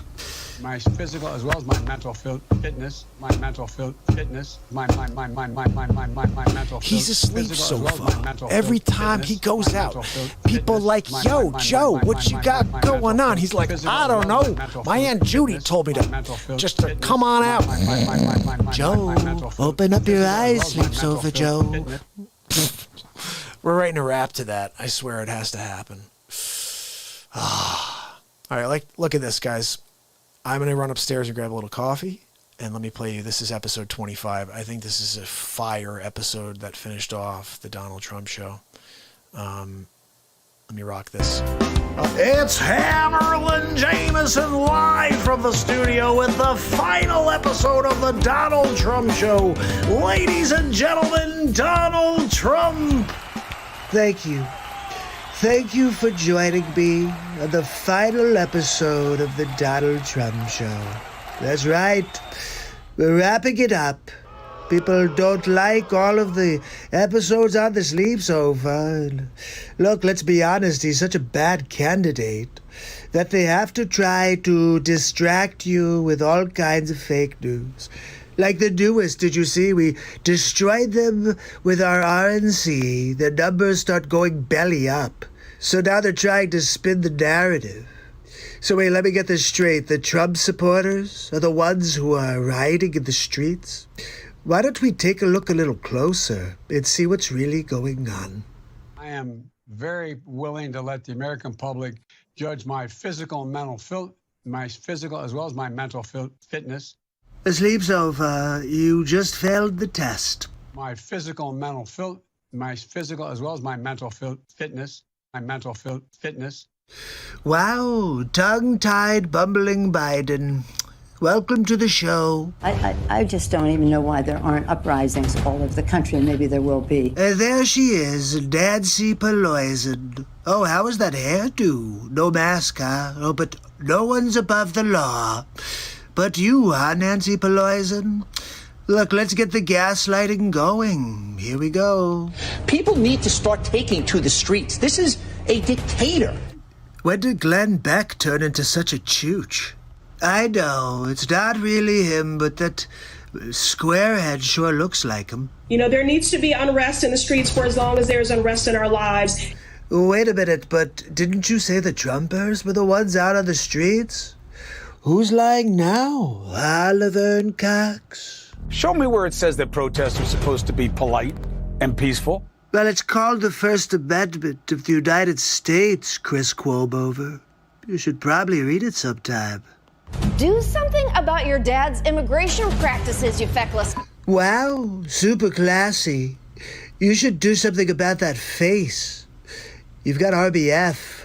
Resting bee face. That's right. When they go low, we kick. See, behind closed doors, it's not when they go low, we go high. It's when they go low, we kick them. They've been kicking the hell out of the Trumpers since I came down the escalator, really. How do you resist the temptation to run up and wring her neck? I mean, news reporters threatening violence. Guys, are you paying attention? Biggest terror threat in this country is white men, most of them radicalized to the right. Now this one's hilarious. Don Lemonhead. Are you kidding me? All of the rioting on the streets is your left-wing Antifa scumbags. Let's think about this logically. For the last 90 days, the press has been saying, oh, peaceful protests. They wouldn't have done that if it was for Trump. Thought he should have punched him in the face. I said, even if you lost, he insulted your wife. Yes. He came down the escalator and called Mexicans rapists and murderers. He said, well, what do you think I should have done? I said, I think you should have punched him in the face and then gotten out of the race. You would have been a hero. Yes. He came down the escalator and called Mexicans rapists and murderers. Look, there's a gaslight right there. I never said all Mexicans were rapists and murderers. Just that they're sending a lot of them. Guess what, though? Sleepy said very similar things in 2006. I'd like to punch him in the face. Robert De Niro, the most overrated actor in the 20th century. I mean, look, I get it. The one character you played in Raging Bull. And you think, like, you could continue the same guy? Look, you're terrible in everything else. The same character over and over and over. Let's squint our eyes and talk the same. So I'm not really putting too much stock in Bobby De Niro. I said if we were in high school, I'd take him behind the gym and beat the hell out of him. You see that? Sleeps Over Joe is the one who's behind all of the gaslighting. Sleeps Over bumbling Biden. He wants to fight me behind the school. Look, let's go, Sleepy. Very willing to let the American public judge my physical and mental my physical as well as my mental fitness. I just had to watch that again. Oh my goodness, he's such a marble-mouthed, muffin-headed bumbler. Sleeping on his sleep sofa, a little Joey futon. Punch some people in the face! I think that werewolf made Winona Ryder pee her pants. That's what it looked like there. Let's watch that again. Punch some people in the face! Yep, I think so. And also Matthew Modine. Looks like he's cast for the part of Val Kilmer. When was the last time an actor assassinated a president? Well, ancient history would tell us that it was John Wilkes Booth. He shot my favorite president of all time, Abraham Lincoln. And of course, he was the first Republican, but most people don't know that. But I have to say, Johnny Depp, I used to like you when you played Jack Sparrow. Who knew you'd turn into a real-life scumbag pirate? Do you have scurvy? They're still going to have to go out and put a bullet in Donald Trump, and that's a fact. Now, that's the first time I've ever heard that. Pensy, do we have this guy's information? Yes, Mr. President. We have the location on one beaker from Sesame Street. Where is John Wilkes Booth when you need him? Very clever. I see your husband is the ghost of Christmas past, so you got that going for you. This way. That's it right there. Pull it up. Remember this one? Somehow I still look better than Kathy. I have thought an awful lot about blowing up the White House. Do you remember this when Madonna stood outside the White House right after I won? You guys have been doing this since day one. A Missouri state senator is under investigation by the Secret Service after saying she hopes President Trump is assassinated. What the frig is wrong with this country? I will go and take Trump out tonight. This Maxine Waters, she's one of the worst of them all. And if you see anybody from that cabinet in a restaurant, in a department store, at a gasoline station, you get out and you create a crowd. And you push back on them. And you tell them they're not welcome anymore, anywhere. This is when it got bad. Maxine Waters standing there, lighting the fire, telling, get in people's faces. Do you remember when that started happening? People having dinner and being yelled at of restaurants? Yeah, that was all them. But no, let's blame Trump somehow. And sadly, the domestic enemies to our voting system and our honoring our Constitution are right at 1600 Pennsylvania Avenue. Are you kidding me? This is poison right here, right? She poisons everything. I offered $10 billion to the Postal Service, and she said no. They're the ones who are destroying America. The Democrat socialism is just communism, really. Talk to anybody who's dealt with people who are like, hey, socialism, and then 5 years later it's a communist country. It's going to happen here under Sleeps Over Joe. They're not going to stop before Election Day in November, and they're not going to stop after Election Day. For the record, this is the vice presidential candidate for the Democrat Party. And that should be, everyone should take note of that on both levels, that this isn't, they're not going to let up, and they should not. They're not going to let up, and they should not. So wait, if they're your people, and they shouldn't and will not, how did they become my people? If you think we're rallying now, you ain't seen nothing yet. Look, I think I've made my point. That the people on the left are crap, really. And all they've done since the beginning of 16 is try to derail my presidency. And they're trying extra hard right now. And it's all because of this. I am very willing to let the American public judge my physical and mental my physical as well as my mental fitness, my mental fitness, my mental fitness. Look, I can't help it that you chose a sleep sofa as your candidate. But that doesn't mean you could gaslight for the last 4 years, and that when your poll numbers are starting to drop, you just spin it and say, oh no, it's all Trump. The public can see through your lies. Look, this has been quite an experience having my own talk show, the Donald Trump Show. But every good thing comes to an end, so I guess this is it. Maybe we'll see you sometime in the future. It's Donald Trump, signing off. That's right, people. Guess who I got sitting with me? Max Scott. Max, say what's up. Say what's up to everybody. You say hi to everybody, Max? Say what's up. I'm Max. I'm hanging out over here. I'm the Max Scott of the Real Talk Showgram. You're the Max Scott of the Real Talk Showgram.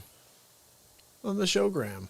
I never thought about that before. So, guys, we had a killer night. What do you think about episode 25? What's up, buddy? You want to say hi? You want to say hi to my people? Say what's up. My name is Max. So, Max, I'm going to play something short and sweet real quick, okay? Because Daryl didn't see that much of the goodness yesterday. So, hey, what's the matter? You want me to take you up? I'll put you, don't get fresh, all right? I know, you're a good boy. Let me play you episode 1, okay? This is, I think, hopefully I could keep Max here long enough. Episode 1 of the Donald Trump Show is pretty cool. Check this out. Daryl, let me know what you think of this. Sig's seen this about 78 times. Dagger's seen it about 54 times. Denise has seen it probably 70, 96, 4, 5, 4. I'm going to do Joe Biden number 600 million billion. Look, my Aunt Judy told me. What's wrong, Max Scott? What's the matter? You want to go back upstairs? Yeah? You're not cooling? You're not cooling the gang? Yeah, what's up, man? What's the matter for you? What, you crazy? What's you crazy? Oh, that's a good pup right there. That's a good pup. Don't bite me. Don't bite me, man. I'm just kidding. No, seriously, don't ever bite me again. All right, so check it out. Episode 1 of the Donald Trump Show. Here we go. It's Hammerlin Jameson live from the studio with the very first episode of the Donald Trump Show. Ladies and gentlemen, Donald J. Trump. Look, I want to thank you for joining me on a brand new episode of the Donald Trump Show. That's right. We're going to be here every week delivering truth about the Biden campaign because no one's telling you what's really going on. I'm going to pull back the curtain and you're going to see what Joe Biden is really up to. Here we go. We choose science over fiction. We choose truth over facts. Will somebody please alert Mr. Biden that truth and facts are the same thing? I think he's been watching too much fake news on CNN. Okay, what else do we have from this blubbering train wreck? My name's Joe Biden. I'm a Democratic candidate for the United States Senate. Look me over. If you like what you see, help out. If not, vote for the other Biden. Give me a look, though, okay? Now, first of all, who's the other Biden? Who is the other Biden? I'm wondering, because if it's Hunter Biden, he'll be in jail. But if there's another Biden, perhaps he can actually complete a sentence. That Biden I'd like to hear from. Okay, let's see what else we've got. Trust. Like his strange hold on Defense Secretary Ash Carter's wife, Stephanie. Sleep Sofa Joe has been doing this for years. He's a creeper. And we're going to put a stop to him.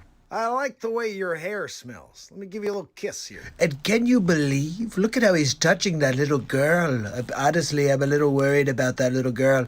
Sleep Sofa Joe has been doing all kinds of racist things for years. I'm just going to show you a few of the clips. Take a look at this one, for example. You cannot go to a 7-Eleven or a Dunkin' Donuts unless you have a slight Indian accent. I'm not joking. Look, I'm surprised you guys are fine with hearing Joe Biden say you need an Indian accent in order to go to Dunkin' Donuts. Yeah, I've been to Dunkin' Donuts many times. I don't have an Indian accent. But let's continue on. I have a lot more to play for you. Now check out this clip, for example. Poor kids are just as bright and just as talented as white kids. Racist Joe strikes again.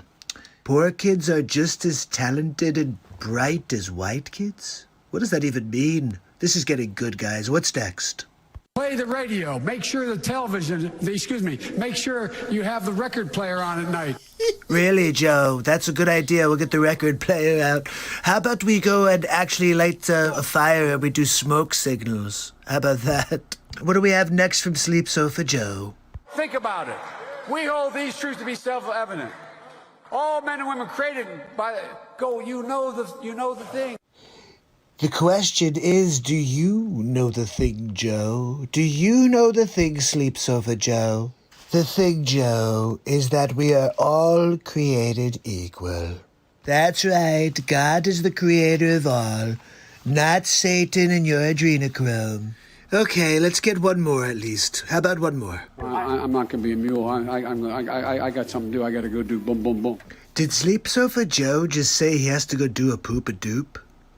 I think he said it right in front of his crowd. I would never say that right in front of my crowd. If I'm going to take a poop-a-doop, I'm doing it on my own time, not in front of people. I don't know. It's a little weird there. Look, let's give him a chance to redeem himself. One more, okay? You got more questions, but I tell you, if you have a problem figuring out whether you're for me or Trump, then you ain't black. Wow. Really? Look, I'm not sure what else to say after watching that ridiculousness. But that's Sleep Sofa Joe. Are you going to vote for that guy? How about you? Look, if that's the case, this world's crazy. Oh, episode 1. Rebel. Oh, my goodness. How awesome would it be if Donald ever saw one of my Trump shows? One day he will, right? When you guys spread the word to the right people.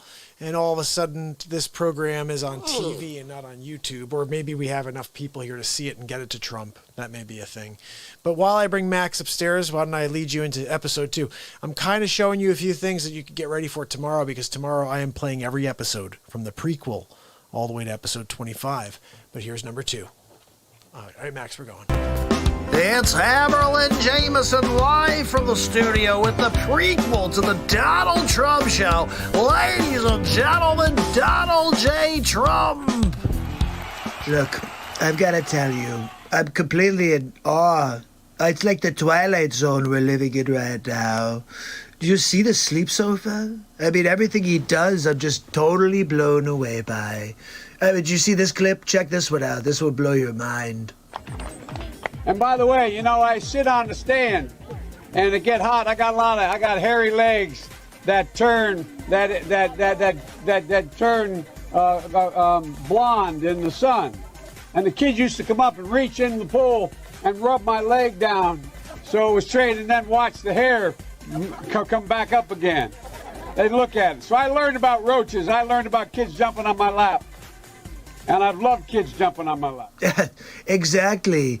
I mean, Sleep Sofa Joe talking about his white hair on his legs is kind of weird, right? But no, people love him for it. And how about this one? The rapidly rising I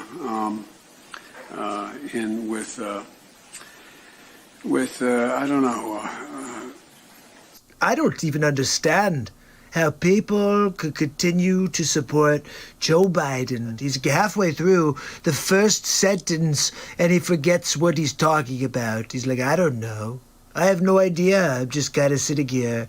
Look, we're going to be in trouble if you have Sleep Sofa Joe in as president. Let's check out this final clip. Unnecessarily, now we have over 120 million dead from COVID. Can you believe this? Can you believe Sleep Sofa Joe? 120 million? Really, Sleep Sofa? That's probably how many people would have died if Hillary Clinton had won, or if Sleep Sofa Joe was in charge of the country. It's 120,000, which is 120,000 too many. You could thank the G-hole. That's right, President G-hole. It's all his fault. And we're going to get him to pay. Big league. I'm going to send him a bill. And with it will be a huge stamp right across the center that says, "You're a G-hole."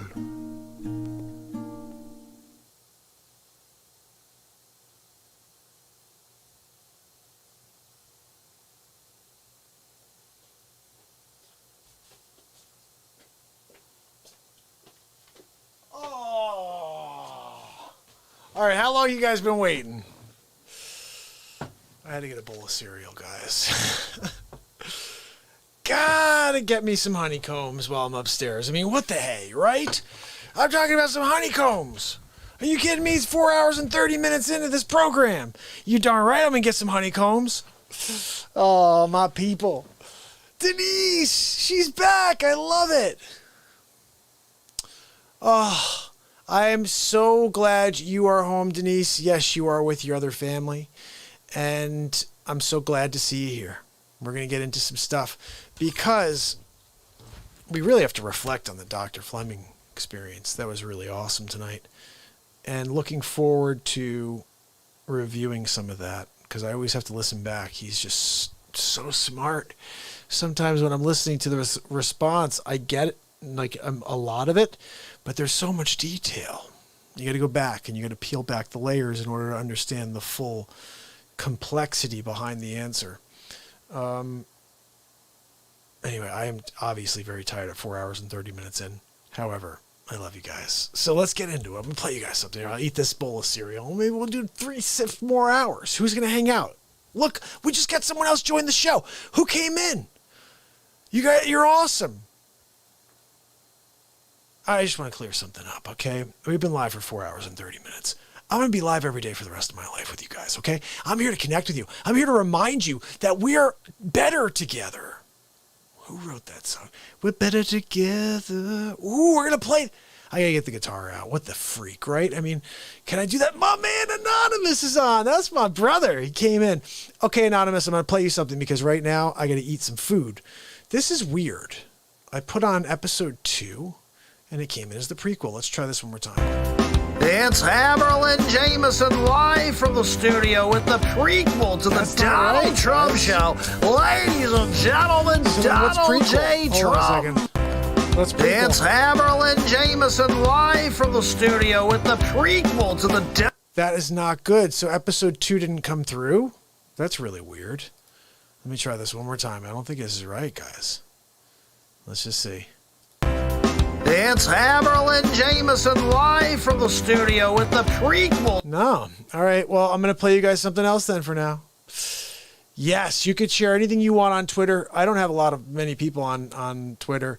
Yes. Okay. By the way, Denise, Sig, Dag, everybody who's been with me for a while, Rebel, say hello to Anonymous, say hello to Daryl, say hello to anybody else who's here. These are my people. And anybody who's new to this program, say hello to Sig, say hello to Dag, say hello to Denise, say hello to Paul, say hello to everybody who's on with us. And if I didn't say your name just now, just remind me that you're with us because I've been on for 4 hours and 32 minutes. I'm a little tired at the moment. But I got a second, third, fifth wind. Do you guys know what the hell the second, third, fifth wind is? It's crazy. Okay. Oh, yeah, I got it. Oh, my goodness. Dag's the man. Second, third, fifth wind is this. Everybody has a second wind, guys. Come on. Some people get a third wind, right? I skip the fourth wind. I go right to the freaking fifth wind. I don't need a third. What? I'm going to fifth wind. Second, third, fifth. It's a thing. All right? Look it up. Anyway, let me play you something here so I can eat this bowl of cereal before it goes totally bad. All right? I got something for you here. I've got something for you. This was just a funny thing about Nancy Pelosi. Check it out. Here we go. It's Hammerl and Jameson. Donald J. Trump back with episode 3 of The Trump Show. I want to thank you for joining me on episode 3 of the Donald J. Trump Show. Today, we talk about poison. That's right. Don't drink the poison. It's going to kill many people more than coronavirus. Yeah, poison. That's right. Nancy Pelosi. Yeah, I'm sorry. Some people don't know that we do call her poison. Let's take a look at this clip here. I want you to hear what she has to say. You demonize, and then we call it the wrap-up smear. If you want to talk politics, you call it the wrap-up smear. Let's be honest, Nancy, you know nothing about politics. And wrap-up smear? Really? That's what you've been doing to me? Sounds like something you got from your OBGYN. But whatever. You smear somebody with falsehoods and all the rest, and then you merchandise it. I'm sorry, Nancy, can you say that one more time? What was that? You smear somebody with falsehoods and all the rest, and then you merchandise it. Look, she's creating fake news. She told the reporters, you create a story. Let's get back to this clip. And then you write it.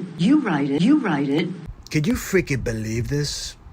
Unless they see it's reported in the press that this, and this, so they have that validation that the press reported the smear. You write the story after we report the falsehoods, and it becomes a validated story by the news, by you, the fake news garbage. It's called the wrap-up smear. Now I'm going to merchandise the press's report. Also, when she says merchandising it, who is she, Mel Brooks from Spaceballs? Spaceballs the flamethrower. Yeah, okay, poison, whatever. Now I'm going to merchandise the press's report on the smear that we made. And it's a tactic. And it's self-evident. You see there, she says it's self-evident because we've been doing it to Trump since he came down the escalator. Well, I have to tell you that I'm happy that I found out about this poison. Now I can put all of my efforts towards taking you down to Chinatown. That's right. We will drain poison and Schumer from the swamp. All right, you guys are freaking awesome. We just went up to 11 again. Guys, I'll tell you what. I'll stay with you all night. All right? I'll just keep getting bowls of cereal. Honey, I got honeycombs. I got freaking Frosted Flakes upstairs. I got 25 of these. We can roll through them all. You keep spreading the word, and let's jump that number up. I want me here all freaking night. Anyway, we've been here for 4 hours and 36 minutes. This is like a norm, okay? Every day of my life, we've been doing 2 to 5. We're going to go to 9 tonight. I'll play the whole freaking thing right now, I swear. Except I can't find episode 2. I guess I erased it. I'm an idiot. Let me see. Yeah, I thought I had it. I don't know what I did there.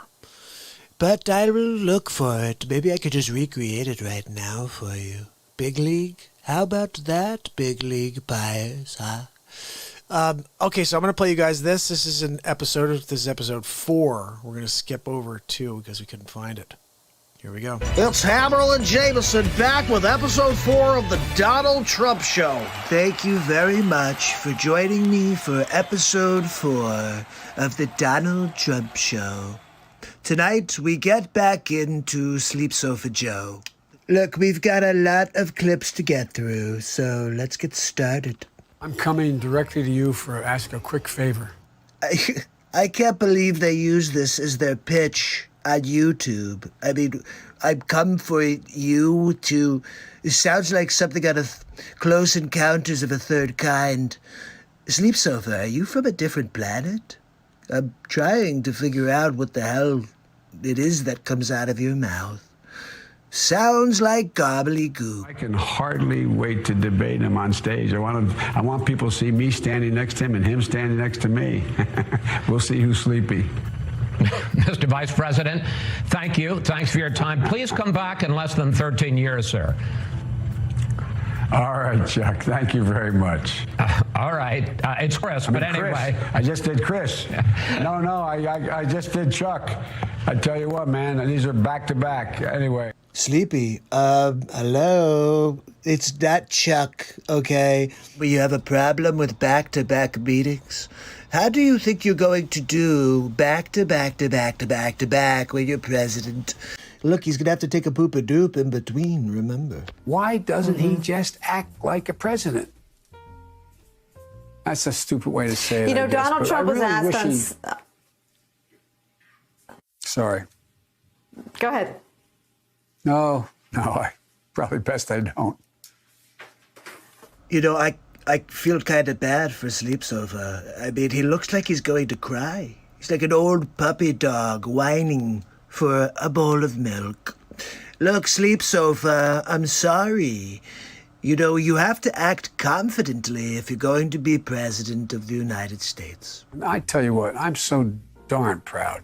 And those poor people who have lost, anyway. This is your brain on drugs. That's right. Any questions? I would see to it immediately moving toward, we are in fact in a position now that if in fact we dealt with mitigation across the board, just what we did in the last administration and before, leading to a standard that we provide efficiency for appliances. Have you ever seen that scene in Scanners? It kind of reminds me, I wonder if they're going to do, you know how they keep doing, we're doing Jaws over. You think they'll do Scanners over and maybe have Sleep Sofa Joe in his, one of the lead characters? I would watch that, even though he makes me want to fall asleep. I'm ready on day one after more than 3 years in office. Why isn't Donald Trump ready? Mr. President, wake up. Can you believe that? Did he really just say for me to wake up? Is this Pinocchio and Geppetto is in the background pulling strings? Because it doesn't even look like he's alive. I feel so bad for this guy. I'm going to demolish him when we get into a debate. I mean, honestly, he doesn't even know who the hell he is. And you guys are going to vote for this guy? He's up by how many points? I mean, what the? He can't even speak, people. He said he's going to beat himself. Did you see that one? This is Sleep Sofa Joe saying how he's going to beat himself. I'm prepared to say that I have a record of over 40 years and that I'm going to beat Joe Biden. Well, let's hear that one more time. Joe, can you do that one more time for us? I'm going to beat Joe Biden. Joe Biden. I'm going to beat Joe Biden. Look, I think that's a good place for us to call it a day. He's going to beat himself. I guess I should just hang back and maybe let him fall on the sword. He may walk outside to get the mail and forget to put his pantalones on. Could be a problem. Anyway, I'll see you tomorrow on the next Trump show. That's right. Have a good night. Oh my goodness. Freaking Sleepy is the worst. Oh, Anonymous. Okay, so I'm going to share a couple of the names I've come up with on the show for all of these ridiculous people. First of all, you got Sleep Sofa Joe. Look, he's a sleep sofa. No matter what, if you look in the cushions of the sleep sofa, you're bound to find some racism, really. And then you have poison. Look, don't drink the poison, okay? That's number 2. The other one is, I'm not sure if you know that we are dealing with this virus. It's called the fluon. That's right. It comes from Wuhan, so we might as well call it the fluon. And of course, it was dropped on this planet by the one and only President G-Hole. That's right. He's a G-Hole. Look, no matter how you look at it, he's a G-Hole, really. And then we have my favorite probably of all, which is, I don't know, is that it? I may have run through them all, actually. I'm tired, guys. I got freaking Max freaking out. It's 1:45 in the morning. He wants me to go and walk him again. It's unbelievable. Winning big league, though. Look. All right, so I'm going to play something longer so I can walk this dog. I got one funny for you. This one's going to make you laugh a little bit because I keep getting censored by Facebook. You all right? These jerks they're censoring my show. All right. Let me tell you a little something about that. All right. Here we go. It's Haverl and Jameson live with episode 17 of the Donald Trump Show. Thank you for joining me on episode 17 of the Donald Trump Show. Tonight we talk about Facebook and how much it sucks, right? I mean, seriously, Zuckerberg. I gave him every opportunity to do the right thing. But he keeps censoring the conservative point of view. Look, if you're going to censor everybody. Let's take a look at some of these clips and see what's going on out there. You have previously given testimony to the Congress saying that there is not editorial manipulation that disadvantages conservatives. So you're telling me that Mark Zuckerberg told Congress that he does not censor conservative content? That is laughable, really, right? Just like in the case of Google, there have been whistleblowers from Facebook that not only have offered evidence indicating your testimony was not truthful, but there's even video that suggests that content moderators that you employ are out there disadvantaging conservative content. You ever seen Mark Zuckerberg sweat before?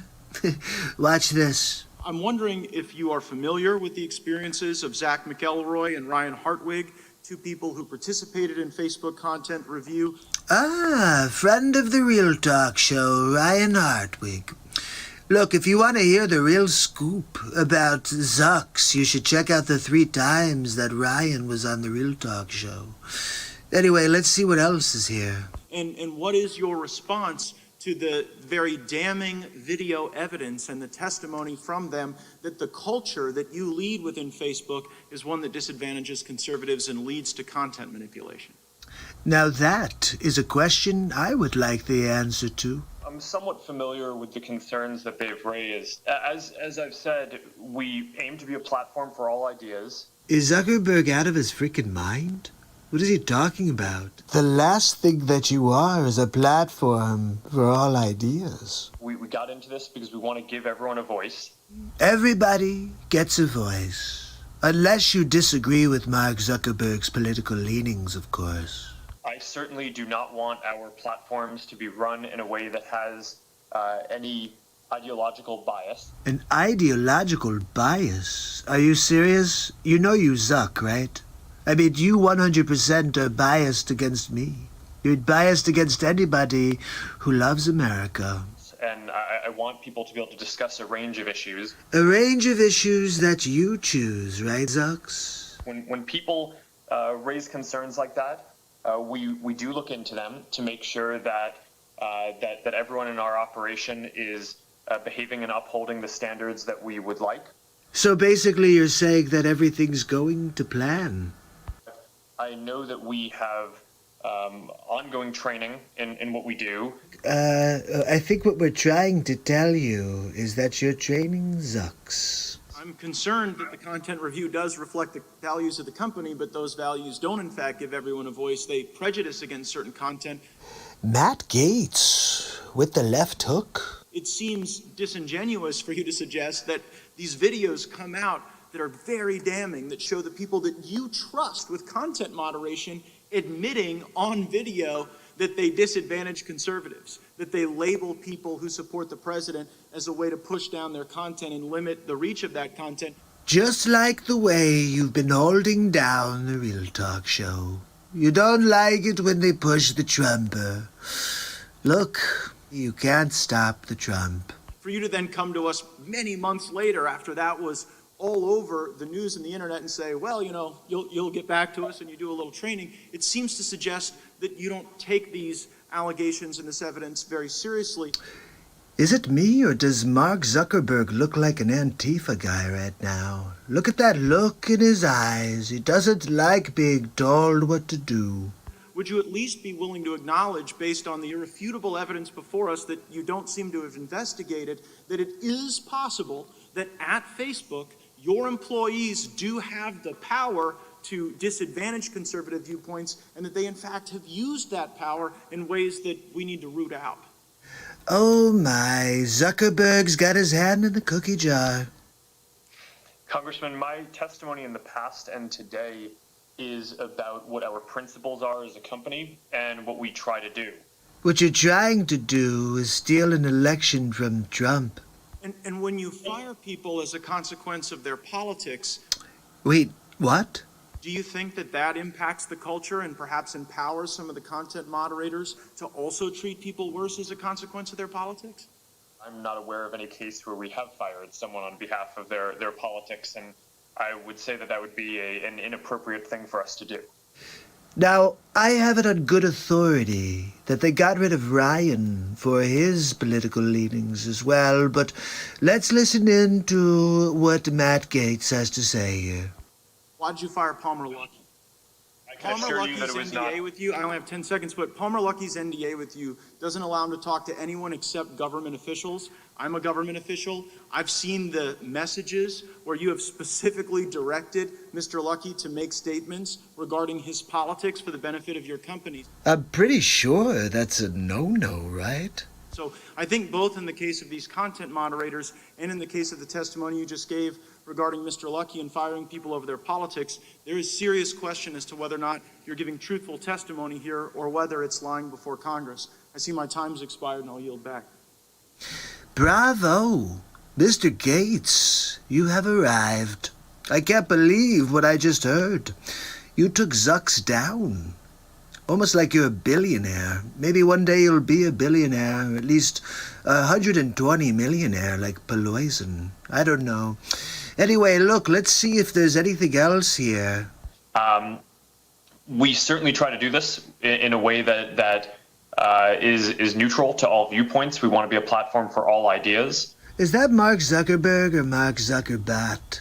We're a platform for all, for people to have a voice, everyone but Trump. I don't think you build a social product with the goal of giving people a voice if you don't believe that people being able to express a wide variety of things is ultimately valuable for the world. And we try to make sure that our policies and our operations ultimately reflect and carry that out. Then how could you ever censor the Trump when you know the world values everything that I say? In terms of the people setting the policies, I think it is valuable to have people with a diversity of viewpoints involved so we can make sure that we have the different viewpoints represented in the policy development process. Guys, look, it's Diversity Mark. And we also consult with a number of outside groups whenever we develop new policies to make sure that we're taking into account all perspectives. Are you kidding me? That sounds like something that he just made up. I mean, you said you reach out to outside groups. Can you think of one conservative outside group that you reach out to and use as a content moderator? I have to say, this guy's fantastic. His line of questioning gets right to the heart of it. Congressman, Did you hear that? Yeah, you're caught out, Mark.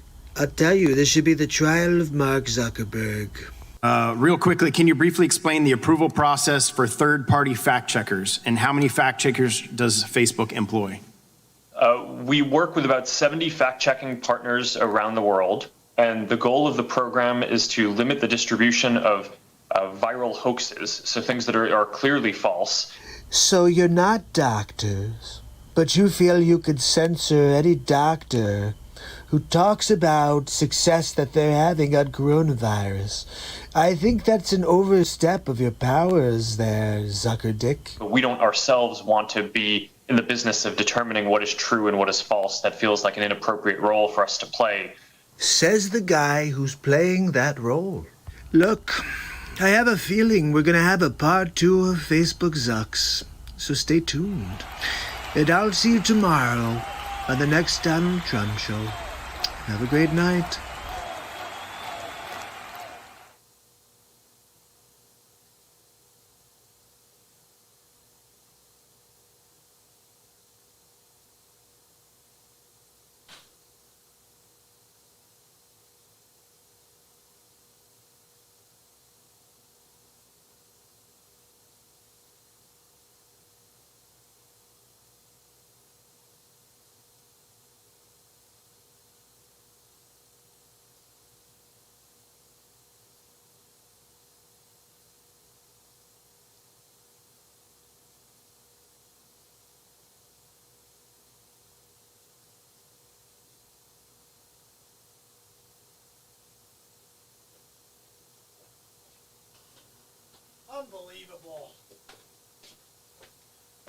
Unbelievable. How long? How long have I been off the screen while you've been waiting for me to show up, people? Hammerlin Jameson ready to let off the fake news. That's not it. Where's Hammer? There's the Ham. It's Hammerlin Jameson live with episode 17 of the Donald. All right, so that's the Zuckerty episode. Let's see what I missed over here. Sorry, I was in the middle of getting myself cleared out over there. Let's see. Anonymous, what are you doing, buddy? Listen, this is a platform for the planet. No matter what. Oh my goodness, you're out of your mind. The names we've come up with on the show, it's funny. Everything that I've come up with on this show is silly. Like President G-Hole, really. And Nancy Pelosi. But I think my favorite is to call Joe Biden Sleep Sofa Joe.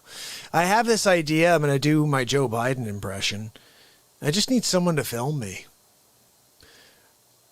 Come on down to Sleep Sofa Joe's. Look, we got all kinds of sleep sofas, all different colors and fabrics and sizes. Try the Senator, a lumpy mess, just like me. My Aunt Judy told me. All right, let's see what we got over here. I'm going to play you guys something that you're going to really dig on, okay? Hidden Biden, that's right. You know, the other one, good Rebel, here's a really funny one, too. So, we haven't seen Jen in the last couple of days, but when Jen comes on, he came up with a few good ones. He came up with a great one. Joey Futon. Look, it's Joey Futon. You put him in your futon, and it's cool, right? I'm going to go all the way to episode 24 real quick. We're moving around. Check it out. It's Hammerlin Jameson live from the studio. Ladies and gentlemen, Donald Trump with episode 24 of the Donald Trump Show. Thank you. Thank you very much for joining me on episode 24 of the Donald Trump Show. That's right, tonight we're talking about bumbling Biden sleeps over Joe. Some people call him Joey Futon. And we had a fake video of him falling asleep on camera. I've got to tell you, it looked real. Because he sleeps all the time, I thought he absolutely fell asleep on camera. We're going to take a look at some clips of the sleep sofa. Can you press the VCR? Let's go. COVID has taken this year, just since the outbreak, it's taken more than 100 years. It's taken 100 years? What the hell is Sleep Sofa Joe talking about? Look, coronavirus has already taken 100 years. Look, here's the lives. When you think about it. Look, everybody, it's bumbling Biden. He decided to pop his head out of the hole. It's Groundhog Day. Oh, 6 more weeks of race wars, apparently. More lives this year than any other year. Look, I understand that Sleep Sofa has taken over a ton of Bernie's policies, but what's with trying to look like Larry David? Is he trying to become Bernie? I don't know. I'm trying to figure it out. More than 180,000 lives in just 6 months. Oh, so now Trump is responsible for the comorbidities of the United States. I didn't realize that, Sleep Sofa Joe. You know, there was roughly 10,000 people that died from COVID alone.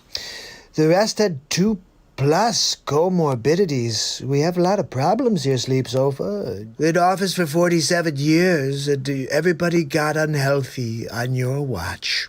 An average of 1,000 people dying every day in the month of August. And there he goes again. Sleepy, I've got the numbers right here. It wasn't 1,000 a day. I mean, let's just do simple math. I know you're good at simple things, but we had 120,000 deaths in the first 1 million cases.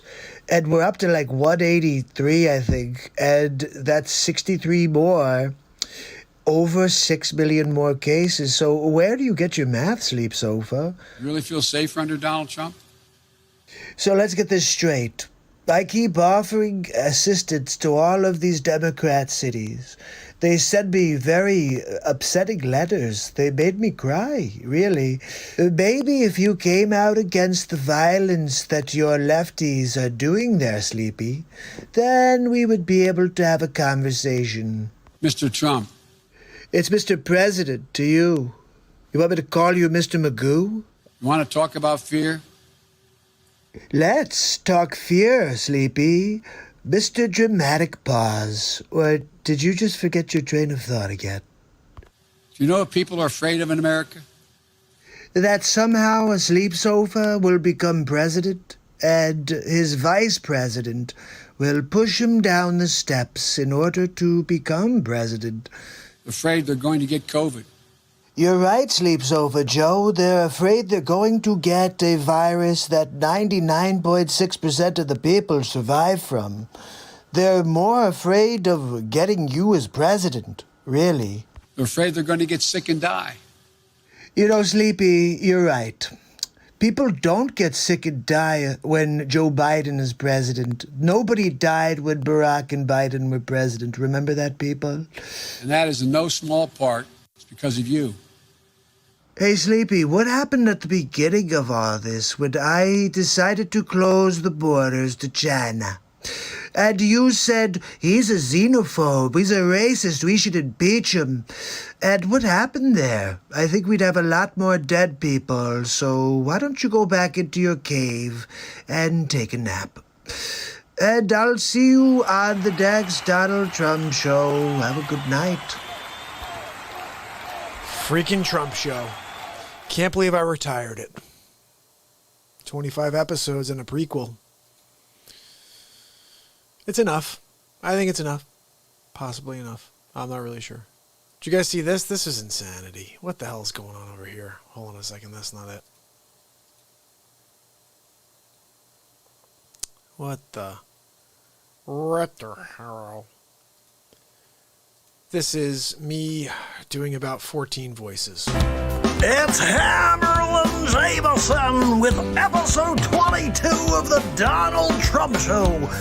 Ladies and gentlemen, Donald J. Trump. Thank you.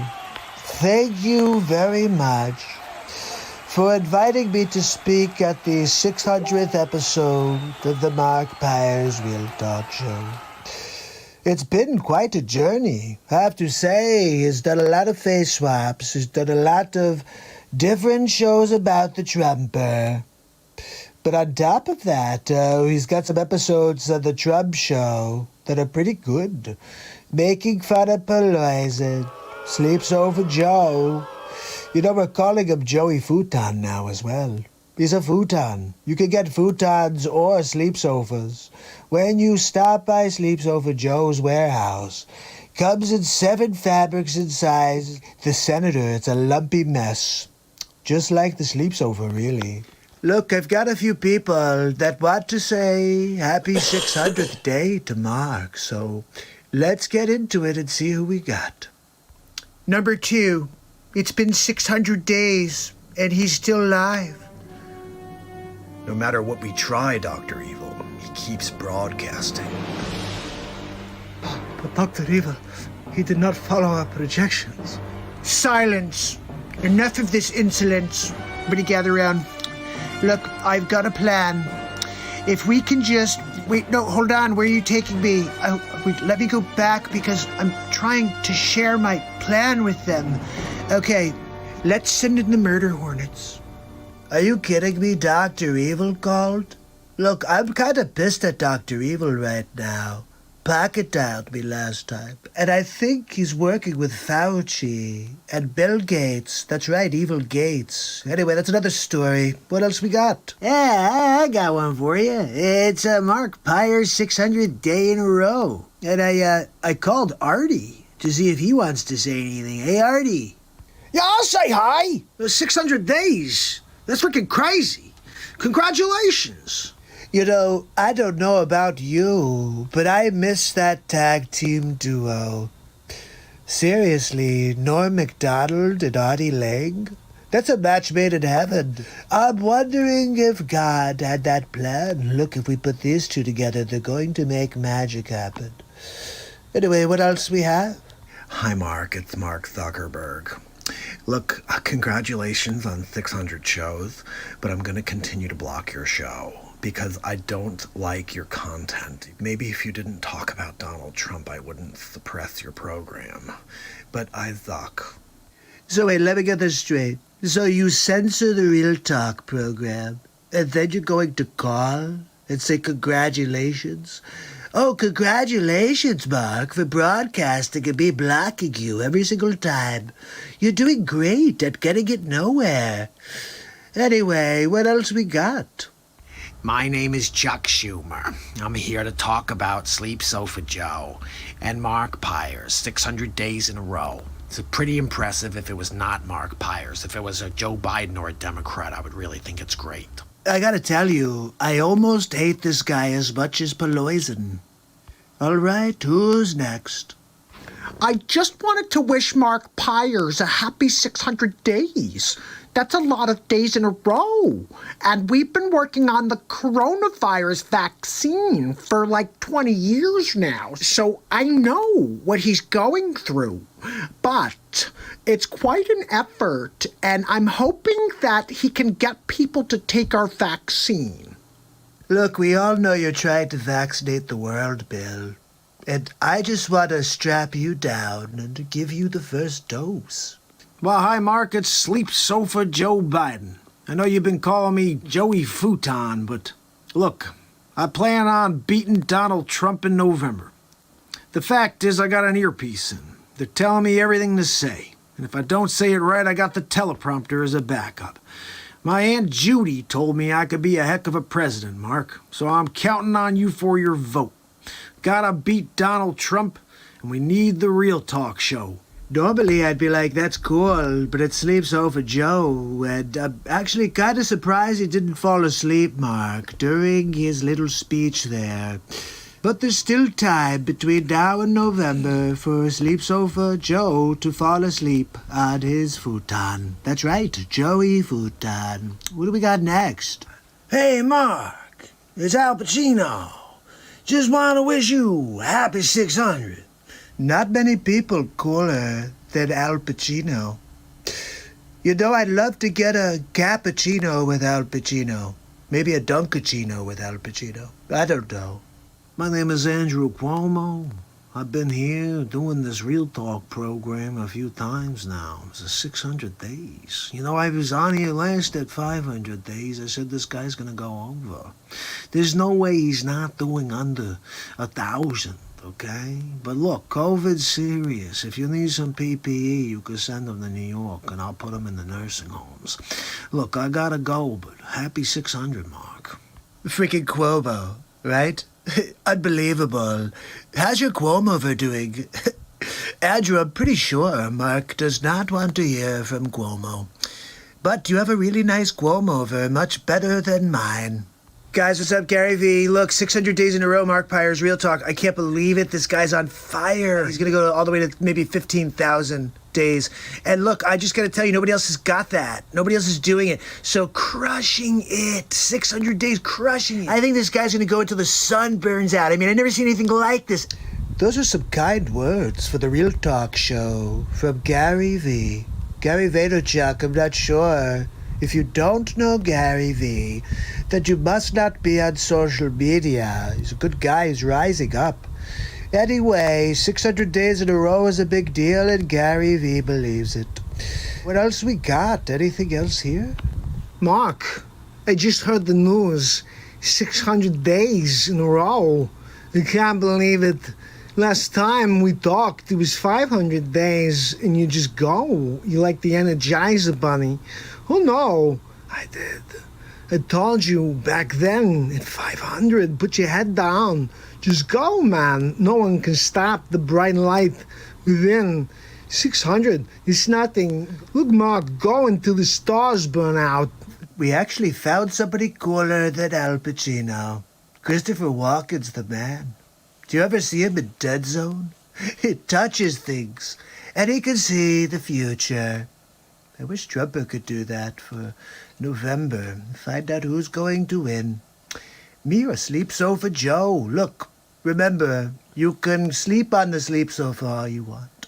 You also may find some change in the cushions in the sleep sofa if you're looking around for some spare change.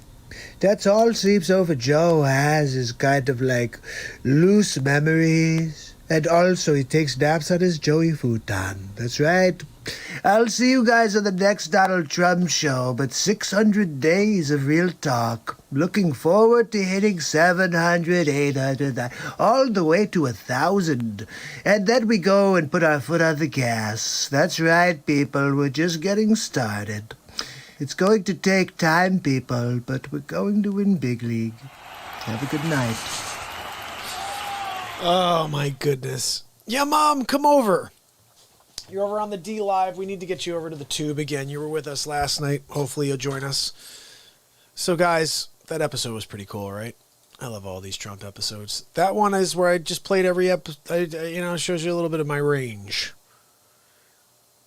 I got a funny little side clip because I'm starting to get tired here, guys. But if you rise, I gotta keep going. Anyway, check this out. This is a funny little bit. Pamela and Jameson live from the studio. Donald Trump coming at us from the Rose Garden. Look, I'm telling you right now, the country turns to crap with Sleep Sofa Joe.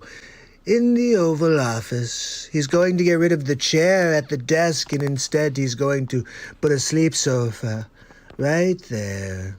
Oh, wait, no, I'm sorry. I'm getting a word in my ear right now that he will be the Sleep Sofa in the White House. They're going to call him Sleep Sofa 1. They're going to have a nickname for Biden. It's going to be Sleep Sofa 1. Like for me, they call me Mr. Billions. And look, we all have a nickname. Just Sleep Sofa is going to be Sleep Sofa 1. I don't know. We're going to work on that one, especially, well, we'll come up with the titles before Sleep Sofa takes over office for me. I can see it already. Sleep Sofa 1 on the move. It's going to be hilarious. Patsy and I have been talking about it behind the scenes. I said, look, worst case scenario, Patsy. If we can't beat the Sleep Sofa, then leave him a nice present as he arrives into the Oval Office. Oh, yes, please, I'll take my coffee. Oh, he's already taking a nap. Sleep Sofa 1 is napping. Oh, I could see it already. I almost want to lose, just so I could speak to the Secret Service afterwards and hear all about it. But anyway, we'll get back to that. I think I'll see you tomorrow for the next Trump show.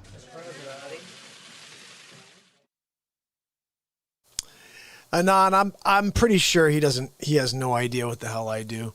And I just have fun. Honestly, I think that unfortunately Sleep Sofa Joe is just the worst. He's a sleep sofa. It's not that I call him. He literally is a sleep sofa. You could take a nap on him. Why would I not nap on the sleep sofa if he's so comfortable to put my head on? But he may sniff it and start licking my ear or something. He's such a creeper. Anyway, I want to play... I don't know if I'll play you the whole thing, but this first line makes me laugh so hard. Check this out. It's Hammerl and Jameson live from the studio. Donald Trump discusses President Xi and Biden. Thank you. Thank you very much. So glad to be standing in front of you on this Friday. We've got a lot to discuss. China, did you hear about Bill Barr? Attorney General Bill Barr got up and said China is the worst thing to happen to America. since China. That's right. We already had a problem with China, and we kind of let them come back. I think it may have been Reagan. It's not a good thing, I know. But China becomes part of the World Trade Organization again. And then, of course, they're going to let them do all kinds of things, and they're taking advantage of our country.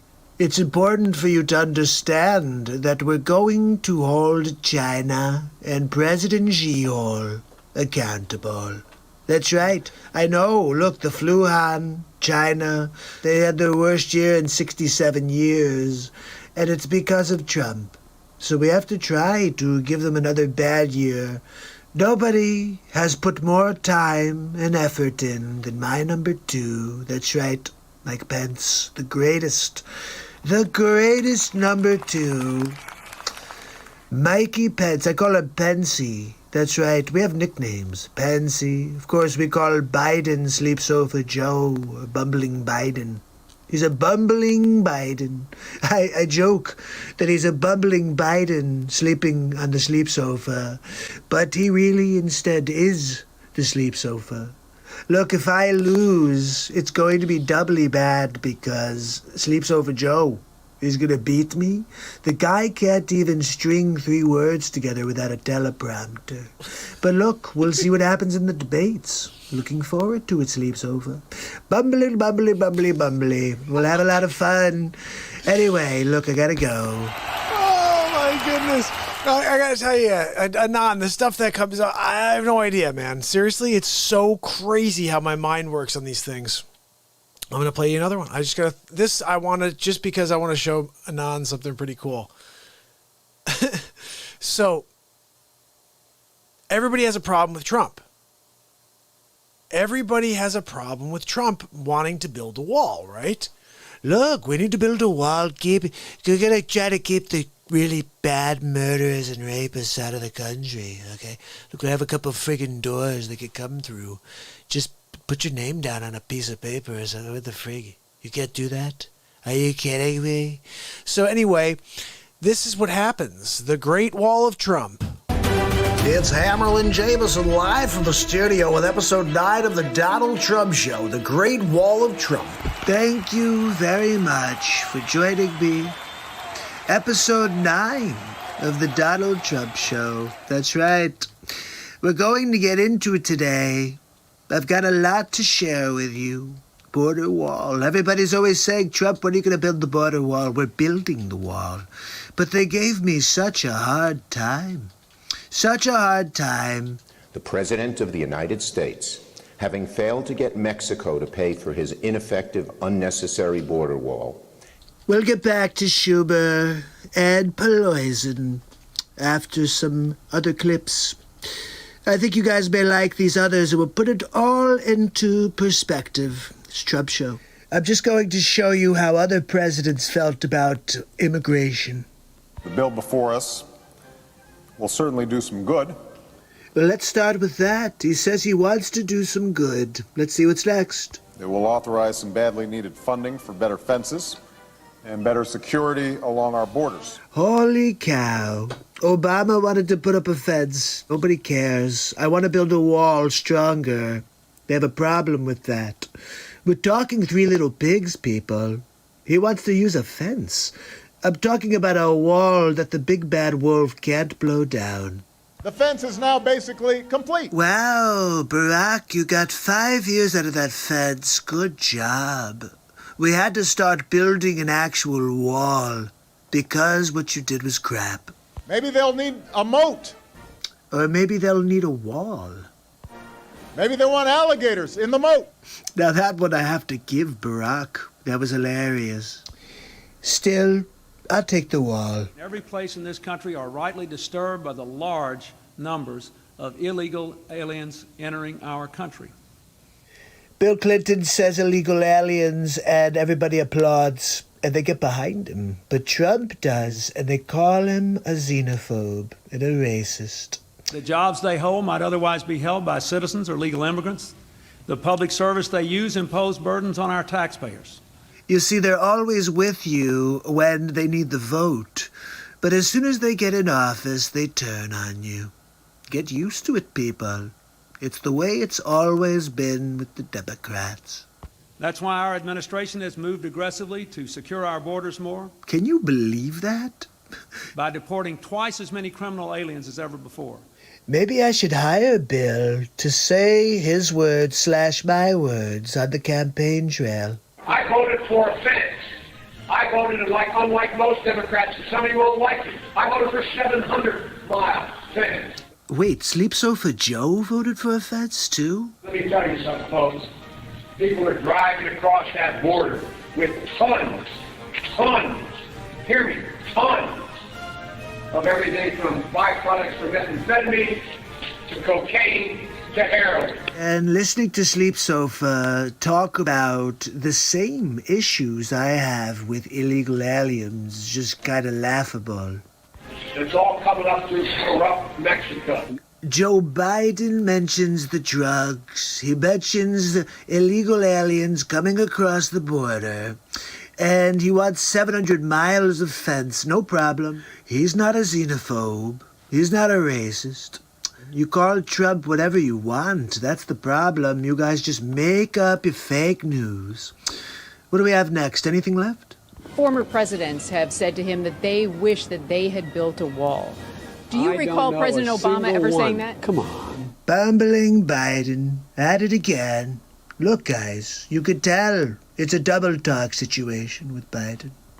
Everybody before me wanted a wall.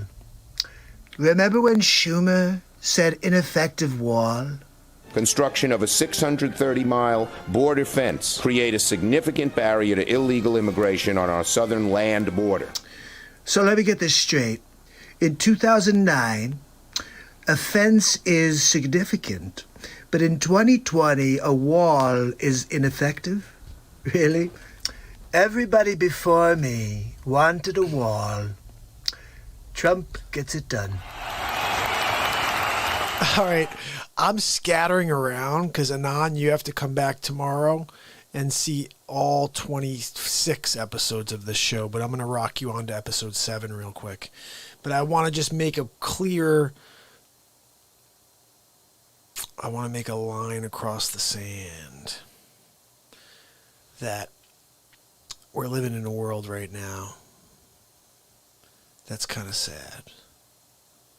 And you know what? It's really easy to get sucked into it. It's really easy to start all of a sudden, like, responding in kind.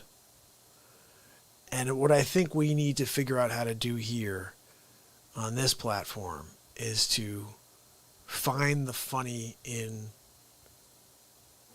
what's not necessarily vulgar and what's not necessarily offensive. It's weird to say. Something that I think is interesting, and I've had a few people mention, I've been live for 617 days. I don't think I've ever sworn. Maybe I've let an F-bomb slip randomly when I'm in the middle of a really heated moment, but I don't think so. A couple of words, I'm almost there. But anyway, I try to make people laugh without swearing, without saying anything that's offensive. But that being said, the snowflakes of this world are so offended by anything. You're a racist no matter what you say. My philosophy is this. I've been live for 617 days in a row. I do right now 5 hours and 21 minutes right now. Do you guys realize how we've been on for 5 hours and 21 minutes? And I'm here because what I'm meant to do is connect this planet. I know what I'm meant to do. I've been doing it, but nobody's been showing up. And you guys are here now. Now, when I mean nobody's been showing up, Sig's been showing up, Dag's been showing up, Denise has been showing up, Paul's been showing up. And now, my new friends are here. And Anon, you're my new friend. And I'll say this, that I hope you understand it.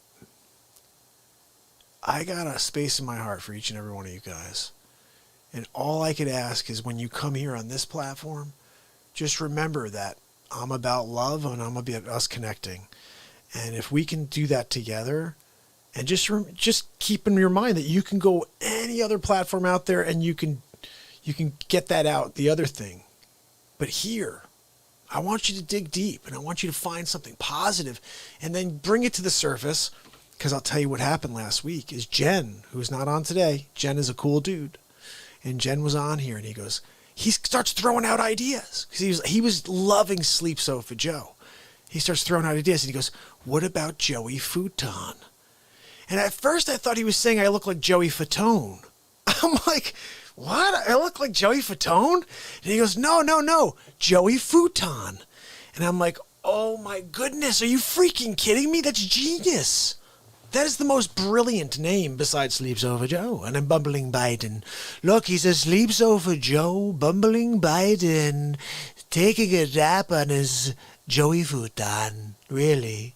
And so I got this because, I don't know, guys, something weird happens when we start connecting positively. And it's not a weird thing. It's a very beautiful thing. And creativity is there in the moment of, like, people reaching out and connecting. And we're right now being pushed into a new society where they keep calling it a new normal, where we're not even allowed to shake hands anymore. We can't even hug people anymore. It's a really weird world we're living in. And I just hope that we can all together connect. If there's one place on this planet, on this platform, that you guys can come and be like, I don't have to worry about anybody coming after me, knocking me down. All I know is when I go to the Real Talk platform, everyone's lifting me up. And just keep that in mind whenever you're feeling down. Whenever you had one of those days and you're just like, I got to get something to just kick me to a new level. I start this show every day. I'm doing something for Nan right now. He's going to see for the first time. I start my show every day like this. It's Monday. It's Mark Pyers. I had to do that for Anon. So I used to do this originally. I'd be like, and it's Real Talk. And then all of a sudden, I started doing like that. I was like, and it's Real Talk. And then my mic was like in the way. So I did the baseball swing. Didn't realize that. And all of a sudden now I was like, what's with the baseball swing? And I realized it when I'm like, Mark Pyers Real Talk.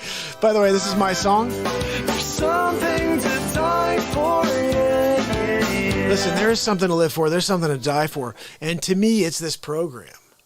I've been live for 617 days in a row with you because I think it's important for us to come out here and connect every day. And I'll do it every day for the rest of my days. And I hope I could stay healthy.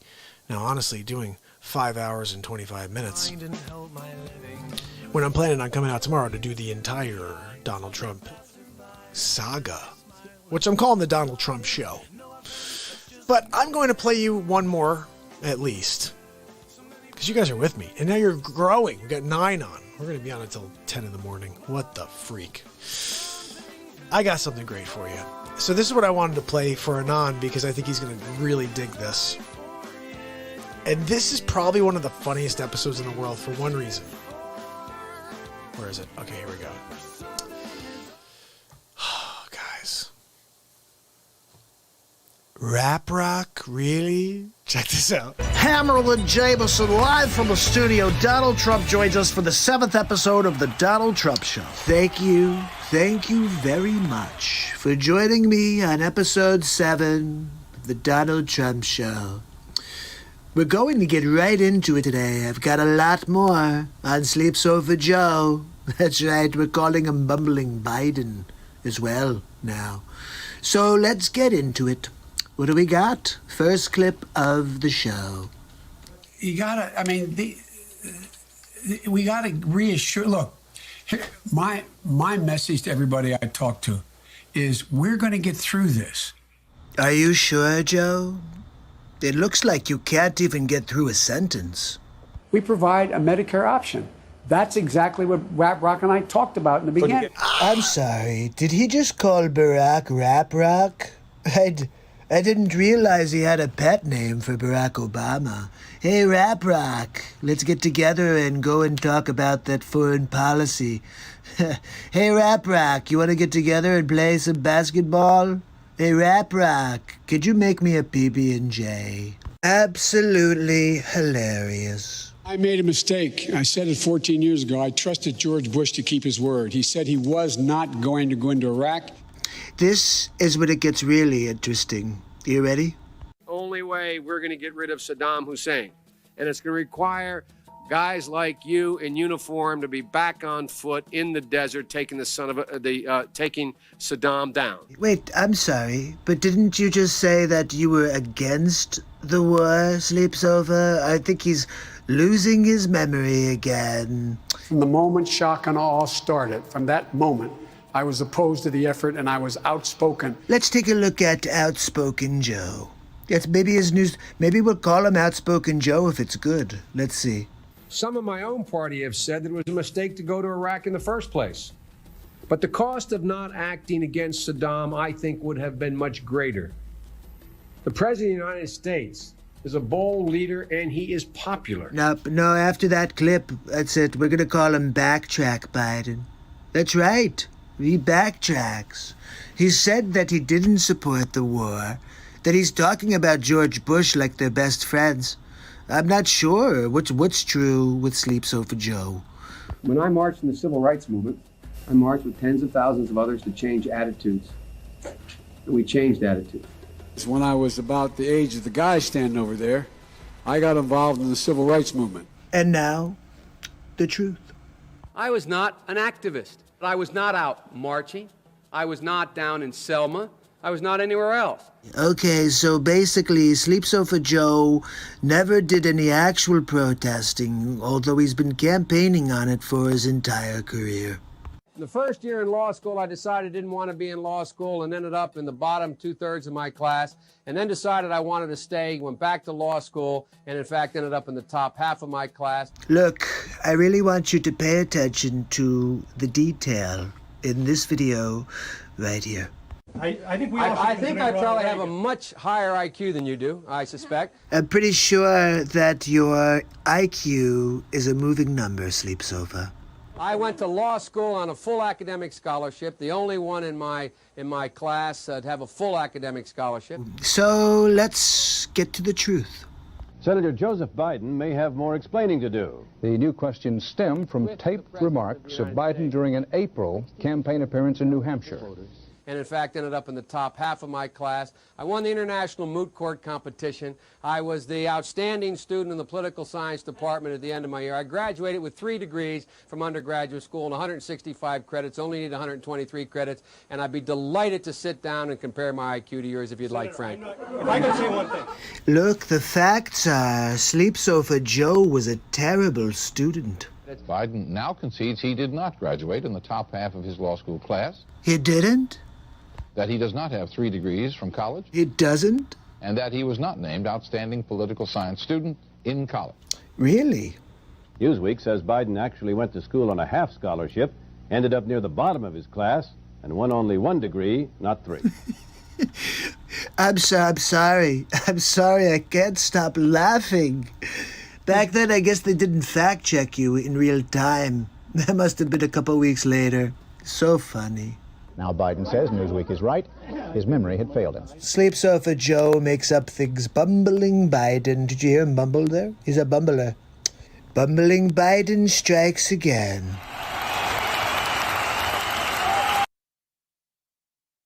Bumbling Biden. Look, he's a bumbler. You know it, right? So you saw a couple of really good episodes. I'm going to play one more that I think is really funny. Well, they're all really funny, guys. That's the thing. Like, you're not going to miss on any of them. I got one that's going to kill you. So okay. My favorite number is 13. We talked about it a few times tonight.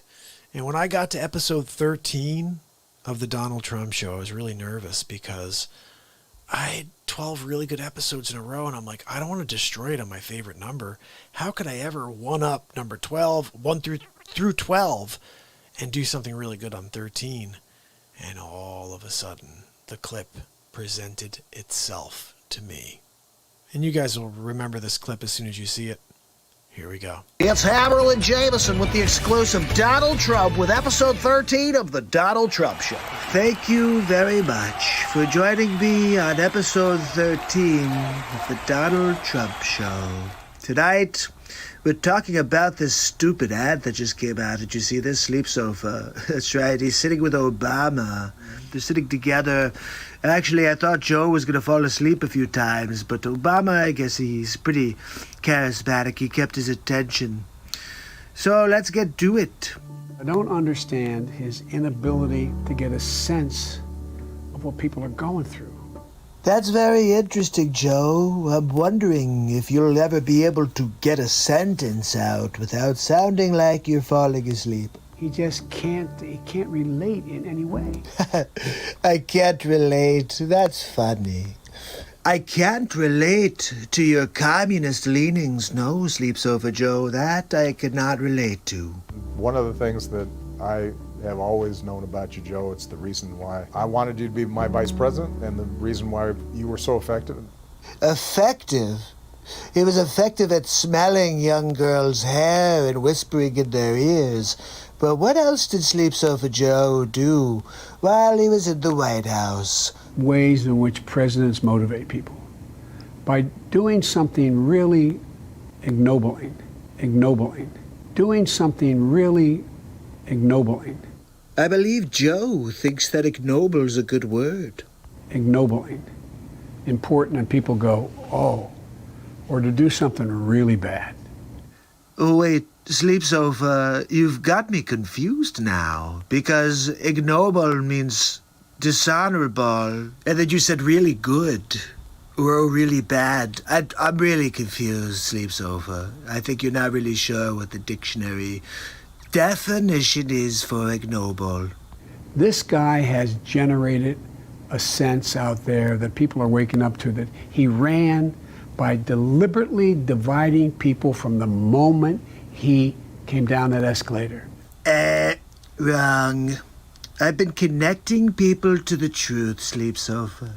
That you, Obama, and all of your cronies have been taking advantage of this country. You for 44 years. I don't know how that has been possible. I think people are now going, I don't want my kid growing up that way. Wait, hold on, Sleepy. So you're telling me kids don't want to grow up winning?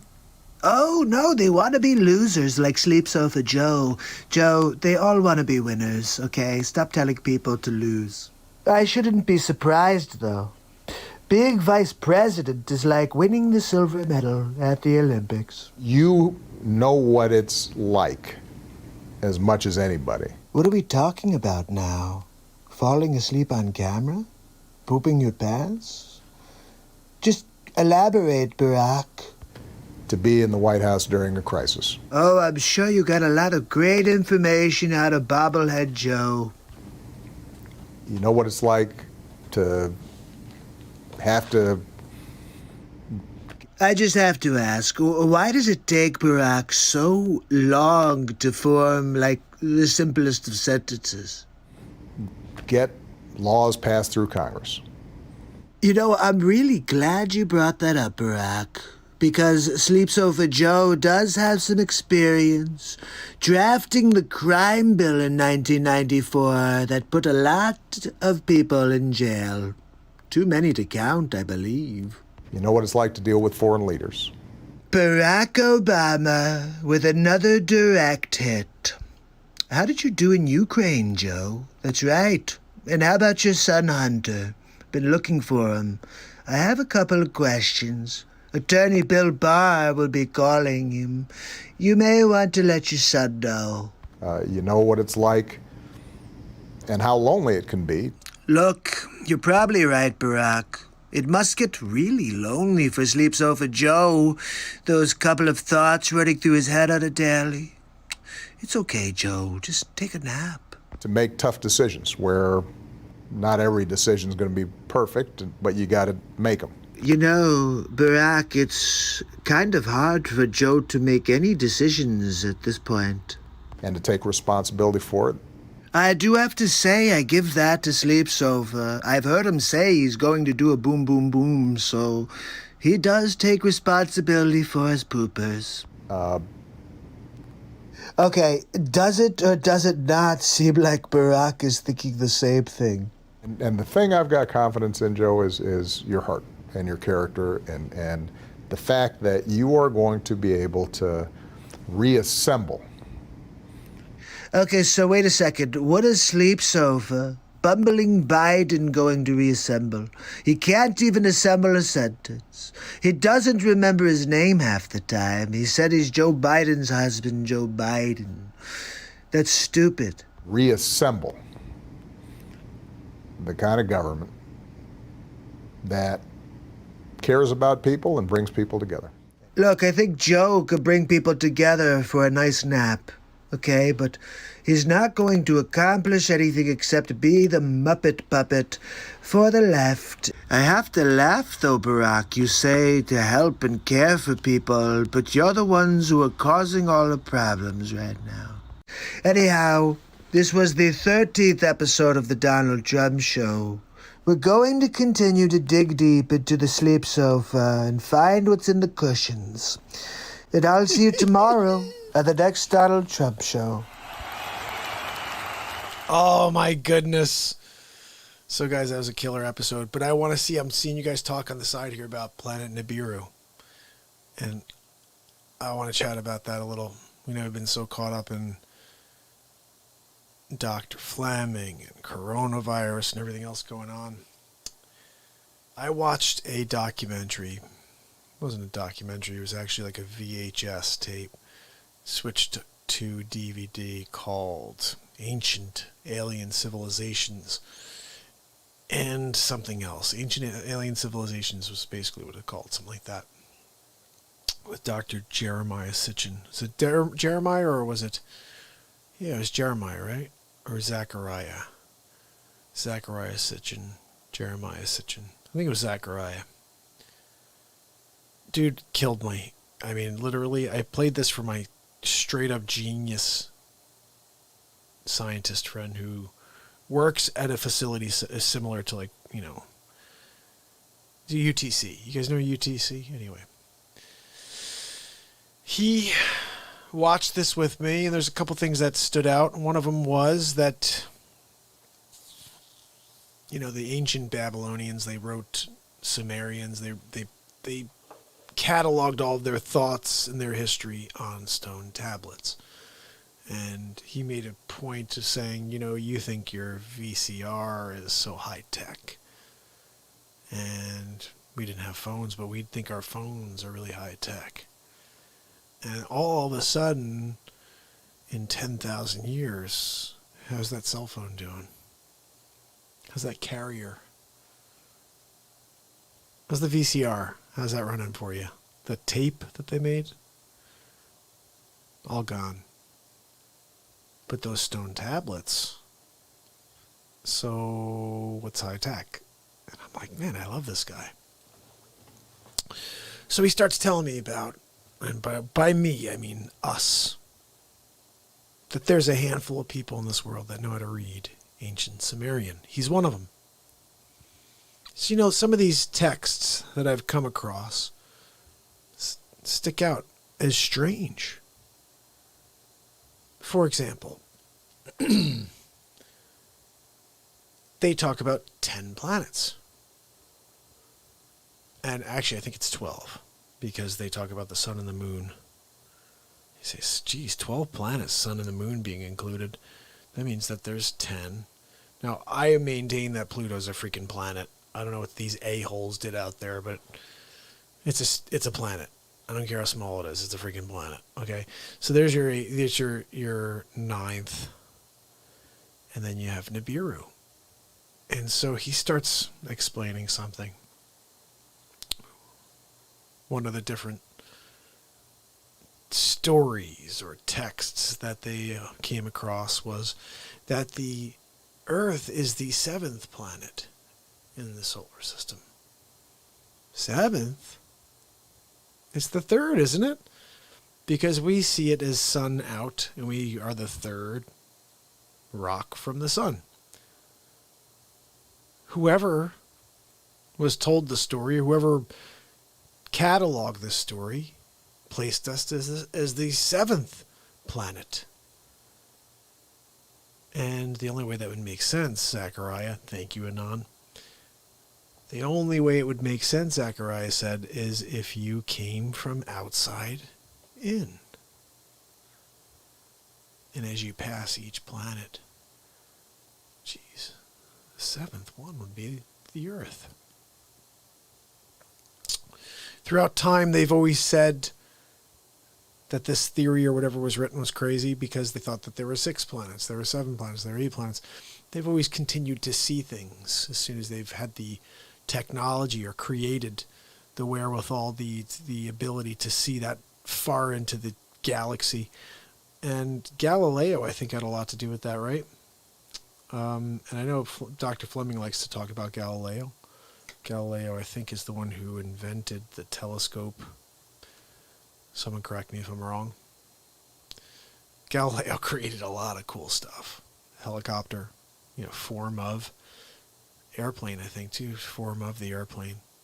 But the dude cataloged the human anatomy. I mean, he's just an extremely interesting genius. Point being, through time, scientists have continued to be proved wrong. And even to this day, we still believe, I believe, that there are 9 planets, and potentially there is a planet on a 3,600 year orbit. Is it 3,600 or 3,400 years? Somebody let me know. Anunnaki. That's right. 3,400 years, I think, right? Or is it 36? No, I think it's 36. Somebody fill me in here. This has been about 6 years since I've seen this, guys. That's how much of an impression it had on me. Every 3,400 or every 3,600 years, Nibiru, Planet X, its orbit is close enough for it to make a journey or to take a journey from there to the planet Earth. I don't know if it's to exchange minerals, if it's to procreate, who knows. But this is the story that I've been told. At some point, this thing's going to be in range. There's someone, it's not on anybody's radar yet except for my man Planet X, Scott, right? Is that what we're talking about here? Is Scott the only one who knows where it is? But Anunnaki. Now, this is a story in itself. Everyone thinks it means giants, right? It's not giants. What did Zachariah say? Again, it wasn't about them being giants. It's about those from above, those that come from above, right? Anunnaki means really those who have come from above.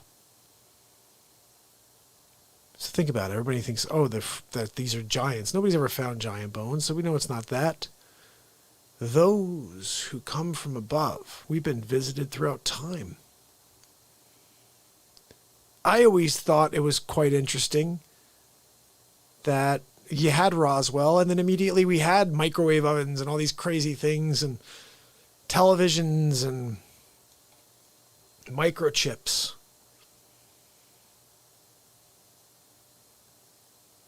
It's pretty clear. It's pretty clear that we've just been reverse engineering everything. And it's like everything else in life. People see something and they steal it. We're the worst. We're stealing from freaking aliens.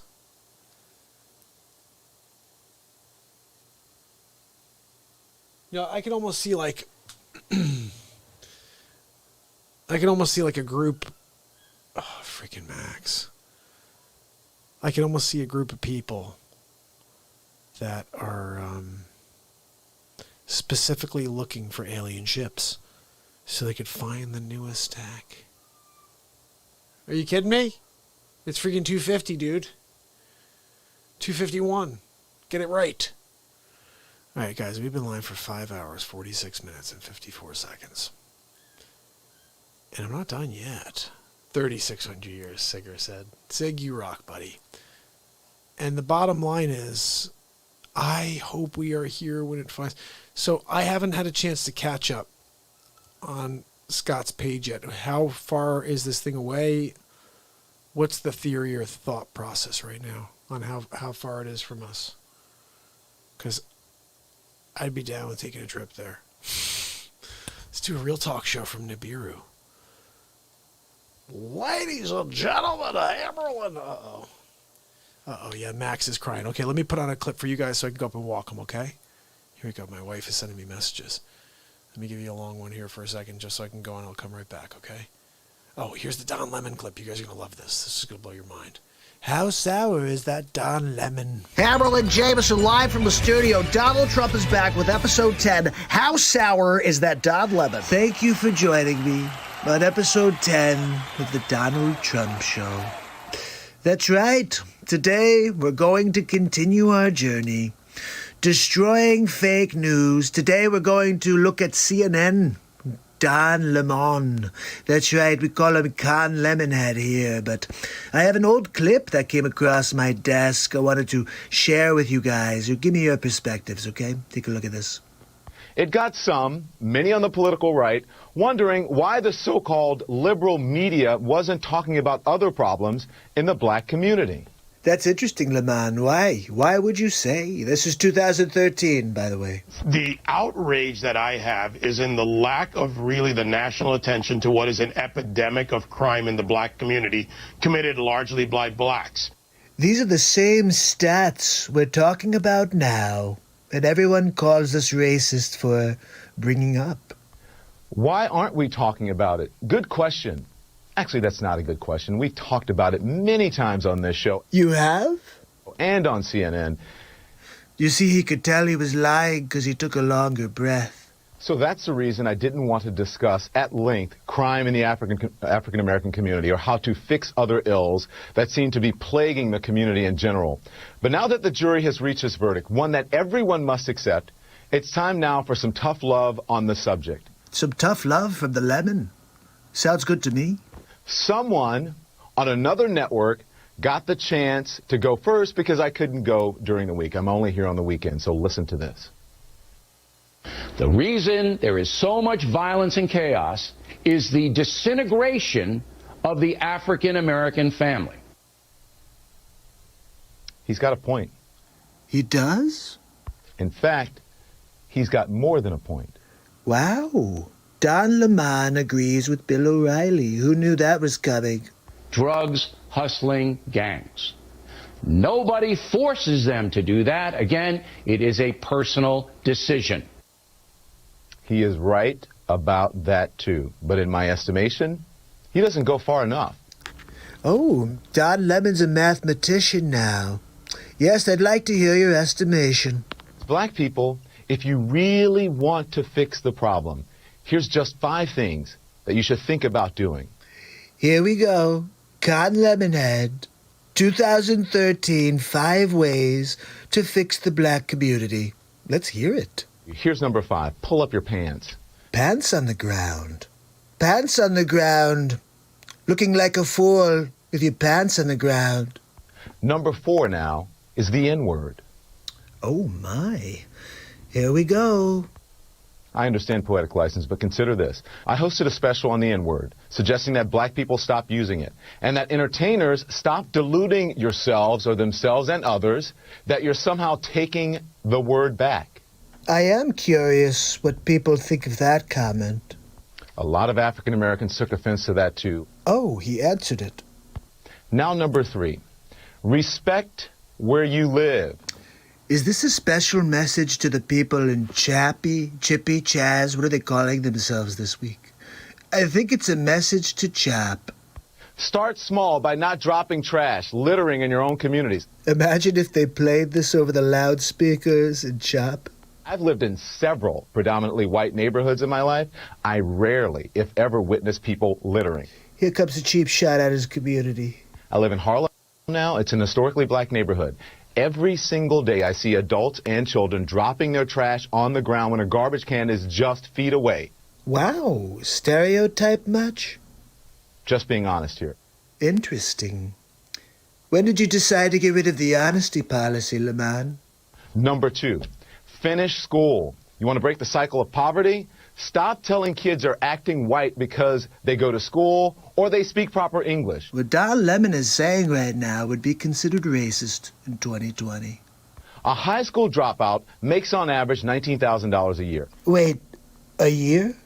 A high school graduate makes $28,000 a year. Just graduating, you make 33% more per year. A college graduate makes $51,000 a year. That stat is less impressive to me.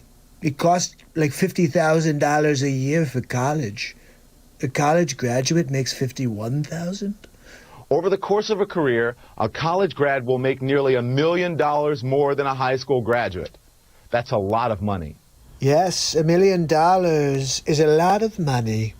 It's a lot of money to the people of the United States of America. Not so much for Trump. I've got billions, okay?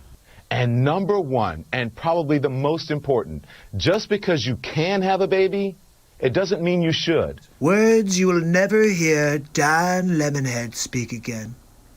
Especially without planning for one or getting married first.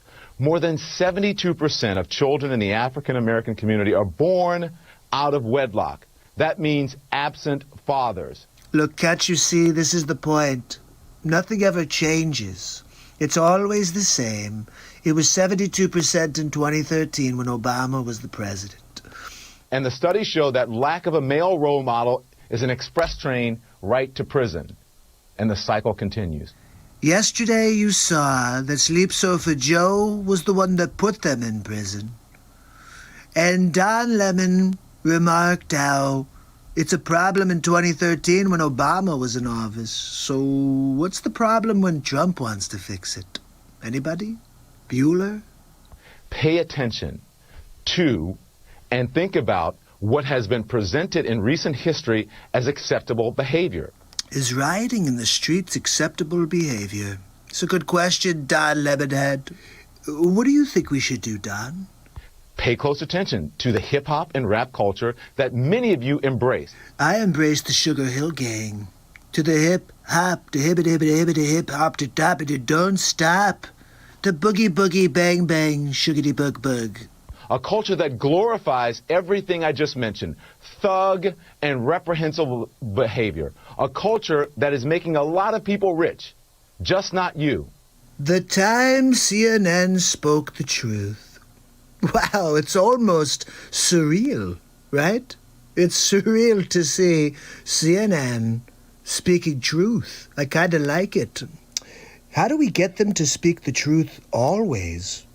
So what happened to Don Lemon in 2020? This is the thing, Don. You know, black people need to hold other black people accountable. Okay, before we get started, that's what Don Lemonhead was doing in the 2013 clip we started with. Okay, watch. I said this the same thing. This is the Black America's version of the Me Too movement. If anything is going to change, we ourselves need to look at our own communities and look at each other and say, this thing cannot go down. I'm sorry, isn't that exactly what Don said? And then this is what I'm saying. It's about who is controlling the narrative. It's got to be all Black Lives Matter. That sounds right. What does Don have to say? Here's what I have to say. All right, Spin Doctor. Let's see what you got here. The Black Lives Matter movement was started because it was talking about police brutality. If you want an all Black Lives Matter movement that talks about gun violence in communities, including, black communities, then start that movement with that name. But that's not what Black Lives Matter is about. I'm soured by the hypocrisy. It's like eating a lemon. Oh. So if you're talking about, if someone started a movement that said, cancer matters, and then someone comes in and said, why aren't you talking about HIV? It's not the same thing. We're talking about cancer. I think Lemonhead doesn't grasp the concept of apples and oranges. If it's 100 people and you're there for all cancer matters, then it would be somebody who stands up and said, I have prostate cancer. And they would say, sit down, buddy. We just said all cancer matters. So the Black Lives Matter movement is about police brutality and injustice in that manner, not about what's happening in black neighborhoods. There are people who are working on that issue, and if you want to start that issue, why don't you start it? We have a hypocrite warning. It is about police brutality. That should never be accepted. Yeah. I am not saying that that's not it, but there's more there. Okay. And when I look at, if they have more on their agenda, we need to ask them about what else is on that agenda. Right. Don't you just love how uncomfortable Terry Crews made Don Lemonhead? It was hilarious. You could see he got very uncomfortable when he realized he couldn't control Terry Crews. I wonder, could we get Terry Crews on the Trump team? We should look into it. Look, I will see you tomorrow on the next Trump show. Have a good night.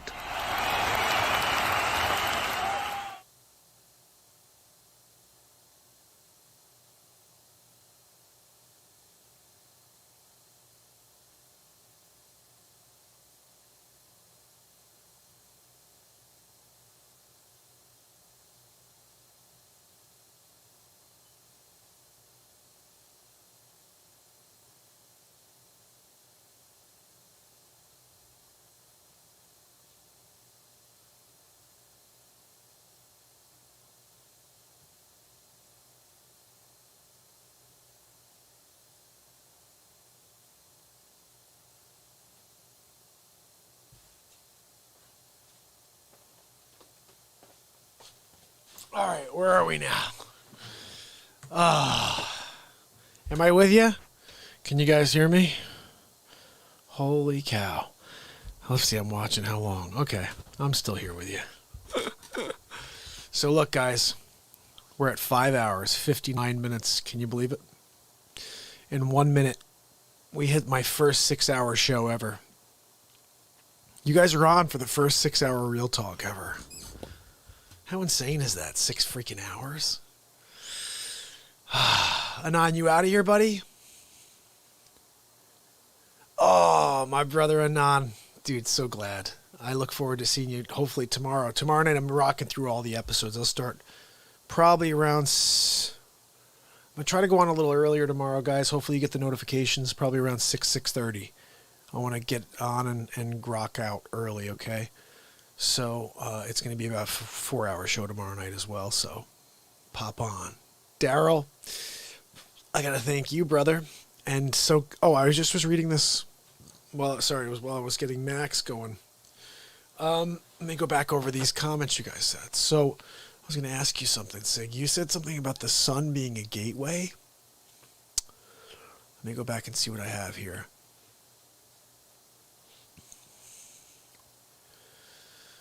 Let me see. Sig said you helped him. Okay, I saw that. Oh, yeah. Yeah, Sig, you rock for getting Scott helped a brother out. Communist Network News, that's for sure.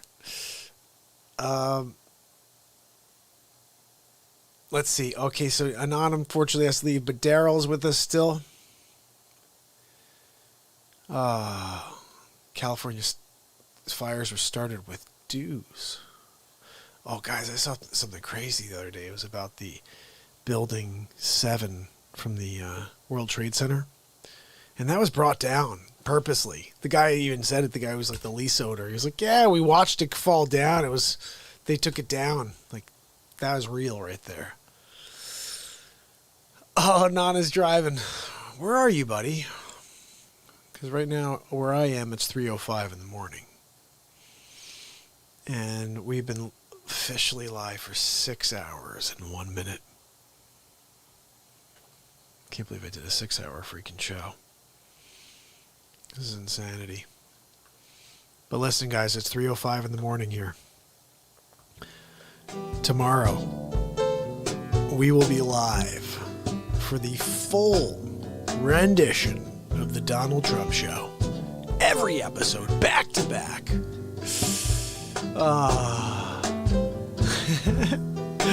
Daryl, you rock. Sig, you rock. Anon, you rock. Denise, everybody else who stuck around with me till the end. You're my people. This is the Real Talk family. Tomorrow, we gather again. Dagger, anybody else who's on, say hello. I'm peacing out. Sig, my brother. 6 hours, 2-minute show. Dr. Fleming brought it, and then I had to do another 2 hours myself. Holy cow. Tomorrow, send your requests.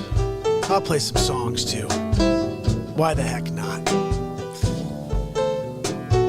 It's Mark Pyers. And it's real talk. Have a great night. See you tomorrow, fam.